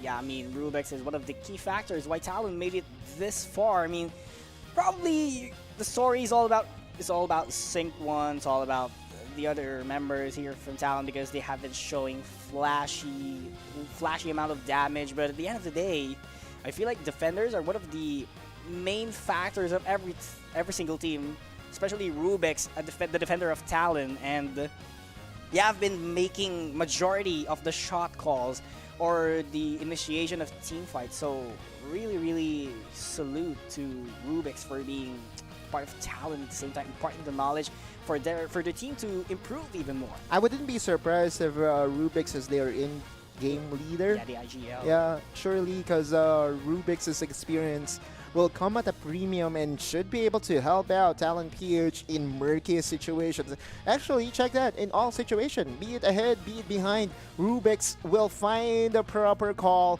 proper direction to help Talon PH win most of their games. And I just cannot wait for game number 2 to commence. I know for a fact that Talon PH knows that they're just one win away from securing their regional spot for the upcoming championship series in Hawaii.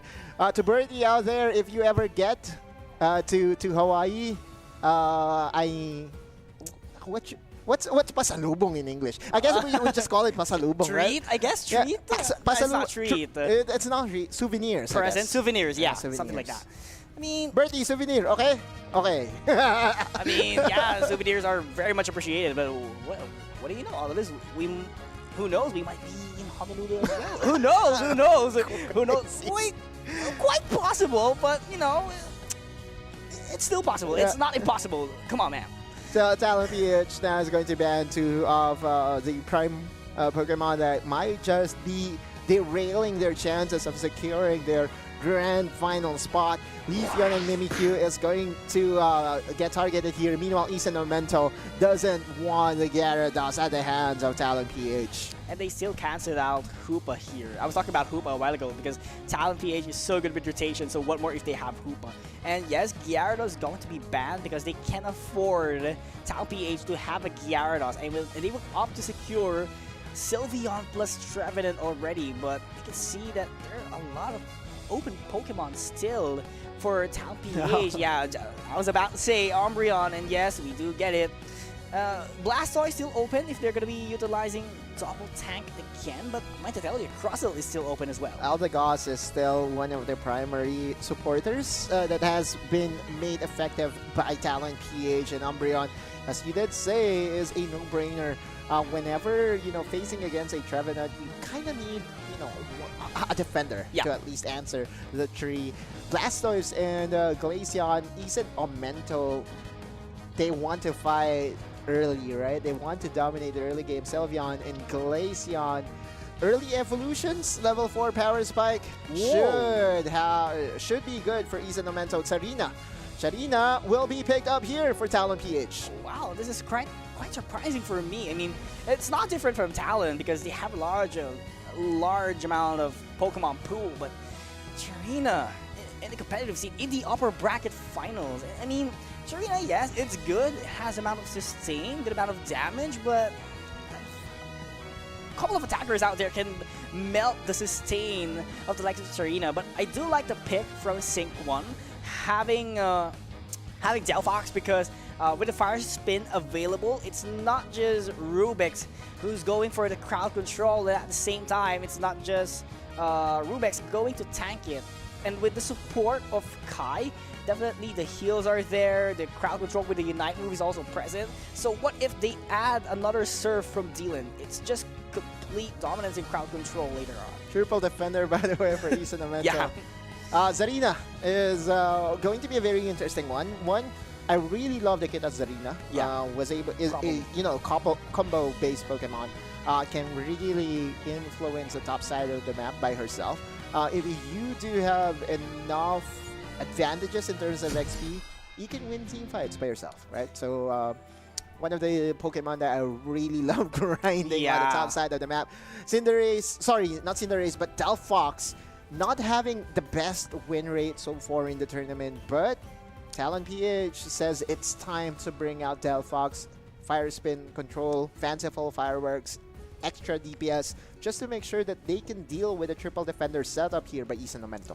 I mean, it's just numbers, I'd say, when it comes to win rate with Delphox. And we all know how efficient Delphox is. So probably they would show the result of that one, all of us. And again, this is game number 2. And Talon PH just needs one more to go to Honolulu, Hawaii. Grand finals on the line. Honolulu, Hawaii on the line. There's a lot of things in store for Talon. But we all know that they're taking it a game at a time. And for Rubix and Dylan, it will still be the same duo here in the bottom lane, right? Like, they know that Dylan is a very formidable Mew player and just needs extra care. And it does look like that there will be an early goal for Isanamento. Meanwhile, Talon PH was able to score for themselves. I mean, when it comes to the Serena, Eldegoss here has to get a couple of last hits because of the buff of the XP share that it has. So they need to rush as much as they can for it to become a Serena, for you can leave it solo later on in the top path and just dominate the matchup. He needs experience. She needs experience for sure, right? And that's what Sync 1 and company is doing right now, right? Just wants to focus on Lance and her ability to soak in a lot of experience. Ryu here in the bottom lane, just feeling the pressure right now. And so far, it's quite similar to what happened earlier in game number 1. No one really is on the dominating side.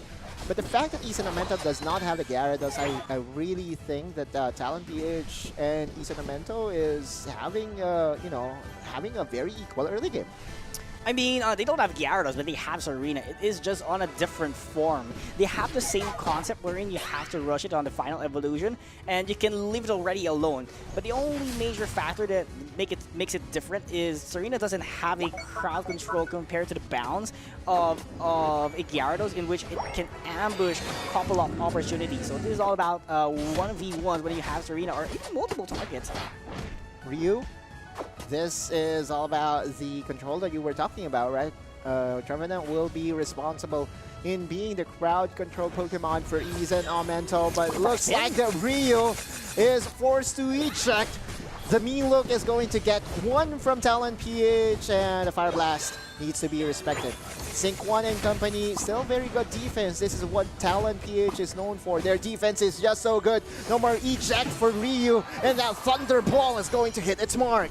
Yeah, Glaceon had to press the eject button to save or prevent from fainting, but still, Talon PH managed to pick that one up, and they're scoring goals for free once and for all. But the test continues. Fire Speed is going to be out there. Would Hammer would follow up, but there's not enough damage for Ryu, so has to back away to avoid being fainted. But Rubex won't allow that. Doesn't even get the Citrus Berry to recover some health because they take down already the first goal zone. The way they tag team in using the Fire Spin and the mean look just to make sure that Talon will have the time in the world to slam all those points in is picture perfect. Now Talon PH setting their sights over to Regirock and can still even go to the top side for a 2-for-2 special.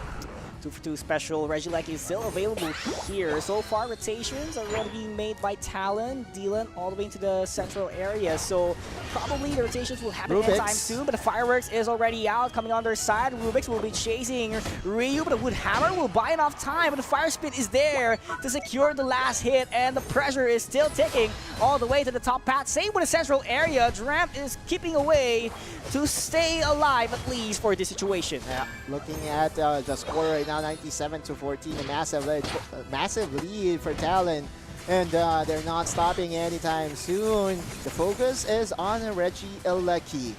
Isen first to the position, and Dylan and company can just go ahead and challenge this one out. Drep being targeted right now. Now it's going to be a 50-50 that goes to the hands of the Mew. It will still be Dylan getting that KO. Now 3 members remaining for Isanamento. Can they defend this goal zone? And there are tons of Aeos energy out here, so probably if they can let the Regieleki land, yes they do. They're going to be scoring multiple points here in the top path, but they are not over it yet. Rubix is just buying enough time for his teammates to secure the goal zone in the top path once and for all. That was a perfect play, just using the surf to fend them off, just to back them away for the goal to get easily destroyed here for Talon PH. Lots of experience being funneled onto the primary members. And don't look now here, Pikachu, 210-14, 5-minute mark of the game.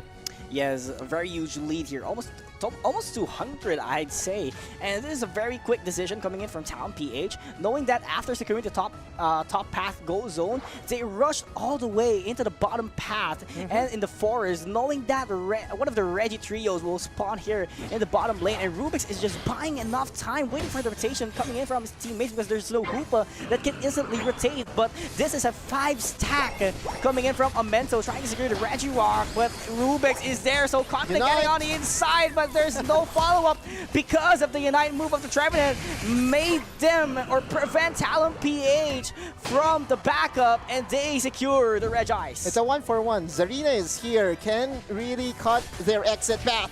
And here comes Zarina with a Unite! Now JD is going to follow through. Hydro Typhoon to disengage clutch one. such a clutch response from Talon PH, and it's not corrected. It was Regirock, not Regice. But going back to it, Regieleki going to be spawning in 10 seconds. So Talon is zoning out every single members out here from Omento. So they have to rush all the way into the top path and secure it as fast as they can. Because as you can see, Omento is too focused all the way to the bottom path. Yes, they can get the Regieleki, but at the same time, they can opt to secure the bottom path goal zone, but the rotation comes in from the Umbreon. The backdoor play by Rubix is able to spot out all the members from East and Omento. Will he able to stop them from scoring the points? It's not going to happen though. So that means it's just going to be a sacrifice for Talon PH, the goal zone in the bottom lane for the Regieleki top side. Rotation is already out here for Omento. Dram did a couple amount of damage here against Rubix. He's capped in terms of damage, and the tankiness keeps on melting on his side. Regieleki not being able to land here all the way to the top path, but they knocked out the Blastoise. Touchdown is already there, plus 50 points in the top path, and they take down this goal zone here on the top side. Now it makes absolute sense. Rubix was just delaying one of the primary carries of East and Omento, and Sylveon not being on the top side, there was not enough damage to push back the Regieleki. Talk about being one step ahead. Talon PH, they just know what to do. Yeah, so quick in decision making here on the loose, and they have been just all over the map. Doesn't know what to respond whenever Omento gets an advantage. And right now we can see Registeel back in action all the way to the bottom path, and we can see the Slowbro is rushing all the way in here, but LD Goss, together with the Umbreon, is just doing its job in order to prevent it from going here in the bottom path, and that is Izzy as Silk secured Registeel coming in from Talon PH. The Slow Beam is going to be there, not going to be making Dylan to move, and it's invisible with the Unite move, but the backup is very much more and he got out of the situation, and Rubix is just chasing each and every members out here from Omento. The pressure is there. Water Spout gonna be out, gonna be the Rapid Spin, but that's not gonna be enough as massive amount of damage has been deployed by Dylan. They are knocking out each and every members of Omento out here, and probably they can opt to defend or get the Rayquaza. Zarina for the finishing touches. Lands the 1v1 against the Slowbro. Hey bro, I got you, and it will be Talon PH with a couple of more points, securing themselves this game. Beautiful, commendable performance from Talon PH. They calculated on how to score the goals in the bottom pass. And right now they have a huge amount of lead despite taking down 4 goal zones. And that's a miscalculation already coming inside of Omento. And they're just waiting for Omento to tick the clock or to tick the Rayquaza in the forest. So they're it's just a matter of fact of a waiting game here. And Ryu going to be checking the brushes here. Misses the opportunity, and they're just backing away here from Talon PH. Just provoking every single member of Omento. Yeah, the time is definitely not on the side of East and Omento. Finally, Lance shows up, is able to target one of the priority targets in set. Will not be able to get the first KO. Rather, it will be the Mew getting the first KO. Hydro Typhoon missing, and that pushback from Rubix and company is just so pure. Talon will be winning this team fight by a mile. 5-man knockout from Talon PH. No need to secure the Rayquaza, just had to defend everything else. Coordinated scoring of the Aeos energy was their key to success, and Ryu doesn't have enough time, can defend it, but it's not going to be enough to extend this series, and Omento will fall down in the lower bracket. Congratulations to Talon PH, booking their spot into the grand finals and securing their ticket to Honolulu, Hawaii. What a performance. Not even a need for a Rayquaza for the finishing touches. I mean, that has been their way to battle it out. No need to secure the Rayquaza, just had to defend everything on their sleeves. Defend it if you're in the lead. If you're not in the lead, probably we can get the Rayquaza. But it is just them. Defense is everything from Talon PH. Winning a couple of team fights, yes, they do lose a couple of it, but at the end of the day, it's just pure defense. I mean, just take a look at the damage that they've dealt. Dylan and Sync 1 main key factor, but let's not forget Lance. Despite the surprising pick of Serena, because Gyarados was taken away from them. Contributed a lot of damage, 75% of their damage just boiled down to 3 members of Talon PH, and the support from Rubix and Kai was so flawless to the point that they just need to do their job, no need to deploy any kind of damage, and 3 members of Talon is ready in action. Right. It's a well-balanced composition here, or draft for Talon PH, and they just showed what to do at any given moment. Even the sacrifice by Rubix down bottom, right? Like that 1v1 against the Sylveon. I thought for a second that, you know, Rubix should know better. I thought for a second that, hey, you know what? Rubix might just have overstayed, but no. He knew that he needed to sacrifice himself for the greater good, and the greater good was the Regieleki being delivered onto the second goal zone. That just, you know, just bamboozles my mind right now. Talon PH is definitely on another level.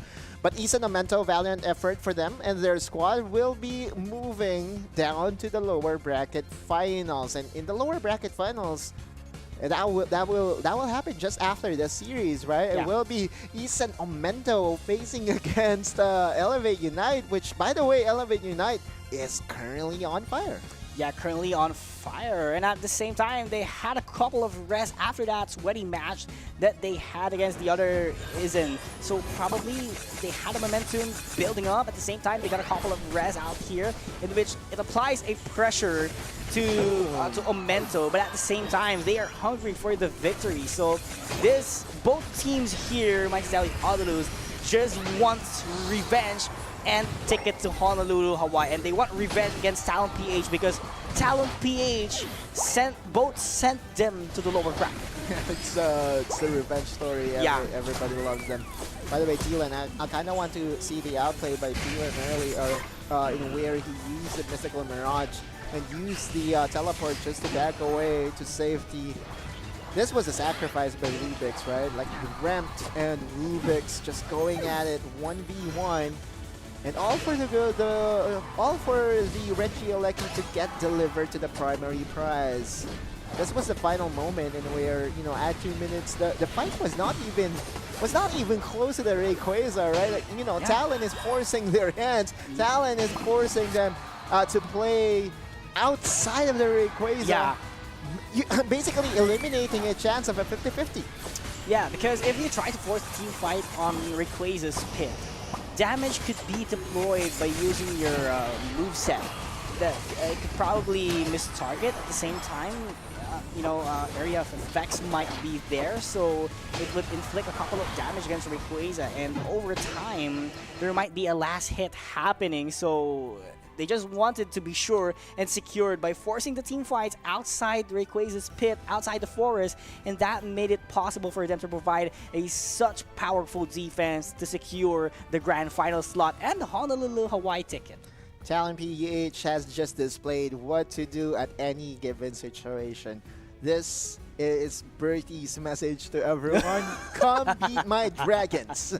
Because Bertie, the mother of dragons, is basically waiting in the grand finals and then waiting for the next opponent to win the next matchup, right? Aside from the fact that they already have secured at least top 2, you did mention the twice to beat advantage for Talon PH is going to be very important for them and their squad. Have to remember that they were at a standstill between them and Elevate Unite. Elevate Unite forced them into a game number 3. They are only lost so far in the tournament. Yeah, and Bertie, so proud from Talon PH here because they made it this far, but it's more heated up at the lower bracket Autolus. Elevate Unite is an Memento. Probably this is the most dramatic and interesting story so far in our matches for today. But of course, Autolus, we have to, get the momentum, get them back on track, of course, because I know both of those teams are pretty tired from their recent matchup. Yeah, stamina will definitely be closely monitored. The lower bracket finalists' runs, so far, if we are to look at the numbers, it's not really going to favor them, right? Yeah.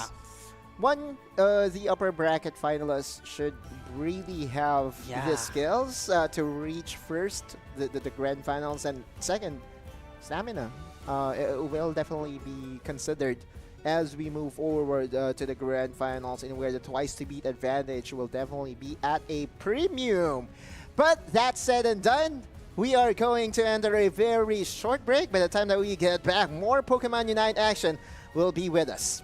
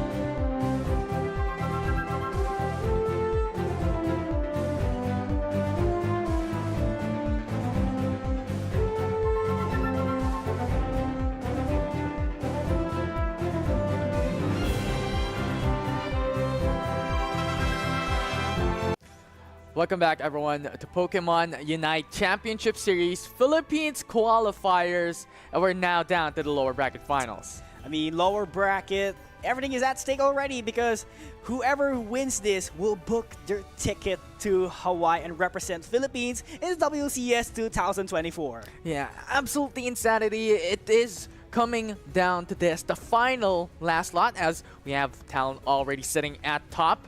So we'll see on who can secure that second slot in the World Championship Series. Talon here is just waiting for their opponent. They have the time to relax, and at the same time, probably they would be watching this match because they have to review what's gonna happen here. Yeah, and this was what we were talking about.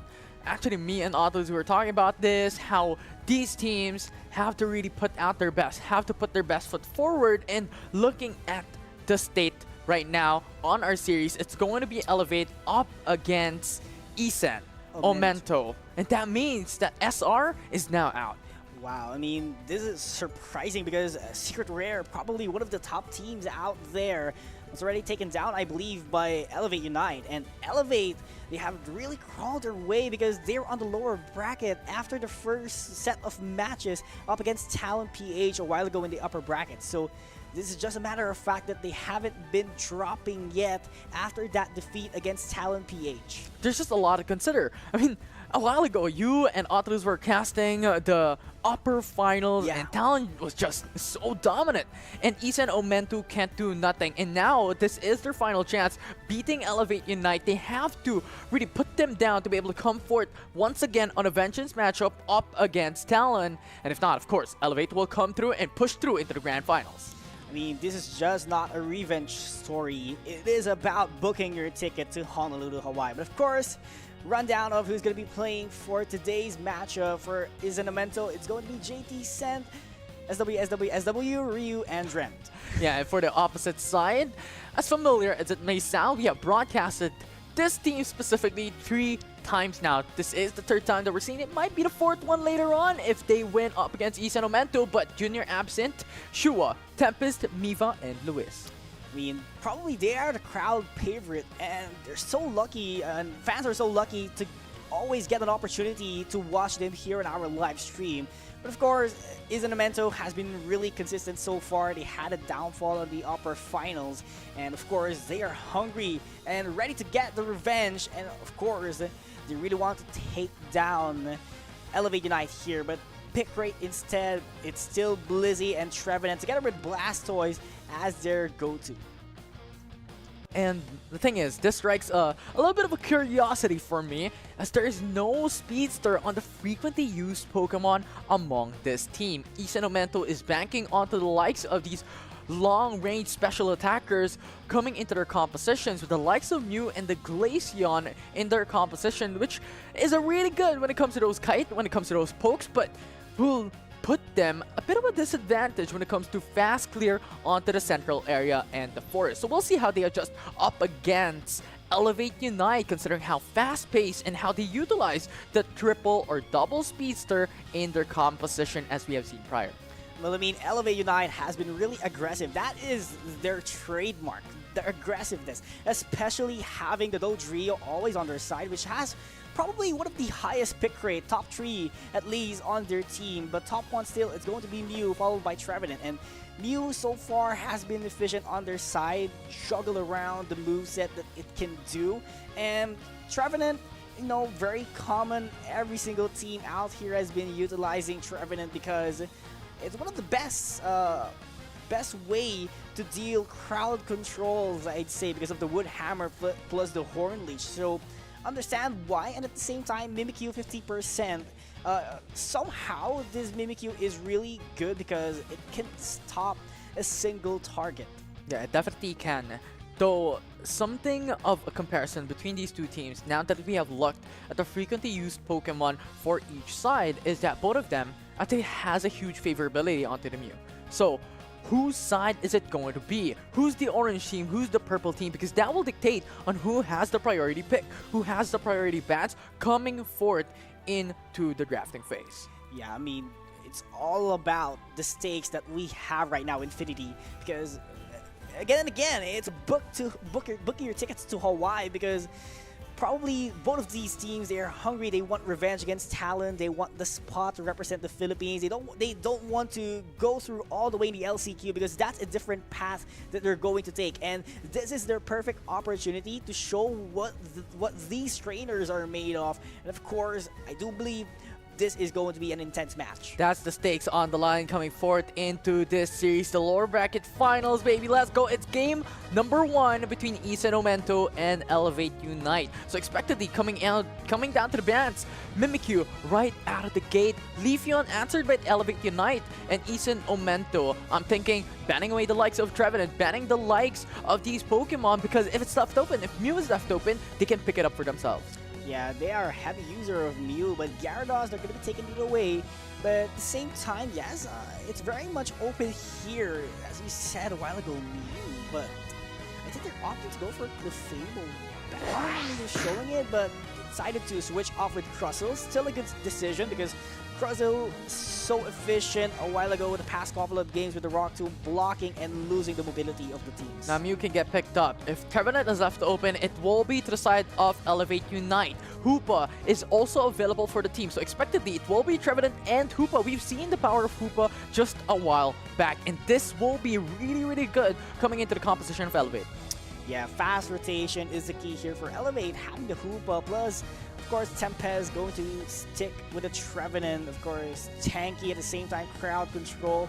That has been their main playbook here so far, Infinity. And I feel like they're going to be opting to pick an attacker on the next phase. But on the other side, Omento here going to test, or let's say, going to cherish the moment of having an Umbreon. And the appearance of Lucario is set here. Yeah, and the appearance of Lucario means that what, this will go into the top path. They're still lacking onto support or other defenders, which Slowbro is currently open for them to pick up. Blastoise is also an option for Isen Omento, but for side of Elevate Unite, they're looking for those damage dealers, and Shua, perfect fit. It will be the Dodrio for the team along with the Espeon.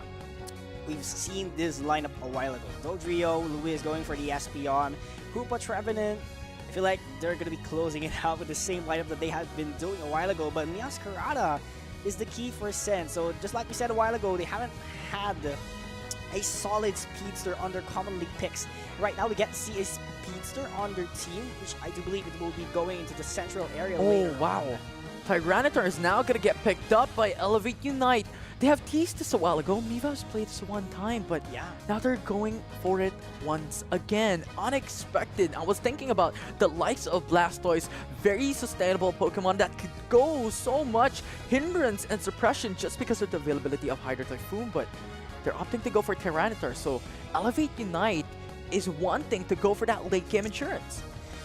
Wow, I mean, it's a surprise that we're going to see Blastoise, because Blastoise has been there for a couple of times, and Miva is going to be sticking with the Tyranitar pick just like what happened a while ago. I mean, Miva contributed a lot with the Tyranitar, especially with the X speed plus the attack weight. So with this in mind, definitely when it comes to scoring in the early stages, Miva will try to maximize that one out. But we cannot deny that Omento here has the Blizzy on their hands, in which it has been giving a lot of trouble for the other teams. Yeah, unexpectedly, given how their composition works right now for the side of Elevate Unite, they will be doing 4-1 split, but this time around, Hoopa will be joining the 4-1 split, wherein it's now Miva who will be left unattended up until that mark wherein he reaches the final evolution. Now he can come through and follow up with the team. Yeah, I mean, having a Hoopa, it's really a big advantage, but at the same time, if you don't sync as a team, it would be a big problem. But Infinity, game number 1 of Izen, Omento, and Elevate Unite, who's going to be the second team to book a ticket to Honolulu, Hawaii? That's the question in mind here. All stakes on the line coming forth here into the lower bracket finals. And starting off, this game will be a little bit of a slow ramp up, coming from each and every single one, as they still have yet to reach their evolution, still have yet to reach that level 4 to be able to come up into those fights quite later on. I mean, this is very defensive for both teams. I haven't seen the Lucario score a point yet, because that is the key factor in having a Lucario. Score as early as you can and build up your attack weight. Yeah, definitely. So for now, everyone's slowly ramping up. And this is what we've mentioned, right? Elevate Unite onto their composition needs time, especially for Tyranitar as a consideration. So all throughout the early mid-game, it will be Shua, it will be the likes of Lewis who will be leading the charge for the team, and also Junior Absent to be a little bit of a nuisance in the early game. Early game itself, feel like Scent is waiting for the perfect opportunity to go for the ambush here. Same with JT. 4 members from Omento is already gathered here, but the first move comes in from Elevate Unite. They are going to be knocking out a member here from Izen Omento, but still they can't convert it into a goal. Yeah, it's Chansey who goes down. First KO coming for the side of Elevate Unite. Really strong. Espeon. This is the strength pretty much of like EVs and evolutions. Having that level 4 gives them that evolution and giving them access into greater moveset down the road. And that's just the power spike that Elevate Unite wants. They have a balance of late game, they have a balance of early game power, and the availability of Hoopa just gives them that macro advantage. Just like this, Lewis coming in from bottom path immediately comes through into the top path to respond into a potential gank up against Lucario. Woodhammer ready, just waiting for the perfect opportunity, but JT backs away, and that is going to be 3 goals at the side of Elevate Unite. 69 points down. 7 minutes and 45 seconds here is ticking, and Drem is just left alone here. Just going to watch every single member of Elevate Unite to score the points. But they are keeping the chase on. Tempest has to back away immediately after the Electro Ball connect. Yeah, they cannot go for it all in here. Remember, Elevate Unite is not that strong when it comes to the early game. They're banking on the likes of Lewis to deal every single bit of damage up until Miva reaches the final evolution. So it's all about defense game here for Elevate Unite. Game difference is the key here. Tempest going to be going for the Woodhammer.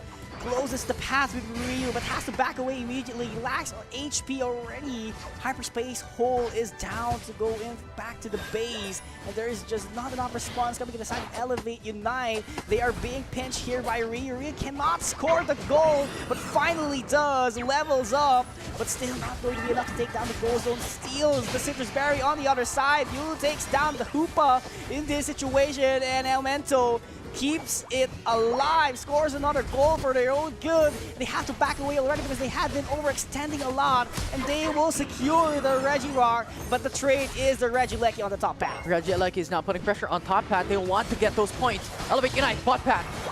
Bot path is here, still the pressure is on. They're going to be taking down, of course, the first goal zone in this matchup. Respect to Ryu for canceling it out and other members, knowing that they have the larger point here. They're just going to chase here. Ryu overextending a little bit out here, but look how the tables have turned. Woodhammer is going to be thrown out. One knockout for the side of Elevate Unite, and they have to chase it down, and they're just waiting for the perfect opportunity. But speaking of the perfect opportunity, it's going to be there. Ryu gets 3 out of nowhere. Nice follow-up from the Masquerada. Going to be opting for the quadruple knockout, chasing for it. Tempest is so low. Miva not enough to secure the lives, and the bullet punch is there from the Lucario, making it a 5-man knockout. But they continue to respond in this matchup, and it is just going to be retreat at the side of Elevate. Yeah, Isanamento right now, when it comes to early mid-game, just has that advantage of power, just has that advantage of strength. And Elevate Unite has to keep up the pace, has to wait for a time here. 5-minute mark will be the key, and Miva is already at the final evolution. So this is where they start to ramp up.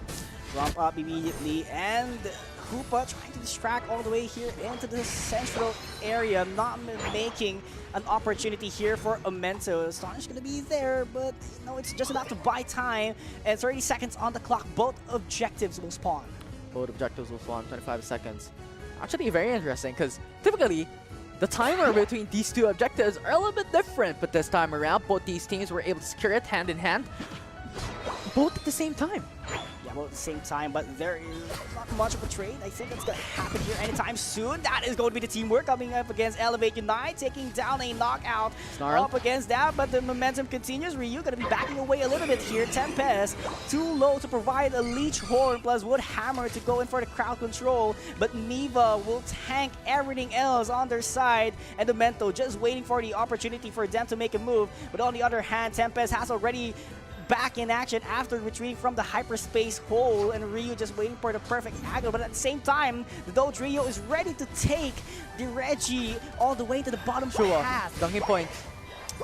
Points immediately, gonna be getting a couple here, but at the same time, Miva just zoning out every single members, every single Pokemon out here from Amento, trying to go aggressive here, but Masquerada on the other side takes down Dodrio into the bottom path. They might take the Reggie in the bottom itself. Reggie is going to be free, but on the other hand itself, Miva takes down one. The Lucario is already out in action, gonna be fainting in that situation. Drev is left alone here. The chase continues from Miva. Not going to be enough, but the follow-up here, Ryu is just roaming around in circles. But the follow-up damage from Elevate Unite is not very much present here. Yeah, but Miva, for the longest time, is going in a 4v1 situation. The power of a Tyranitar very sustainable as a Pokemon overall. And that just disabled Isanamento getting that KO. Elevate Unite now trying to go in for the contest onto Regieleki. Contest on the Regieleki, but it seems like Momento has the advantage in Wood Hammer, not going to be able to last hit the Regieleki, and Tempest is just too squishy at the hands of Momento, and they managed to knock him out. But the momentum continues here from Momento, got to be chasing for it. Hyperspace Hole is there for the retreat. Ryu not going to be making it, not going to be distracting all of the enemies, and they are deciding which and whoever, of course, to score the goal, because it is a matter of math game for Isanamento. Yeah, the overcap is insane. Isanamento was able to utilize that and now jumps up with an 80-point lead in the game. 50 seconds before the Rayquaza comes up, and Miva is still trying his best to go for extra points. But at this point, Isanamento still has the significant lead, and it's Elevate Unite who has to force the objective. Isanamento has the lead already after a couple of minutes, after almost 8 minutes into the game mark, and they are just abusing it, maximizing it out, waiting for those opportunities that Elevate Unite would be open. 30 seconds now, Elevate. They have to start having that position onto Rayquaza. Similarly, Isanamento has to get that positional advantage. If we're looking at the minimap on hand here, Ryu a little bit overextended, but they want to go for the flank. It's Umbreon who has innate tankiness, so he's able to go in, overstep the boundary squad a bit, and go back to safety. 2 minutes down the mark. Rayquaza is now up. Rayquaza online, Miva ready to front line here, and of course, look at the Hoopa just waiting for the perfect opportunity for the Unite move so that the rotation would be so quick. But on the other hand, it is Elevate going to start things off because they are behind a little bit here, but they're just waiting for the team to make a mistake. It is all about a waiting game once again. Ryu just reading the situation, finding for the other members of Elevate Unite. They are so confused where the others are. They know there's a Hoopa that could make everyone else appear on the hyperspace hole. All the Unite moves are currently available. If you're looking at Shua's positioning, It's all about playing the defense game onto the Tier 2 goal zone. They do not want any more points coming into East Monumento, considering the fact that they also have Hoopa for the rings and bounds. So at any given time, they could go in and come through into the Rayquaza pit. Look at Lucario's positioning as well. If ever Shua decides to go in for points, Lucario can jump in and deny it. Last 1 minute so far, no one has started yet. The Rayquaza, and it still is an Mental with the Lucario's lead. jumping. They're just waiting. Denies. Lucario jumped and not going to be denying the scoring because it makes it in time. But at the same time, Horn Leech going to be used to back away Miva! for his life. Oh! The camera's going to be there, not going to be pinching two members. But the Unite move comes up on their side. But the rotation going to be there, going back. Oh, that was into the massive! Iris space hole, but the ultimate comes in for the Hoopa. And they are just massive here. Gathering once again, Elevate, Unite. Unite move still ticks here on the side of Hoopa, but Mew gets the first knockout in this situation. 30 seconds on the clock. Rayquaza is still alive. Elevate, Unite trying their best to keep alive. And of course, to secure the Rayquaza, but it is an Omento zoning each and every single member of Elevate, Unite, and they can't seem to get the goal here. The goal won't be enough here. Wood Hammer going to be stopping SW here. Saltboil is down 10 seconds on the clock, and Elevate cannot seem to secure the Rayquaza and the goal, and Omento takes game number 1. What a play of time! Elevate Unite was at a disadvantage, but just 2 dunks, and they changed the tide of the game. Wow, what a diversion. For a second, I thought it was a story about Omento. It actually slipped out of my mouth that Omento secured it, but look how the tables have turned. It was just situations that Elevate Unite converted into win. Yeah, if we can recall, coming down into the final minute, it was Shua who was adventuring down onto the top part of the map. And remember the passive off a Dodrio that can split apart those points and dunk in much more quicker. And that is what Shua utilized. And Lucario was forced to jump into the Tier 2 goal zone to protect the top pad, but not wherein, in fact, Shua was able to go in for the 20 points in the process. And after that, Miva was also sneaking down into the bottom pad, gained them that 50-point dunk. And Elevate, with those 2 moves of Shua and Miva going into the Tier 2 goal zone, they got the 20-point lead. Elevate once again elevated their team composition, their strategy, the way of execution. Without securing their Rayquaza, they just needed a leeway, a diversion, a segue in order to guarantee the goals that they need in order to overtake the situation. And the reason why they're able to do just that, from that split, on Shua going on top pad, Miva going on bot pad, especially considering the significant crucial availability of the Rayquaza that could definitely give the advantage for East Monumento if they went all in. The reason for this is the availability of Hoopa. Yeah. Rings Unbound was available during that time, so if ever East Monumento decides that, you know what, we want to go for the Rayquaza, we want to go all in, it's Elevate Unite who split apart their manpower. The thing is, Hoopa is available. Rings Unbound, every single one can come through and go for the 5v5. I mean, Hoopa, very efficient. They really have to respect Hoopa, and they really need to, take action on it because it has been the main key factor, one of the key factors, aside from the Dodrio doing the segue, which is Shua. So it has been a huge impact on them to clutch the win for this game. Yeah, it definitely was. It was so close of a matchup. It was unbelievable. I was expecting East Monumento would secure the lead for the longest time, but Elevate Unite, that was a sneaky win coming through into this team. But looking back, it was Elevate Unite innately having the disadvantage in the early mid-game just because of the double, or well, rather, the EV availability on the Umbreon. You have the Mew, you have the Meowscarada that is really strong coming forward in a couple of minutes into the matchup. But Elevate Unite, hold on, persisted. Yeah, very consistent. They didn't let the pressure overcome or devour them because they were so complacent to the point that they were just very chill on their Rayquaza's pit on the final stretch. They were just looking for an opportunity, and it is just a matter of execution that followed up. It was so clean. And if you saw that final fight, it was down to the 30 seconds, and it was on. We just used the Rings Unbound, and that is just the power of Hoopa. It's always that macro game, macro advantage that Hoopa provides for the team innately, that Pokemon is very unique right now in Pokemon Unite. That just gives so much advantage for the team if it's available. I mean, yes, that only Hoopa can provide that for any single team that's competing or playing Pokemon Unite. And you mentioned that the uniqueness of Hoopa can definitely benefit the team a lot, because if the synchronization is perfect, especially for teams like Elevate or maybe other teams who are completely competitively playing here, then it is going to be a maximized potential of Hoopa. Yeah, for sure. But now, it's going to be on to the compositions once again. The draft that will be very important, onto an integral part, an integral role that it will play down into the next game, considering as well that we have a Switch inside. Now Elevate will go into the first pick, and Isen Omento will now go into the orange team. So that will just switch things up. It will be interesting what Elevate will be prioritizing this time around.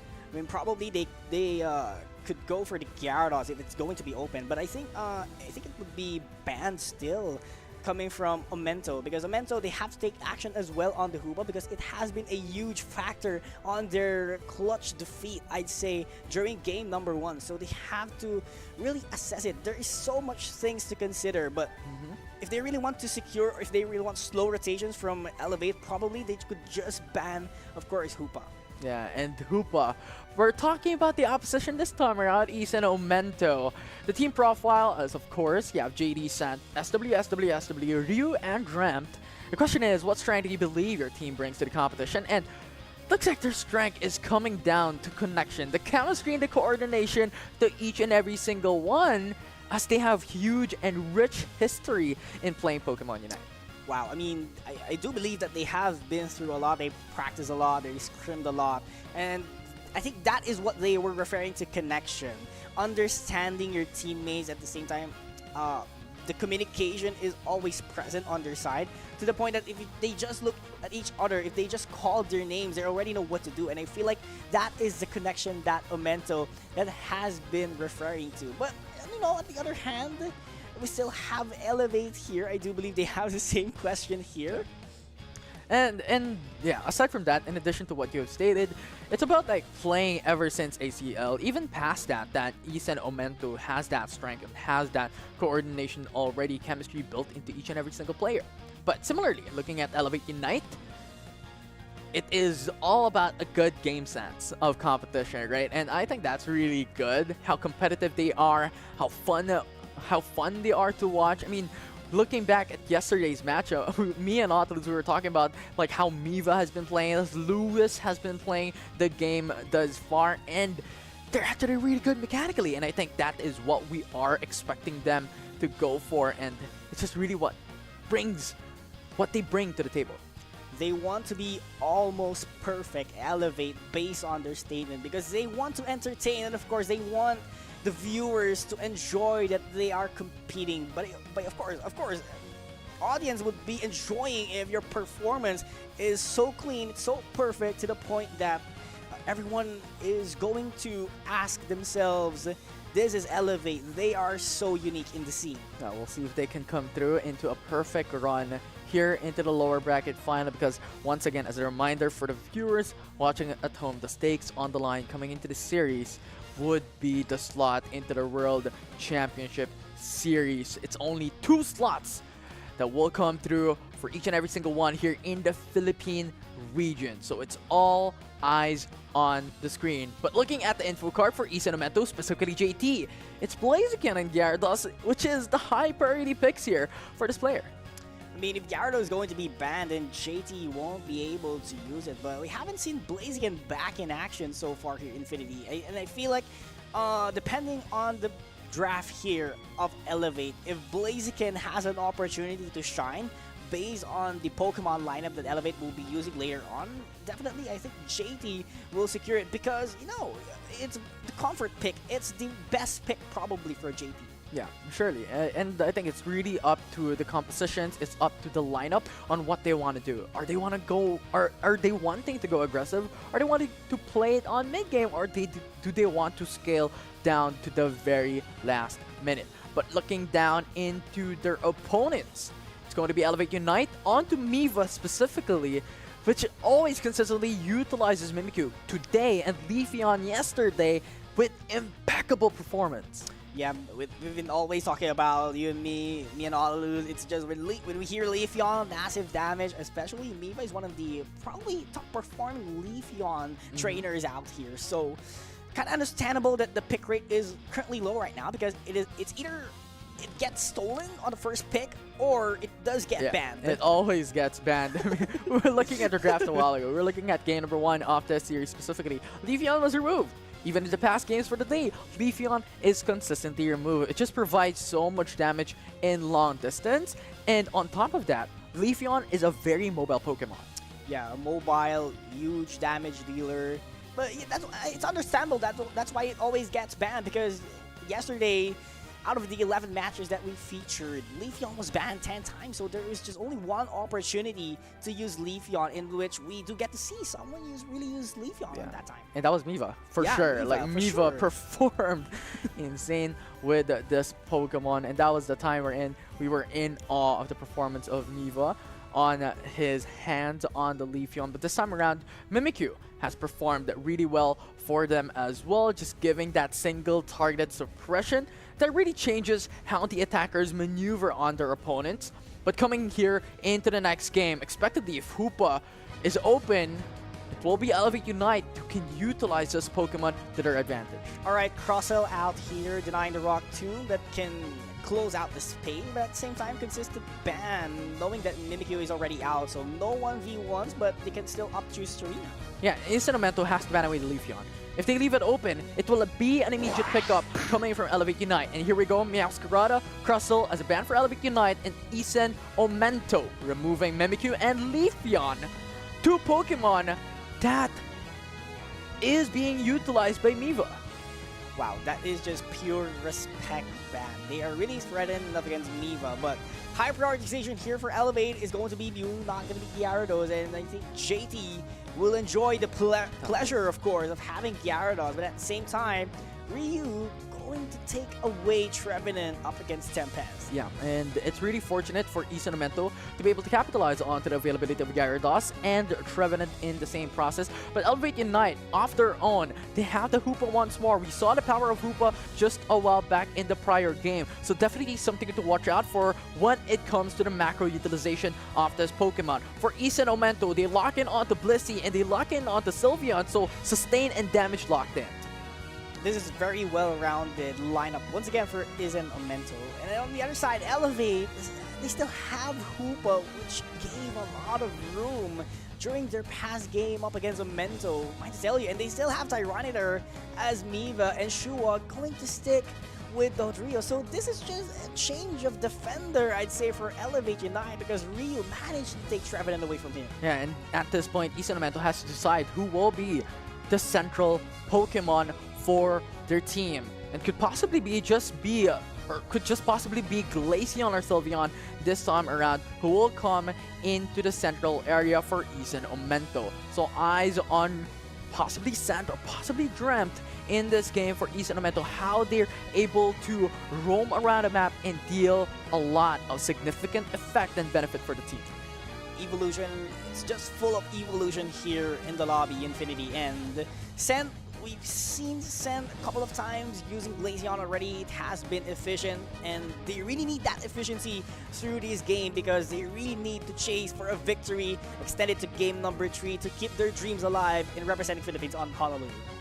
Representing the Philippines, representing the region, representing APAC East. But this is it. Elevate Unite, 1 game away to taking the 2nd slot into the World Championship Series. But looking into the bird's eye view into the composition that we have, I think both of these teams have a well-balanced draft. You have late game onto Tyranitar for the side of Elevate Unite, and early game is provided by Dodrio and the Mew availability. Umbreon is there as well to be one of their tanks, to one of their defenders coming forth into this game. And now onto their opposition, you have Sylveon, you have Glaceon, very strong early on. Gyarados evolves at level 5, so that is something to expect coming in for this game too. Yeah, that is what we expect. Elevate just needs one more push to secure their tickets to Honolulu, Hawaii. But Memento ready for the revenge story here as well, Infinity, as they are going to start things quickly here, especially JT needs to go level 5 as fast as he can. Yeah, level 5 as soon as possible. Still really funny. I like how Magikarp just flails consistently as he walks, or Splash. is it really walk? Does he walk? Does Magikarp walk? Nah. I mean, first and foremost, it doesn't walk, it doesn't have feet, and then second, It jumps? jumps, splashes only, so you kind of understand it doesn't walk. Yeah, definitely so. But right now, already at level 4 for Magikarp. One level away before Gyarados comes up. And available for Issa and Omento, but Elevate Unite, these rotations are very important. Reaching already at level 4, so Mew and Shua will be the key here on how they can push back Issa and Omento. Yeah, gotta push back Memento. Gotta apply the pressure because they're the ones controlling the game right now, because they just won the first set of this series, and Elevate just needs the momentum to keep it going, of course, in order to secure the victory. But Magikarp keeps on splashing around. You're not going to be getting the level 5 mark, and though Trio, aka Shua, will try to go aggressive, but not going to be securing the kill up against JT. And as we've mentioned, really good rotation coming in from Shua going on top side, on top of the stadium, wherein those good responses allowed them to get a lion's share of the Altarius and Swablu's availability, the bird Pokemon into the top path, which is really important if they want to gain as much experience as they can and as much level as they can. Tempest has an opportunity to score a goal here. The Pantheon won't be letting that happen, and JT level 5 right now, but not being able to evolve because the effort gauge is not yet full, so needs more time, extra time here. Has to score a goal, or probably could get a wild Pokemon in order to evolve, but Shua was just there guarding, not making an opportunity for JT to evolve. Yeah, Issa and Omento now having level 5, level 6, level 7. Really good for this team as well to be able to capitalize down into the objective to come, because the thing is, they're much greater in the perspective of strength and power in the early game matchup. So definitely something that Elevate Unite has to respect, especially since we are approaching 7-minute mark and Issa and Omento has that dominance here in the early game. JT preparing to bounce here. Does spot out a couple of members here from Elevate. Spots out Neva, and the rotation comes up from the hyperspace goal. Over to the present here, rotation comes up. 1v1 onto the bottom path. Preparing to take the objective here. The Regieleki on the top path. Yeah, it's a 4-1 split for both sides.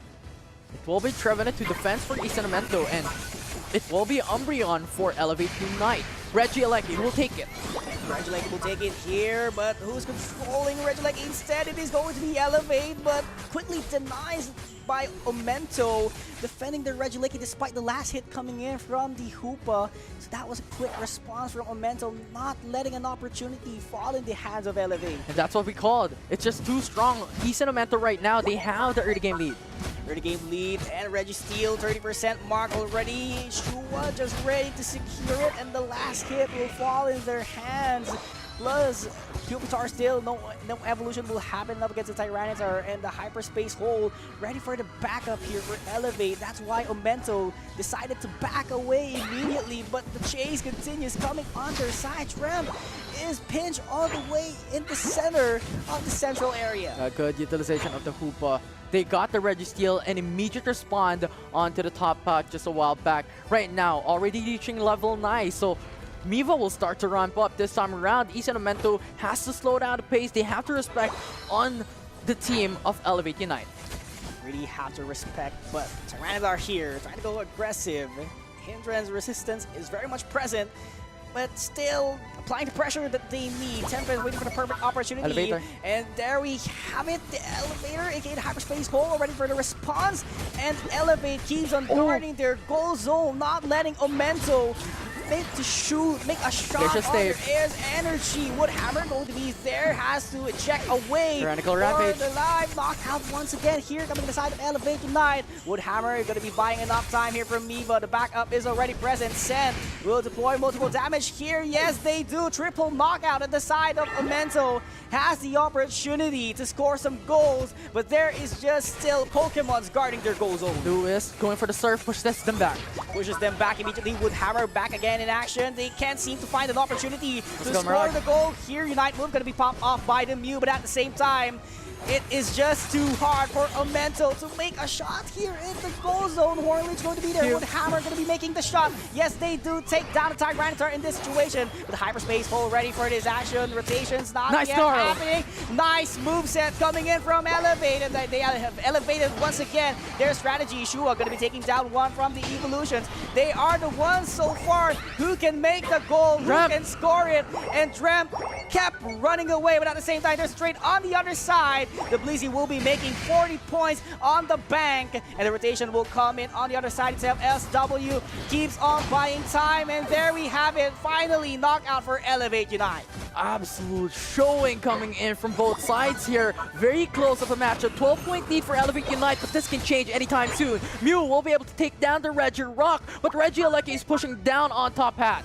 This could be an advantage for Amento already, knowing that Regieleki is pushing all the way to the top side, but the Hornleech won't be making the shot. Does get hit. Unite will be there for a knockoff, and Shua kept running away with Hammer going to be hitting the first mark. Isolated. Yes, they do hit the second, plus the knockout, and the rotation will be coming in anytime soon. Tempest and the Mew is ready for the action, but they decided to rotate immediately. Tempest going to go for the ambush itself, but the Hornleech will be there present once again. Would Hammer not going to follow up, has to go back to the base immediately from the hole that Koopa has opened for them. The bounce will be there from the Gyarados. JT Unite. The Hyper Void on the backline itself takes a double knockout on their own and just continuing, and the Mirage is already there. Not enough. Look at that, not enough. But at the same time, they managed to get a couple of kills, and Amento can take down the goal zone here in the bottom path. Isen Omento sustaining all throughout that fight, and they win it.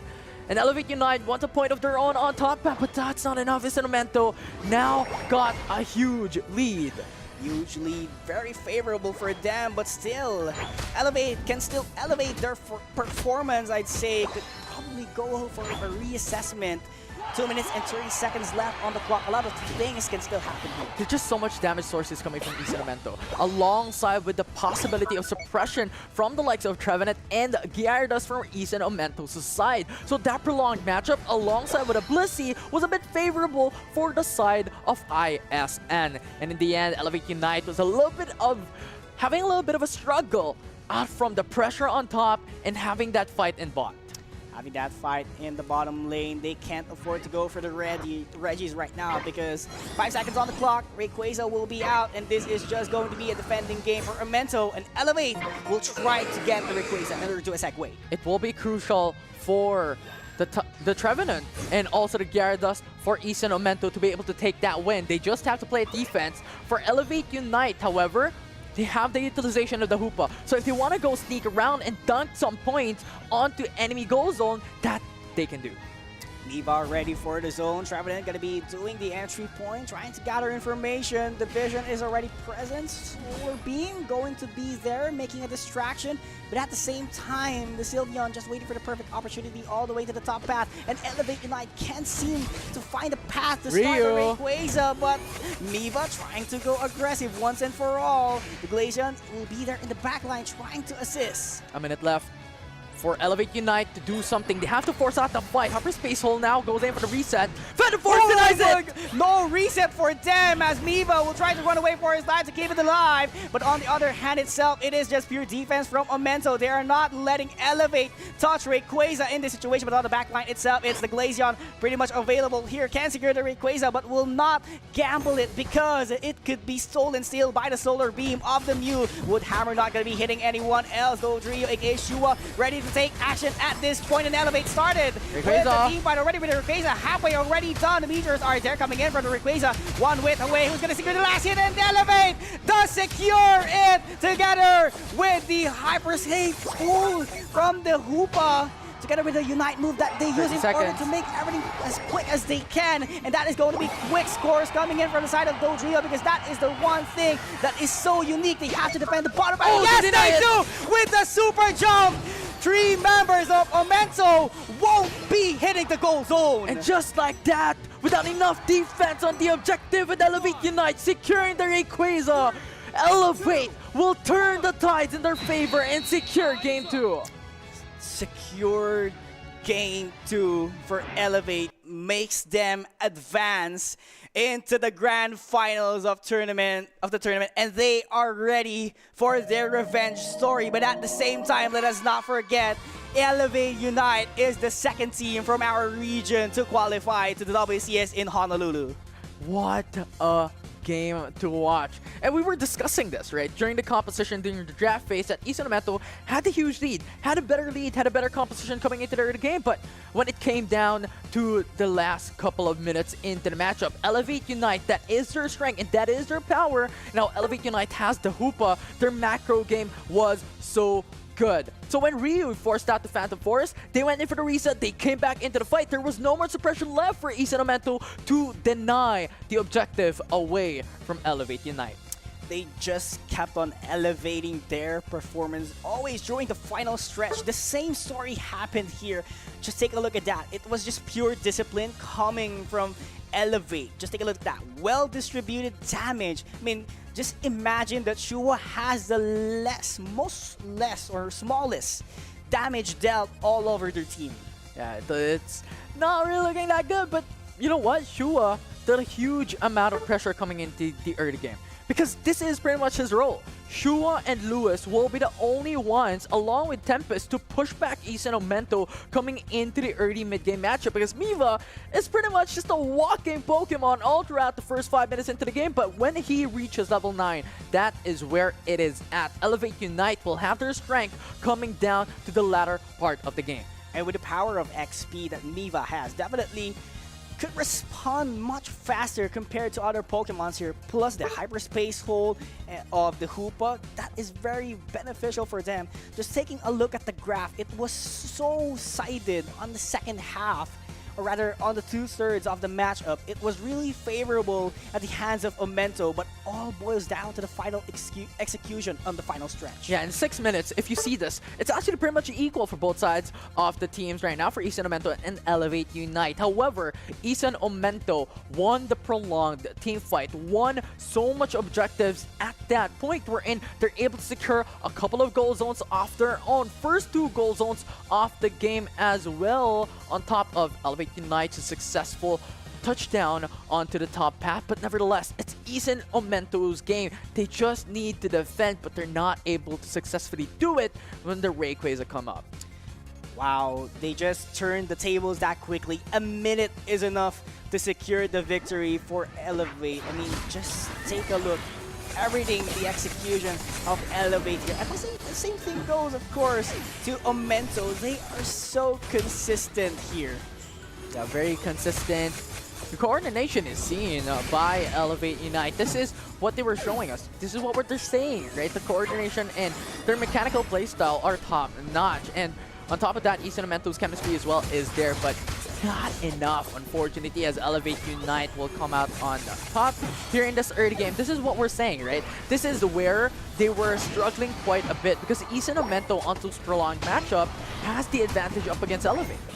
Yeah, I mean, elevated their performance. At the same time, Omento, let's not forget, they have been applying a lot of pressure. Every single team fight that they did was really favorable for them, especially if the Mew is not present. Yeah, and we have to consider, right, Trevenant and Gyarados is available for Isan Omento. And what do these two Pokemon provide? A lot of hindrances, a lot of suppression with 2 of the Unite moves. That is pretty much the biggest out of the current available Pokemon in the game.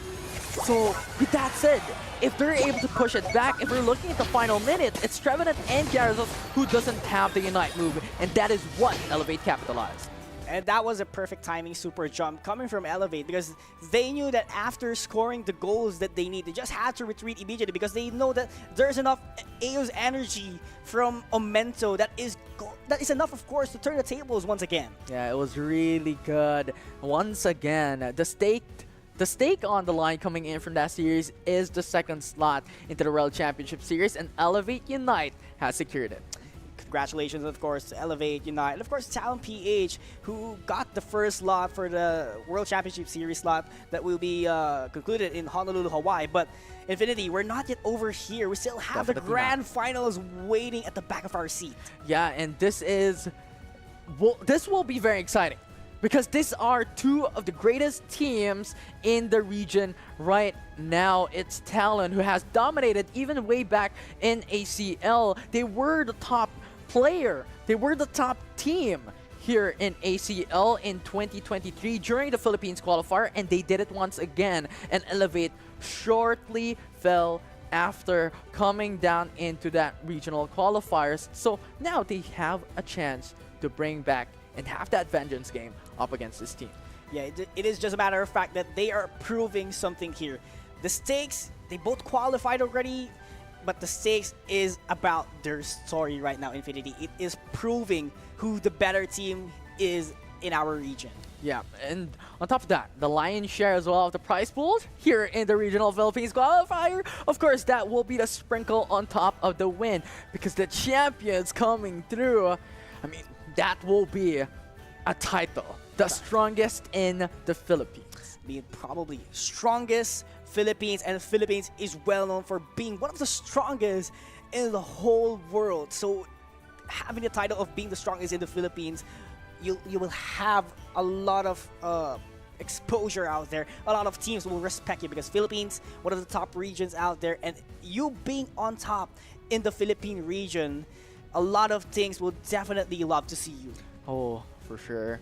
And coming down into a look on the upper bracket finals just a while back, wherein Talon did not give any breathing room against their opponents, which is Isen Omento, which they brought down into the lower final, and Elevate Unite dominated. And with those 2-0 wins for both teams, they're now waiting into the grand finals. It's Talon up against Elevate Unite. Wherein Talon has the advantage, because it will be Elevate Unite who has to beat them to best of 3 series.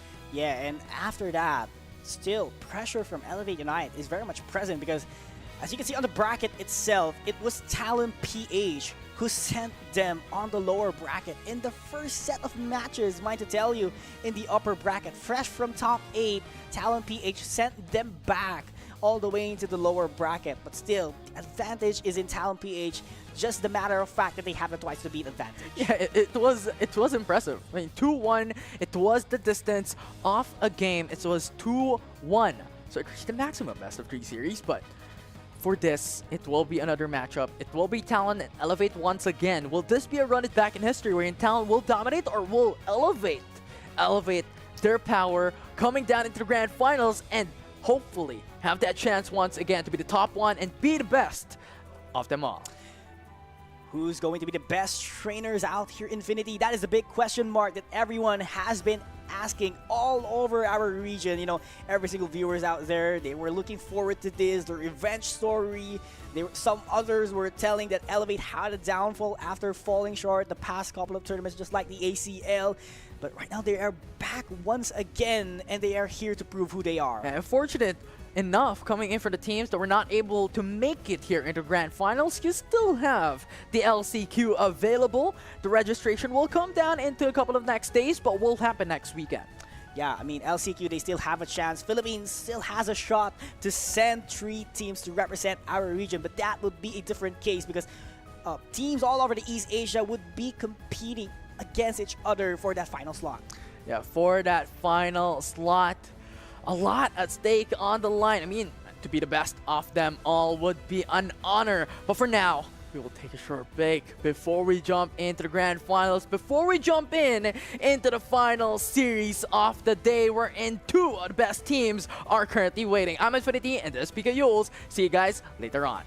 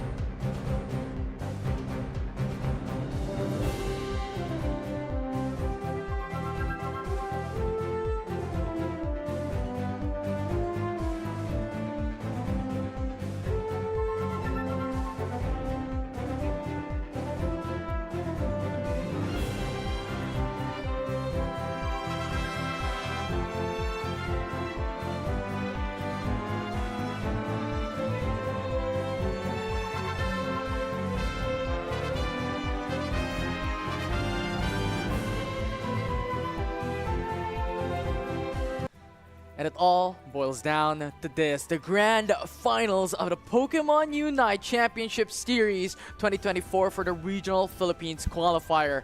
Once again, I'm Infinity. Together with me is now Oculus for the grand finals. Yeah, here to break down everything that will be in store for us here in Infinity. We have two of the best teams from the Philippines already have been identified and formalized as well.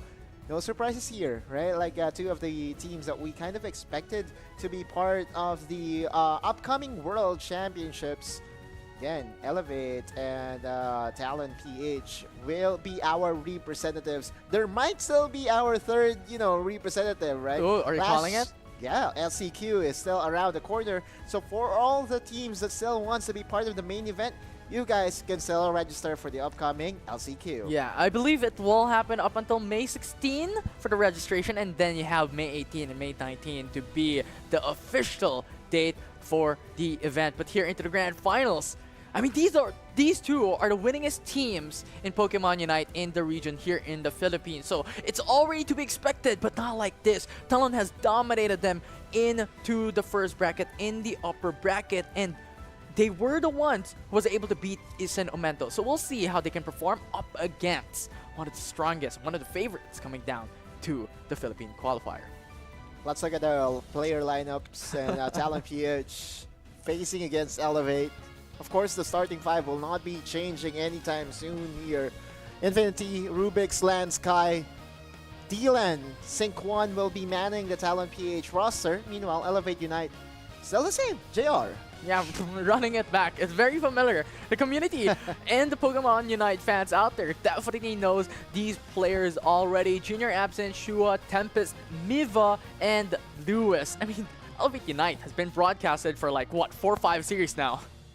Out of the 6, I think 4 of the 6 had Elevate Unite in it, and that mainly happens when you are part of the lower bracket, right?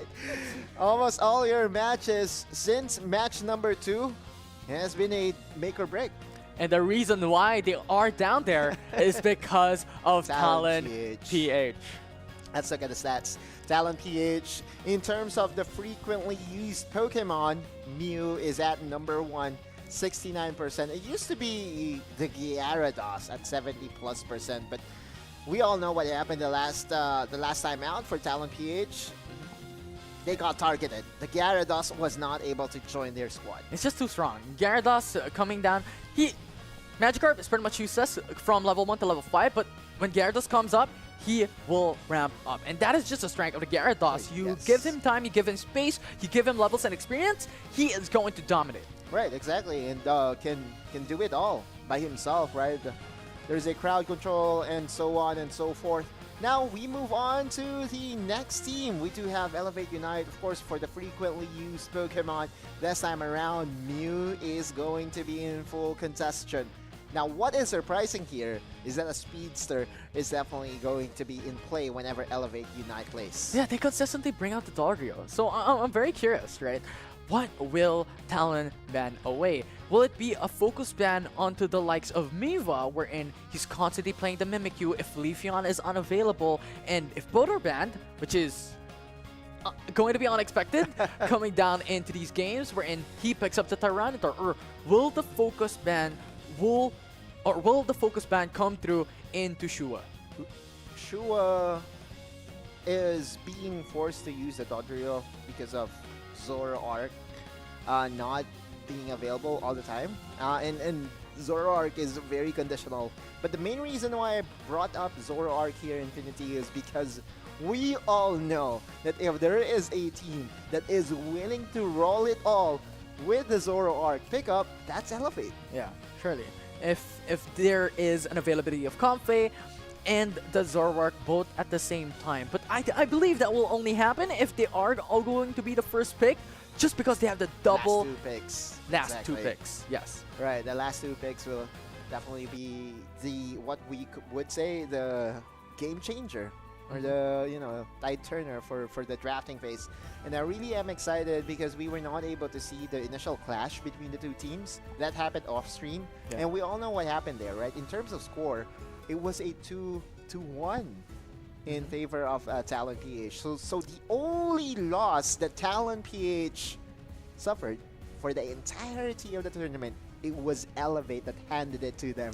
Yeah. Oh man, so can Elevate win in this particular Grand Finals matchup? Very much possible. There's still a possibility, right? It will be difficult just because you have the bracket reset, or well, the Grand Finals reset.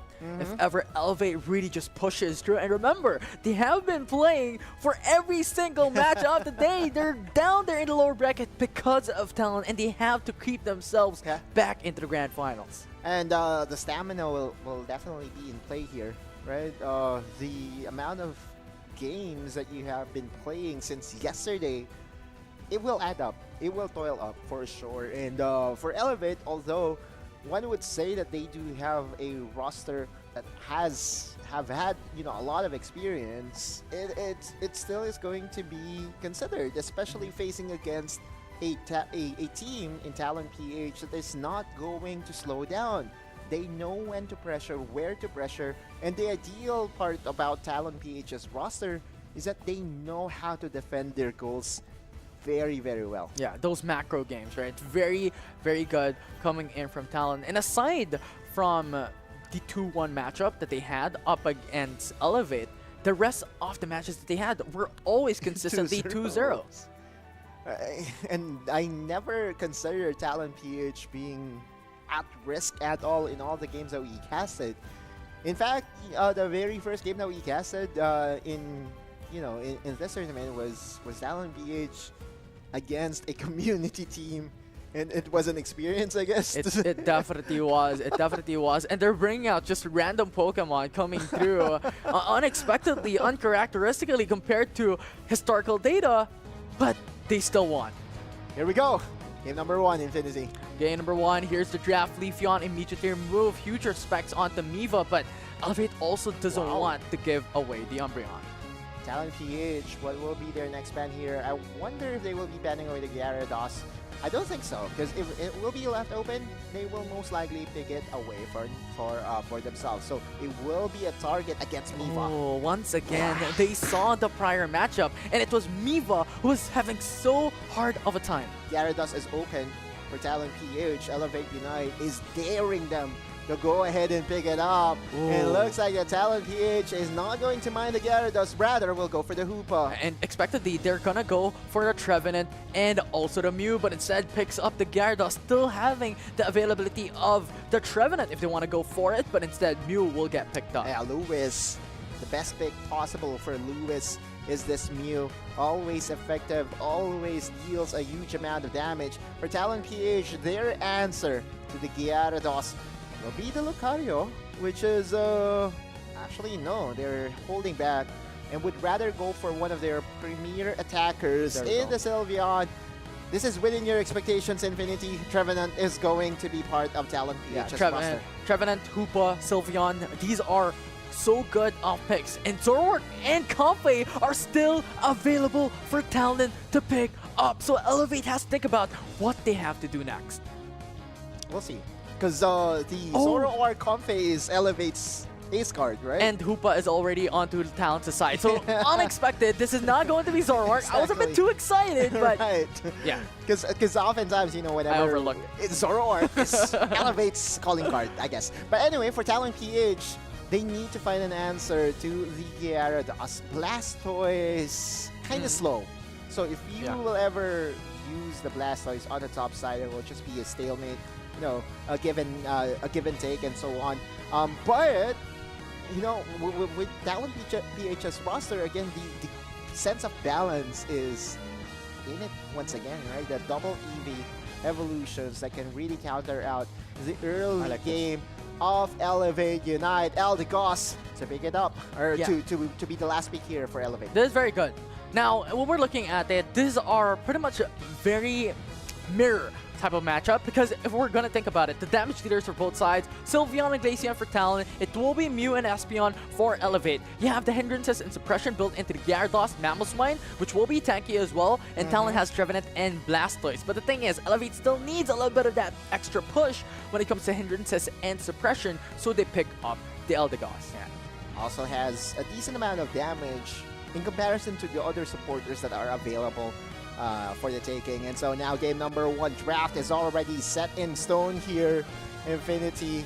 Elevate Unite really wants to support this Gyarados on the top side. Miva has been the X factor for Elevate in a lot of their games, and the Tyranitar, this should be a lot easier to scale up, right? Because comparing Tyranitar that needs to be at level 9 for him to be effective, Gyarados only needs 5 levels to be effective. And that was really a good opening coming in from Elevate Unite. It was Talon who wants to prioritize Hoopa, expectedly just because of how much benefit it provides, utility it provides for the team. It's just a better, well, not really a better supporter. Everyone's actually equal in and of itself into every single supporter, but overall, Hoopa is just too good for those resets, your HP bar going back full, coming back into those fights, so prolonged matches is favorable for Talon. And there will always be an option for the Hoopa to invade and slow down the central Pokemon for Elevate Unite, which I believe is going to be the case here because you look at the map, Hoopa already finding himself on the other side of the map, trying to invade and trying to slow down the Espeon, but the Espeon is already level 4, so to be careful. Elevate Unite, a initial 3v3 on the top side with Miva being concentrated by Lance. Nice one. It will be the Eldegoss who will secure that KO.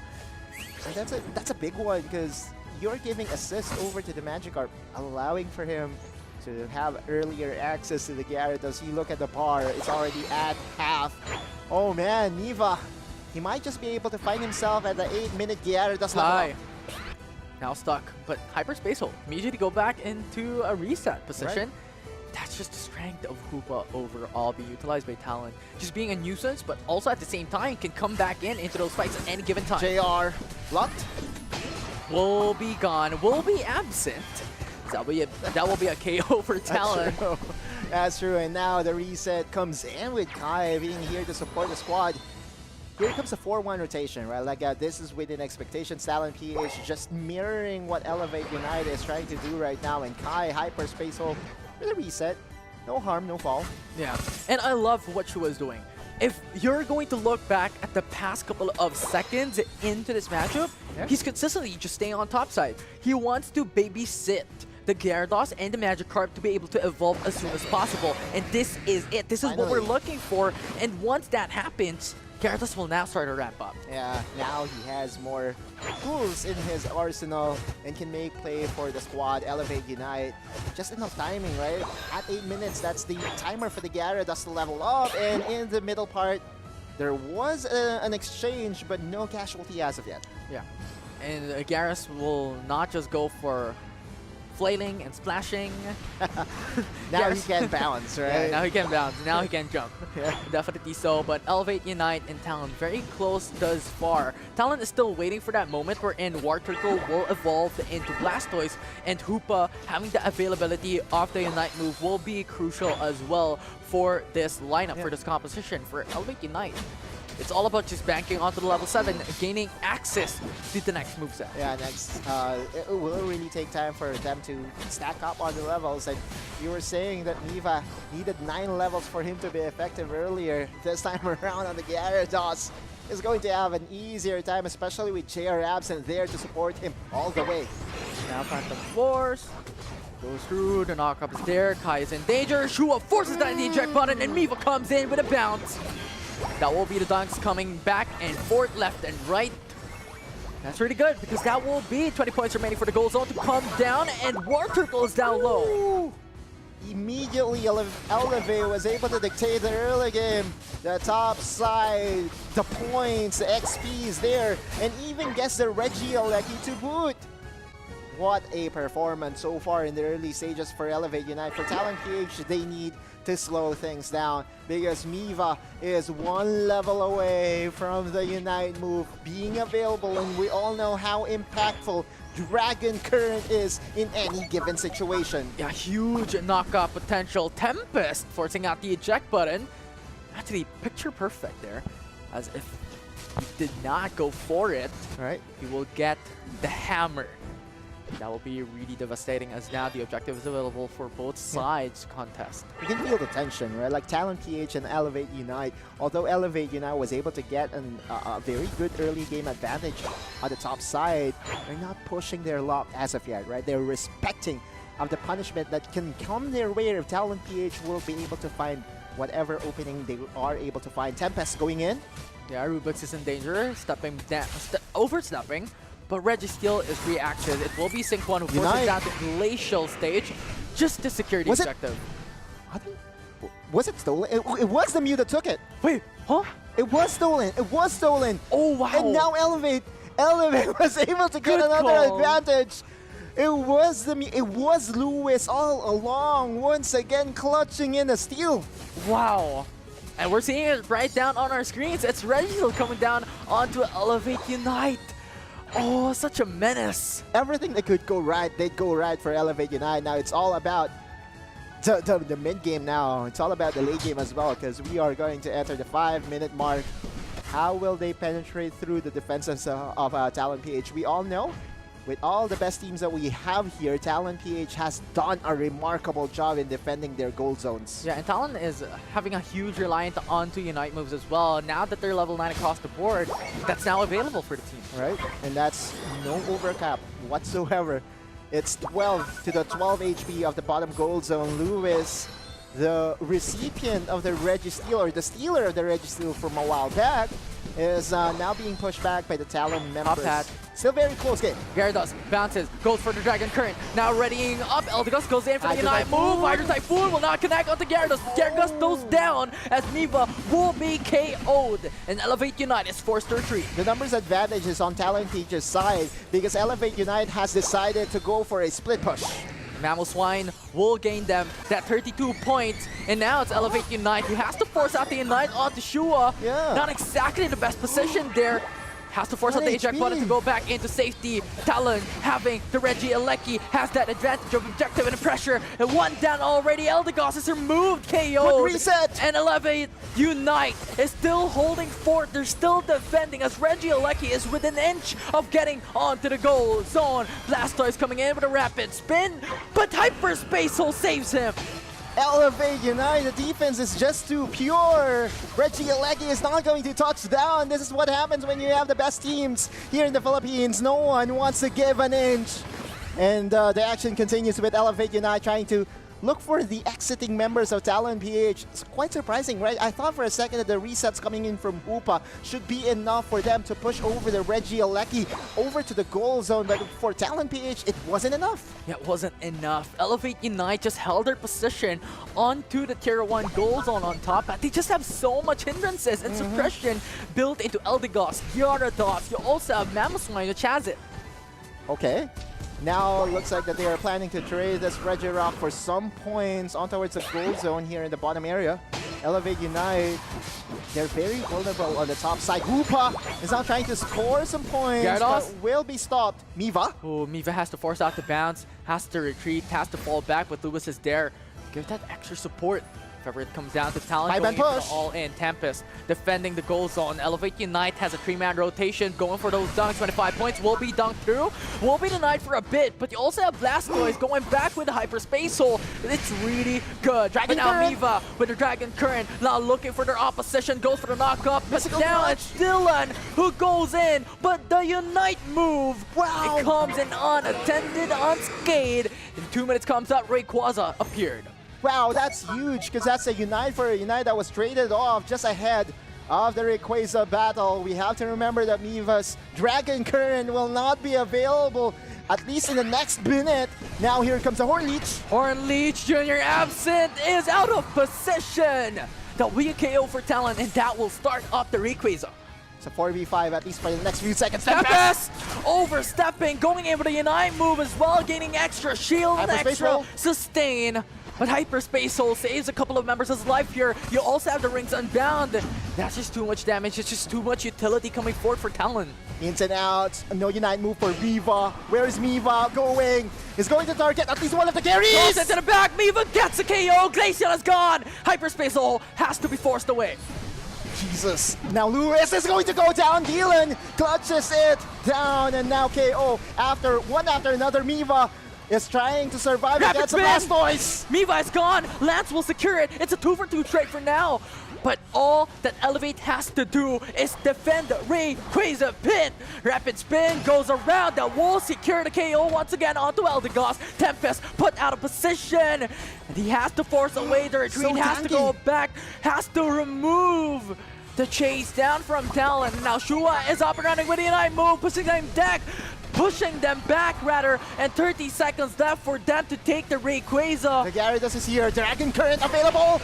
We'll see what they can do. Talon got it! Rayquaza will be secured by Talon. And Miva coming down onto the top path. Dylan is coming here. Kai as well. And that will be 200 points down the drain for Talon. That gave them the massive lead. And Elevate will have to raise the white flag on game number 1. Losing the objective against Talon. Oh, man. I thought for a second that Miva should have the opening to at least influence that Rayquaza battle, but too little, too late. Talon PH had enough burst to really take down the Rayquaza in a snap. And again, the offense-centered or the attacker-centric lineup of Talon PH making wonders once again and clutching this game 1. This is the best of 3. You know who won Talon the game? Who? Kai. Yeah. Hyperspace holes. Hyperspace hole, phenomenal. Lots of impressive. resets, right? Yeah, so much. And that was so prolonged out of 2 minutes Right. of that whole team fight. It was Kai who constantly brings back his team to full HP. Yeah, the Rings Unbound as well, helping it out. The battle of attrition.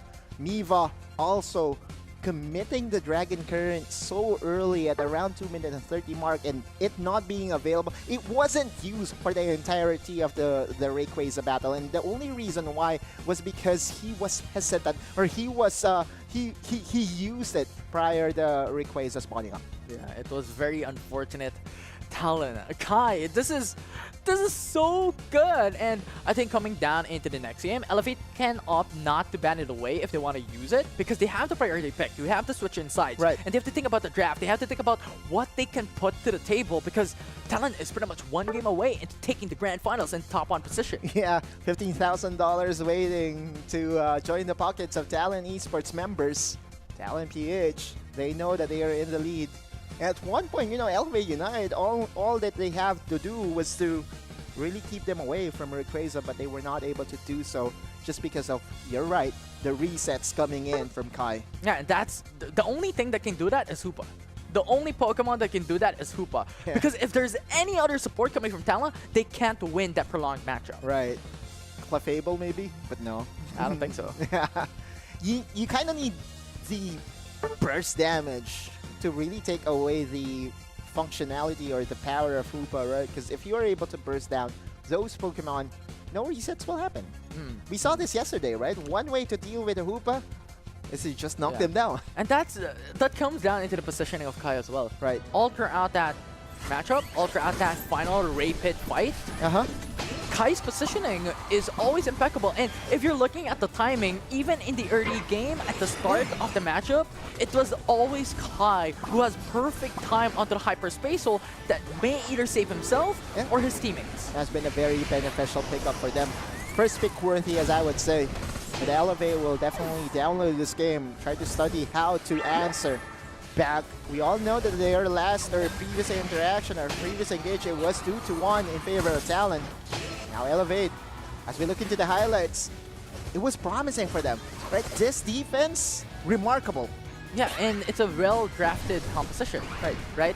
They have 2 frontliners, which is Blastoise and Trevenant, that has huge hindrances and suppression. Right. Then you have 2 early game damage dealers that can ramp up and snowball. Well, not exactly ramp up, but they can snowball out of proportion out of this game with Sylveon and Glaceon with so much damage, and Hoopa.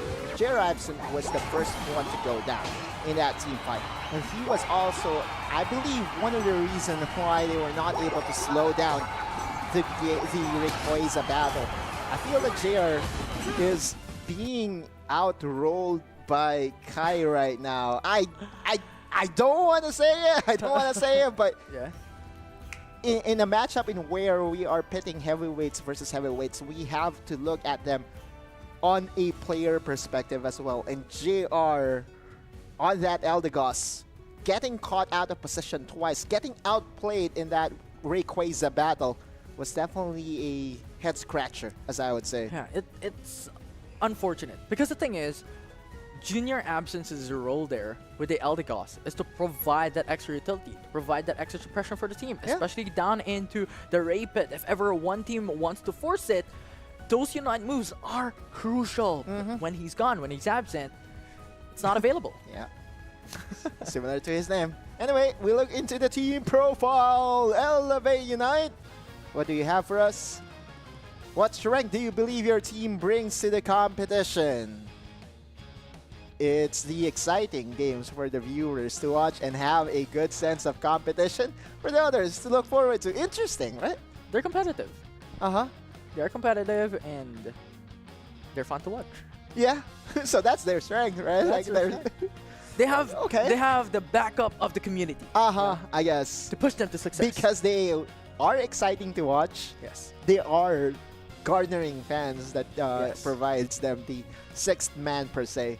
Okay, understandable. Elevate Unite still is 0-1. They need more. Next we have, of course, Talon. What will be their quotable quote this time? Quotable quotes. We'll see. Until See? I love it. I love it. See? It's the food buff. Yeah. Very common to Filipinos for us to attribute whatever we're good at to the food that we intake. Yeah. And for them, it's Ate Lorna. Yeah. If Talon may win it, if they're going in for the interview, we'll ask him like, Right. what's Ate Lorna's food for the day? Menudo. Adobo. It's very Filipino, right? Very Yeah. classic. But yeah, for Talon, it's they have a very straightforward answer to the question though. What is their strength? And their strength is the food, the X factor, the X power, the X speed is the food being provided and prepared by Ate Lorna. Yeah, now I'm really curious. Like, what food is that? Because that's food for champions, right? Food for the gods, maybe. Ooh, Oh, I love that. that was good. That was good. Uh-huh. But looking down into the similar Ooh, team Kai! for Kai. Are we going to have a support matchup? Ooh, that will be interesting. Very well so, because Junior Absent versus Kai. most likely is, right? Like you have Kai, Clefable, Koopa, both, I believe, are there to provide sustain for the team, right? Yeah, and it's a very interesting pick because the thing is, I was assuming that Blissey will be much more favorable and much more prioritized by Right. Talon just because of how much it provides. You have that little bit of knockback. You also have that extra bit of sustain. Yeah, But Clefable is much more favorable for Kai, looking at the stats. I think it's the uptime, right? Like the amount of healing that you can do For Moonlight. as a Clefable from the Moonlight is more readily available compared to the Blissey. It's just like full-on utility that Kai wants. Exactly, right? Like Clefable, in fact, we saw this from PUACL, right? Like from the last tournament that we casted together. If ever there will be a sustained battle, it will be between Hoopa and Clefable's Moonlight, right? Those are the only two Pokemon that can really out-sustain each other. Oh, well, it's a debate, but surely looking back at ACL on how it happened there, but looking at it, Kai just really wants that sustain. Really Right. just wants that uptime for the team, and given how game one Hey. ended, it was too good. But looking at Junior Absent, here we go. You're very excited to it. Exactly, right? Like JR Absent will be the one to have a duel against Kai, and Kai in game number 1 was a very integral part of their win. Yeah? What if his name is not Junior Absent? What if it's Junior Absentee? No. Okay, first off, it was a joke. It was a joke.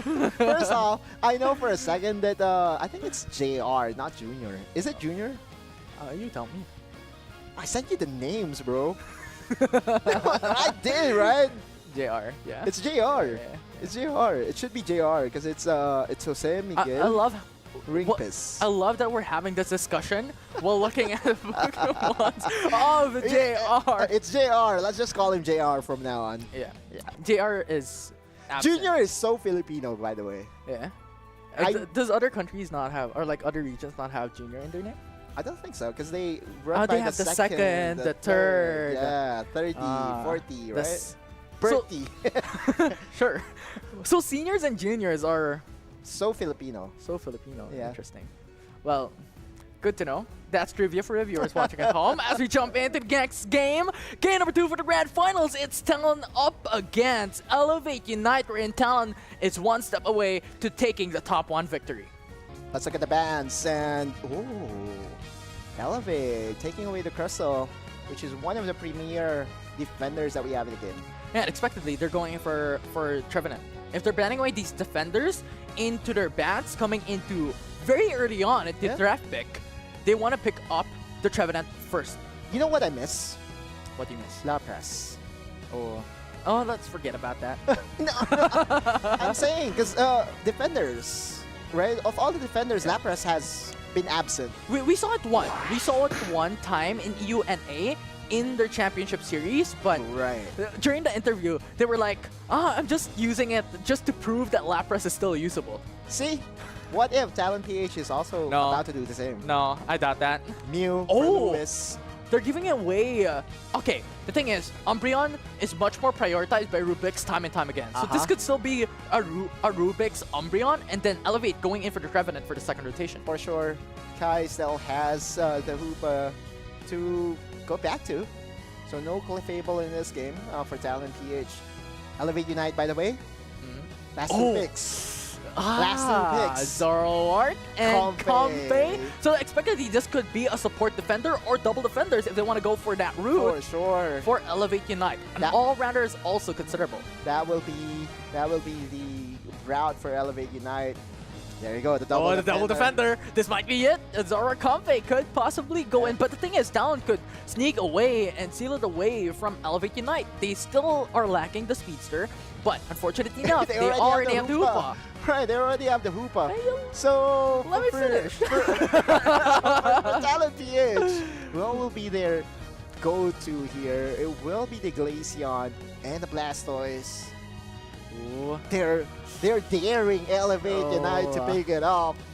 And for Comfey, Elevate, Zoroark. go ahead, Dodrio or Although- Zoroark. Although there's a lot of risk. If they went in for Zoroark and Comfey, they're banking on Zoroark to be able to come through and dominate. And that's exactly what they're doing. I love it. I agree. I love it. Because for Elevate, it's one way to show what you are identified as. And Yeah. Elevate is known to be that team that will not hesitate to bring out the Zoroark, but Talon PH comes in prepared. Slow Beam is one of the direct counter to a Zoroark that is rampaging. Yeah, and at that point, Zoroark can't do nothing. So Exactly. they really have to be wary of the position. They have to be wary of slow bro. So it's really a good answer for Talon. So they were like, we're playing mind games here. We're doing a double bluff. You can pick up the Zoroark. Yeah. We have an answer. You have to remember the Talon PH and Elevate Unite are very familiar with each other. They know that they are the two best teams here in the Philippines. And so, yeah, we know your tendencies and we know what answers to the questions of how to stop a Zoroark that is rampaging. Although one thing to note, for Talon PH, Slow Beam will not be available up until the latter part of the game. So, if Shua gets the snowball that he needs, the Slow Beam might just be negligible. And there's another layer of difficulty. Because we all know Hoopa is actually quite strong coming into the early game. Very mobile as well as a Right. Pokemon. You have the Hyperspace Hole. And the thing is, with that availability of utility, Hoopa from Talon could just jump in, invade, constantly just confuse and be a nuisance to Zoroark all throughout the early game. True. But you cannot feed the Zoroark more experience. You cannot You have the accelerate. Hyperspace Hole though. Yeah, but you still have to respect the amount of damage that Zoroark can bring into the Sure. table. See, I tell you right now, if that will be the consideration for Talon PH, if they really want to invade the jungle camps here or the forest camps here of Zoroark, they need extra care. They need something else. Yeah, you definitely need something else. So we'll see. Right now, No invade as of yet. yeah, no invade. I was expecting it. Because Talon is so confident. They were so dominant coming into the early matchup. They could definitely do it. Plus, they have the double EVs as well. So very strong Right. coming into the early game. That's the goal, right? Again, it's just about having the early game dominance. And also to note, there is this comfy factor as well. So you kind of have to really be mindful of when to invade, where to invade. Lance, by the way, just playing with fire right there and then. No harm as of yet, and very quiet early game within expectations as well. Yeah. Well, a little bit of a different expectation for me. Really? Yeah, because Hoopa is really strong coming into the game. You have the double Eevees that it's really strong. Yes, you have the slow roll and the Swirtle, which is very unfortunate that they have to ramp up, but at that point, it's Talon that could utilize this. Fighting for the lane birds, it will be Talon. This is the strength of their early game double Eevees. Right, and basically just a very quick trade-off. And the bigger prize here is that they were able to slam some more points. Shua going to the backside. Dylan is down low already. Half HP remaining. Those damage hurt so much. Dylan almost got taken out. Not yet over. Not yet over. Jumping around. Very mobile as a Pokemon. And Talon will not be able to get that KO onto Shua. And thus far, really good. Yeah, but the bigger prize is that Shua was able to slam those 21 points in. That just means that he has more experience, and this is within expectations, right? You need to follow all those resources onto your primary carry. Meanwhile, Rubik's and company, they're okay. They're fine. They're fine. They're basically they're saying, sitting. okay, sure, Pretty. fine, that Chilling. happened. But here comes the critical part.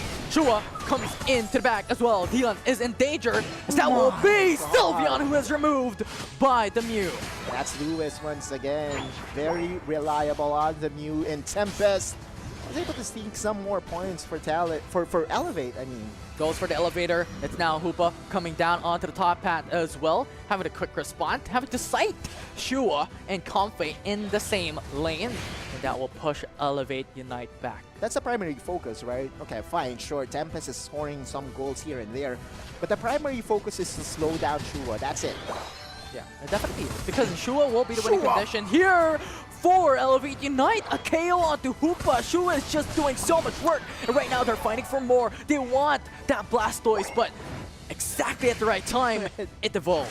Oh man, and this is the thing for Shua, right? Like we are witnessing Elevate play to their pace. No mistakes whatsoever, just standard methodical approach, and having to feed Shua whatever resources needed. Meanwhile, Talon PH is actually doing a very good job in defending the zones. Yeah, defending the zones. You also have 2 objectives available right now. Gold zone removed already.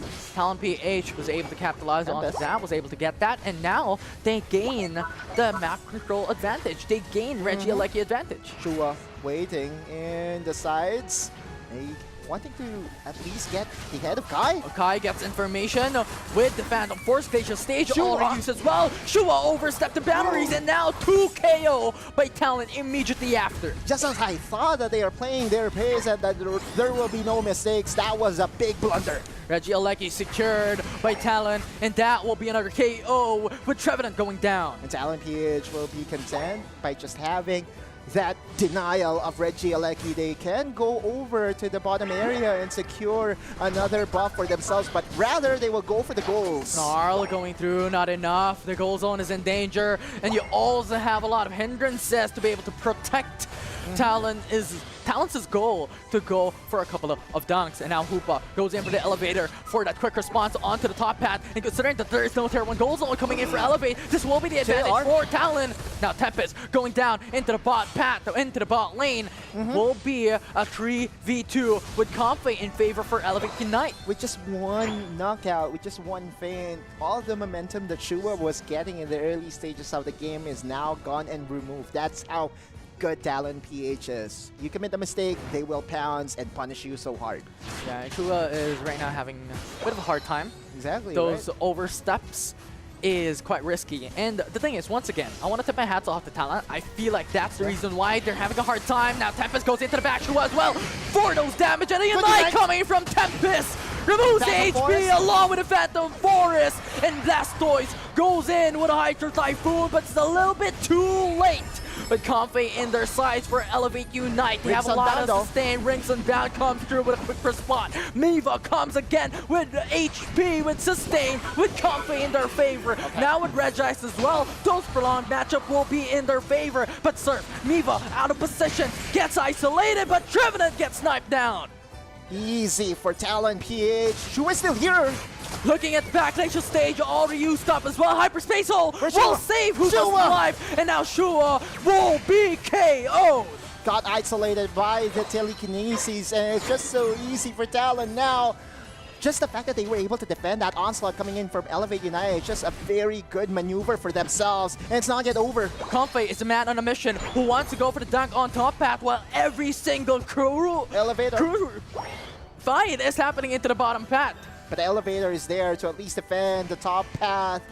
No destroyed goal zone as of yet, and lands half HP. Needs to be careful. Rubik's, by the way, is already level 10. Yeah, yeah. It's 12 points away onto removing the tier 1 goal zone into the bottom path, so they really have to defend because this will give an advantage off objective coming for Elevate Unite, and now Shua is in danger. Down low already, he has to force out a couple of movesets there Unite to come back. Wait, the Flower Fields was invested.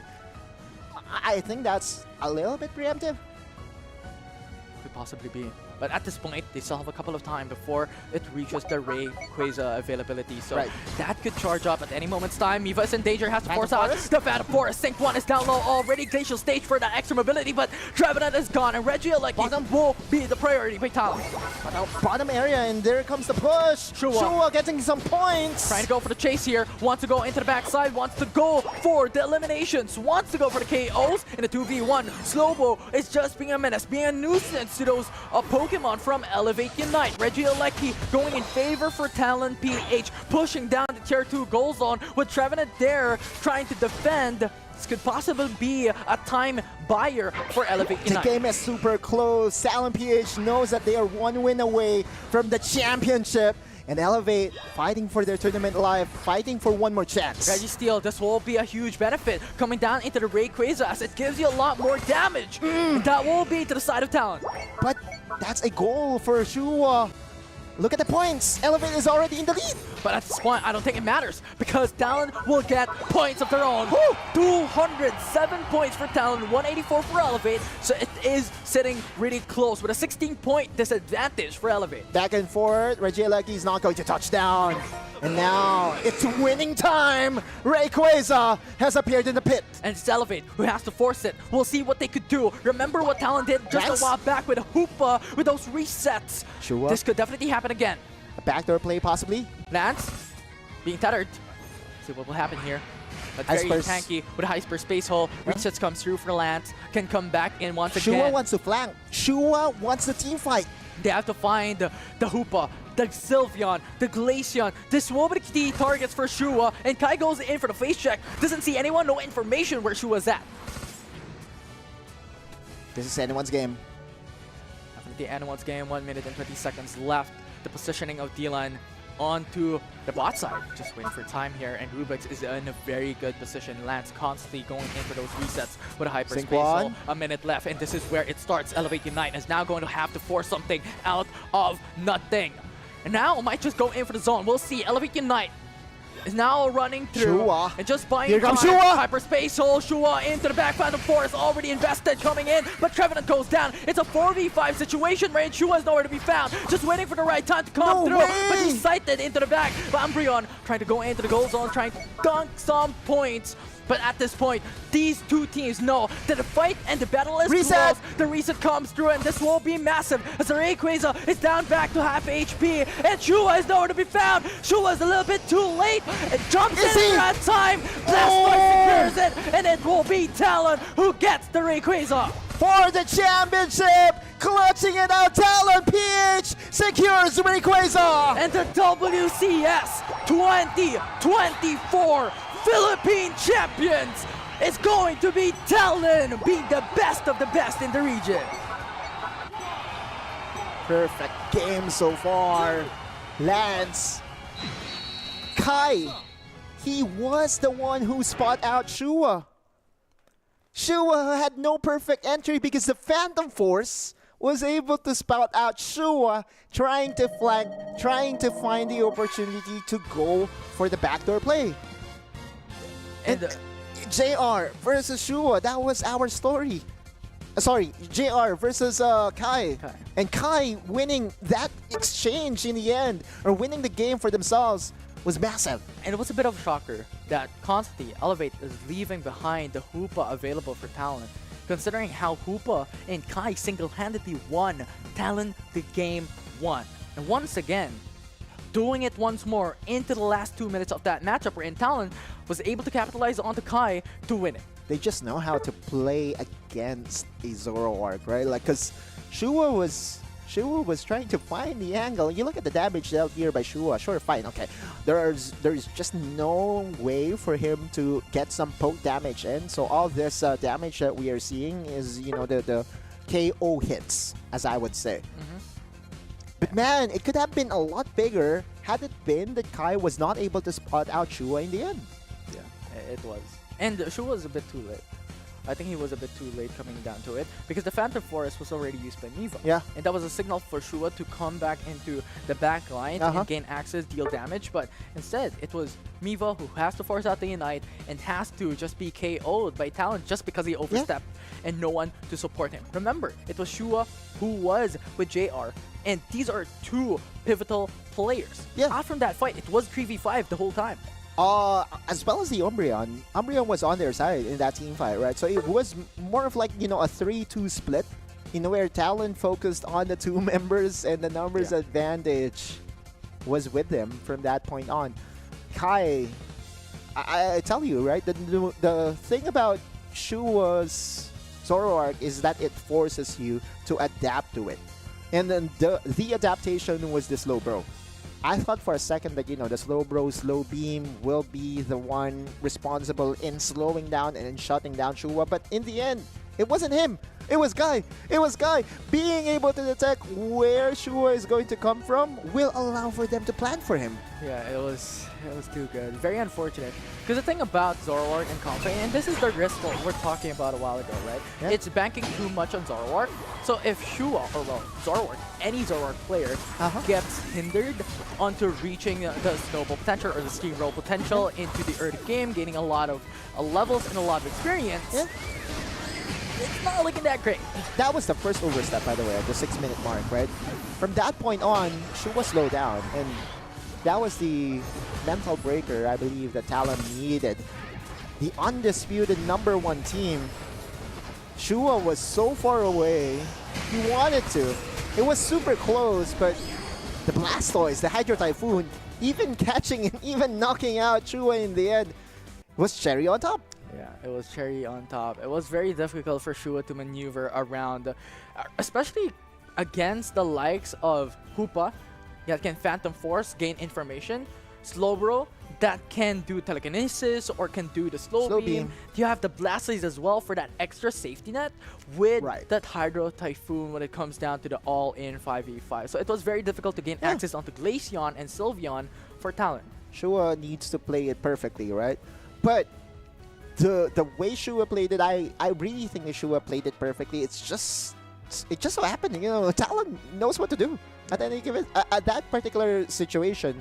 Information is king, right? And just by being able to know where Shua is coming from is already the game winner, the checkmate move from Talon. He was the winning condition. Exactly. So yeah, if you know where his location is, if you had that GPS, checkmate. It was a very quick checkmate, and again a very well-deserved win for Talon PH. They will be representing the Philippines for seed. Meanwhile, Elevate still the top 2 team and will still be representing our region for the upcoming WCS main event. Yeah, and remember, for the viewers watching at home that just came in, we have 2 slots available for the Philippines region coming into the World Championship Series, and it will already be Talon and Elevate. What they were fighting for the Grand Finals was the title, was the prestige on becoming the best of the best.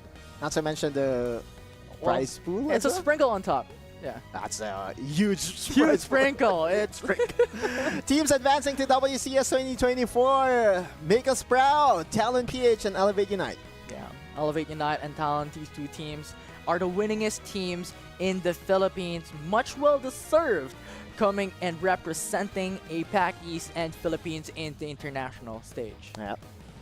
I love it. Right, like these are the 2 teams that are pretty much equipped to stand against the best of the best from not just here in Asia, but the entire world. Yeah. I mean, we're producing championship teams.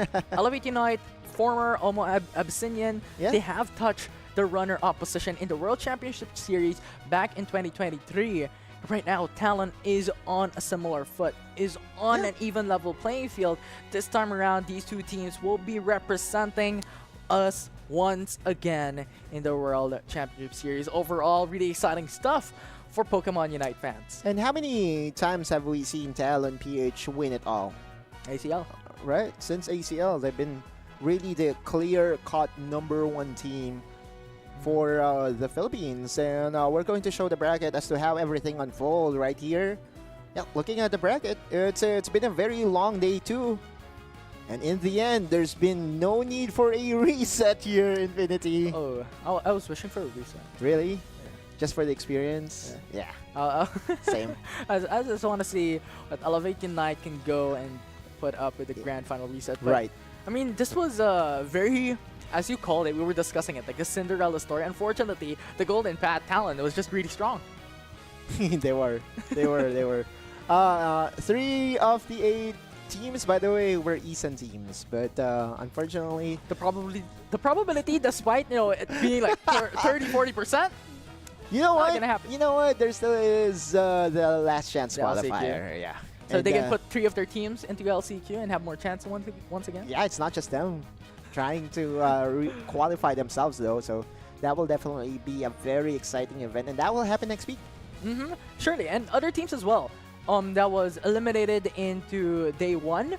Unfortunate that they were not able to make it to top 8, but once again, registration for the LCQ is still open up until May 16. May 18 and May 19 will be the occurrence of the LCQ for APAC East, but the top 1 of Talon will be the ones who will get the lion's share of the prize pool of 15,000 USD. And of course, Elevate Unite being the second place will get 7.5. Not bad. Not bad.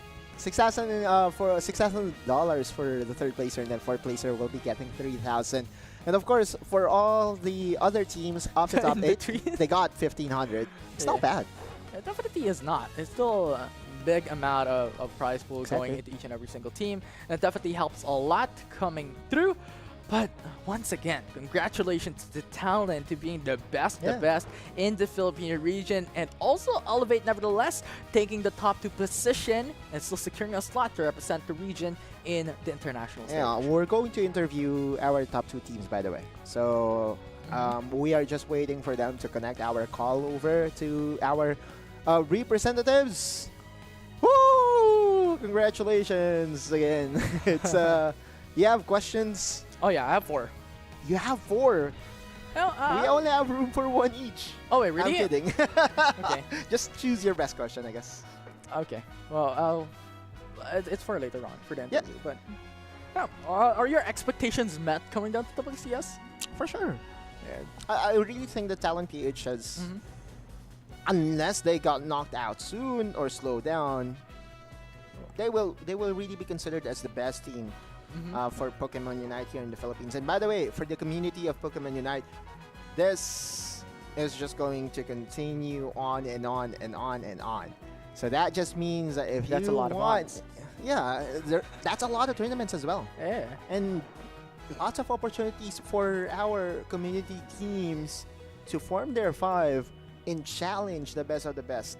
Talon PH might have the crown today, but who knows? They were just crowned right now, and you want to remove their crown? No, it's more of me trying to entice our viewers to form a team moving forward. to actually contest and challenge the crown and the throne. Yeah. The Talon is currently setting up, but we'll see. Because that's the only way for us to also be stronger as a region, right? I mean, as they call it, right? If you want to be the best, you have to beat the best. Uh-huh. And Talon is right now the best in the Philippines. It's also the practice environment, right?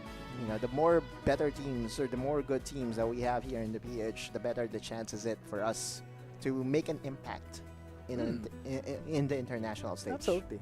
I mean, having a higher competitive level, a competitive ceiling overall for the region is a good sign. Definitely a good sign, but coming down into those games, 2 games, very, very quick actually. Time passed through too quick. Yeah, for Talon PH, they just dropped 1 game.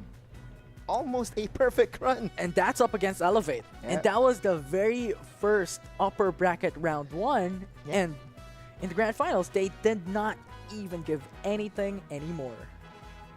One of my proudest moments, I believe, and I think you will agree with me on this, is us being able to telegraph the draft. The draft, yeah. Of Elevate. That just means that, you know, we know our players, we know who we are sending, we know what they're good at, what they're strong at.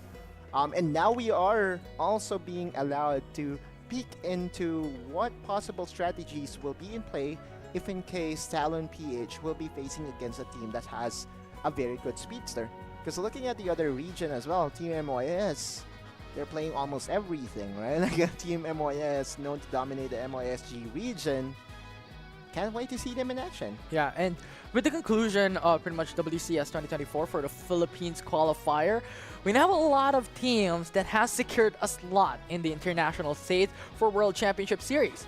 We have Team Fusion that was able to take the top 1 finish in the AOS Cup Championship, and you also have Team Imperial from LAS Circuit Points, Shin and Rodai from Taiwan HK being the champions of that region. You also have Team MOS. We saw their qualifiers, and they were dominant. They're one of the strongest coming into the APAC region.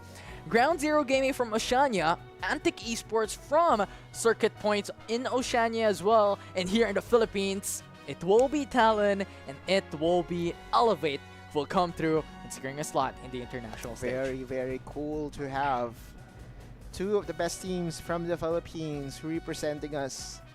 And it will not stop there, right? There still is this. LCQ. I'm predicting at least one of the Filipino teams to really come out on top. Ooh. I really think that as a region, we are a very good team.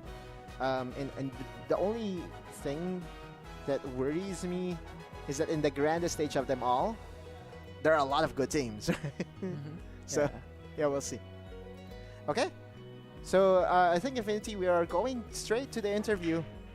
And we are going to interview, of course, our... I think my question is, who are we going to interview first? The champion or the second placer? Yeah, it will be interesting. But as we are moments away from the interview, right? These players have a lot of competitive experience already. I mean, Elvin in the World Championship Series for 2023, that's a powerhouse. And that's one of the firsts coming as well into the Philippine region. And once again, they could replicate the same degree of power showing into other regions for Pokemon Unite. And I love how you mentioned a while ago that the Philippine region is one of the strongest. Yeah. And might just be biased, but you know what? With the performance of Talon a while ago, insane. All right, so we're going straight to the interview, I believe. Infinity. We're just waiting for the line to connect. Yeah, very exciting times. We are going to have that opportunity to interview the best of the best, the champions that we have for the Philippines Qualifier. Welcome, Talon. Hello, Talon. Celebrate tayo ha. Celebrate ha.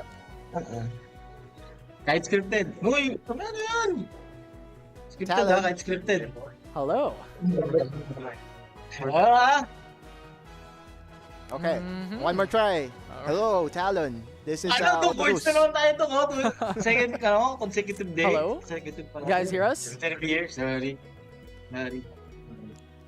Okay. But, But, while we're waiting. yeah. Kai? I mean, we were able to, I believe, interview some of them just like last year in ACL. It was Bertie only, though. Yeah, well, it's still a manager. He's still a manager, right? So, it's still Talon overall. And we had passport mo eh. It was really there was Passport? someone using Switch and connecting it to our monitor. Yeah, so it was that was good. That was cool. Yeah, and while we're out, we were having a couple of interviews left and right as well, a couple of questions. But All right. All right. Hello, Talon. Narinig niyo ba kami? Ayan na. Hello? Hindi pa wala pa eh. Ano pa eh. Hello? Sineset up pa guys. Easy. Talon? Okay, first and foremost, congratulations for an absolute dominant Tagalog. run. Ay, sorry. Congratulations sa pagkapanalo nyo dito sa WCS Philippines Qualifier, and congratulations na nakasecure Hindi kayo namin ng narinig yung slot caster, sa hello? WCS. So, Makamit sila boss. So, Uy, sure. Ano ba, Mino? kailangan, Yeah! I think, ayan na. Ay, Naririnig ko na yung sarili ko. Ayan. Talon? Yeah, hello? Hello, ayan, si Otto Lusto. Isa sa mga caster at una sa lahat, congratulations. Mag-hi ka muna kung naririnig mo kami. Lahat kami nandito. Lahat kayo nandyan. Yeah. Kumusta ka dyan? Nagpadala na ba ng ano? May naririnig ako, nagpadala ng ano, si Bertie ba to? parang si Bertie. Walang kam. Oo, walang Hello. kam, walang kam. Pero ano, palapit na lang yung mic para mas marinig ka namin, idol. Oo, kasi medyo mahina sa amin eh. Wala palang Ayan. camera. Hello, Ayan. yes. We're all here. All team members. Ayan, yung Ayun. kompleto ang Talon PH. Simulan mo na, Infinity. Ano yung mga unang tanong mo para kina Bertie at Talon PH? Okay, sige. Simulan na natin ang medyo mainit-init. Okay. Ano ang niluto ni Ate Lorna kaninang umaga at hapon? Anong kinain ng mga champions? Banana Q! Banana Q. Banana Q. Oo. Sarap merienda. Yun pala ang sikreto ni Ate Lorna. Meron pa? O banana Q lang? Bulalo! Sarap. Sarap. Nagutom ako bigla. Grabe naman pala ang pagkain ng mga kampiyon. Ako naman, mula sa akin, ang katanungan ko para sa Talon PH, expected nyo ba yung ilalabas yung Zoroark Convey? Pinaghandaan nyo ba talaga?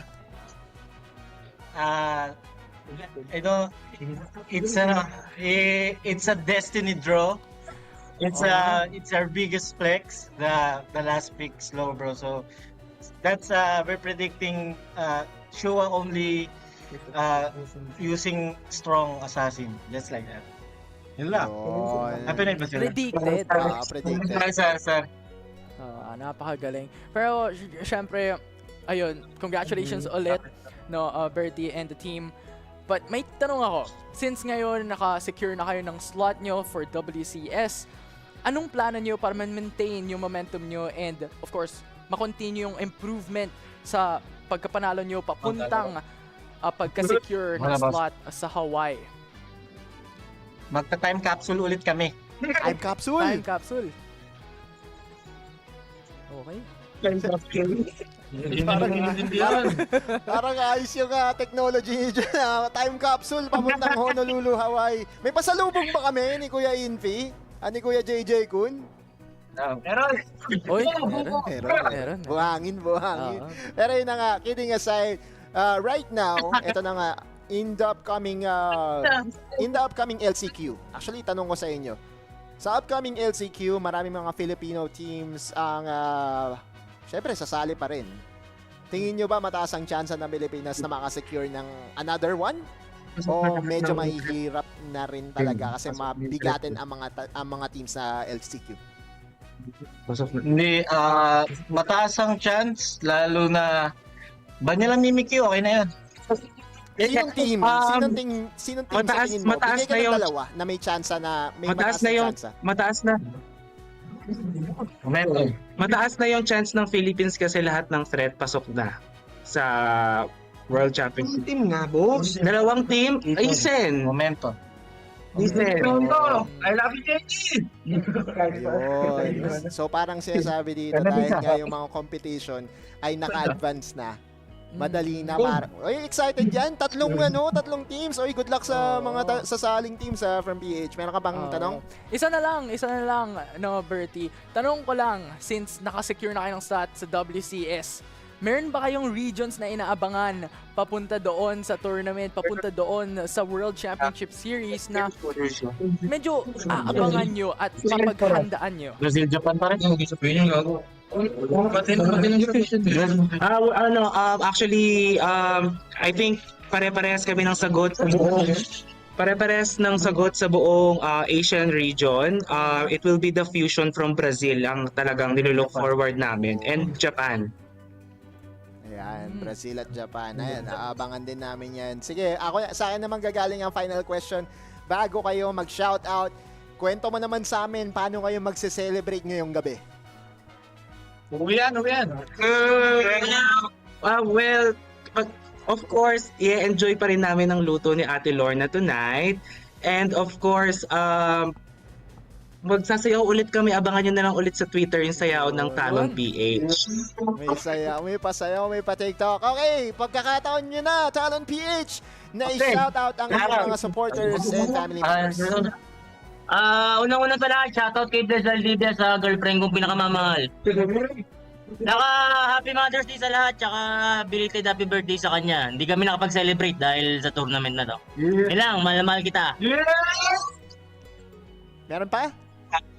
Ako pa. Shoutout to my wife na nanonood, and then sa dalawang kids ko, sila Ivo and Ives, and sa lahat ng mga sumusuporta sa akin sa mga messages nyo, bibigyan nyo ako ng strength. So, shoutout to my family and shoutout sa family Constantino. Thank you, and sagat maitan. Thank you. Ako rin. Shoutout sa girlfriend ko, si Kenneth Chris. Tapos Happy Mother's Day din sa mama ko. Happy Mother's Day. Sorry kung wala ako sa bahay ngayon. And lastly, Shoutout sa pamilya ka nanonood, tsaka sa mama ko. Happy Mother's Day. yes.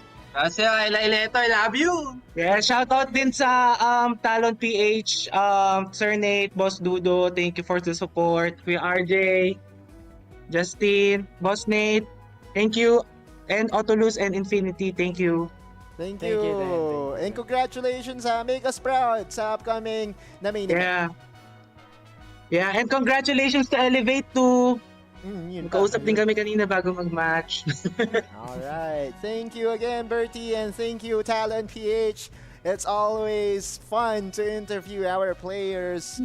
The best of the best. The champions here in Infinity, and no questions, right? They are the best team in the Philippines. Now, we are going to confirm if we will still have the chance to talk to Elevate, our top two teams, or our top two team. But for the information of everybody, care to translate what was the gist of the interview? Okay, so basically, they ate bulalo and banana Q for Ate Lorna's food. Okay, describe banana Q for our international viewers. It's sugar-coated banana. Sugar glazed, right? Was it the glaze? Yeah, I think that's the cooking method. You glaze it. You glaze it? Yeah, you glaze it. Of course, before we jump into the translation, I just want to invite the teams that were not able to make it out here today to jump into the LCQ. We still have the opening up until May 16 for the registration for the APAC East LCQ qualifier. And the event day will happen on the 18th and the 19th of May. That will be next weekend. So, really quick. Coming down for the Philippines Qualifier, we have the LCQ. No rest for the other teams, right? The expectations were already set, Infinity. And even Talon PH had a specific team in mind, or a couple of teams in mind, that might just be able to do it, might just be able to be the third team for the upcoming main event. Infi. Yeah, absolutely phenomenal. They're waiting for a lot of teams, and they are going to show their best coming forward into the WCS. Everyone, that is pretty much it. Pokemon Unite Championship Series Regional Philippines Qualifier will come to a close. In behalf of myself, of Ataluz, and also Pikayos, thank you very much for tuning in for the regional qualifiers. And once again, next week will be the LCQ. Thank you very much. That's it. Congratulations to Talon and Elevate. See you guys on the next one.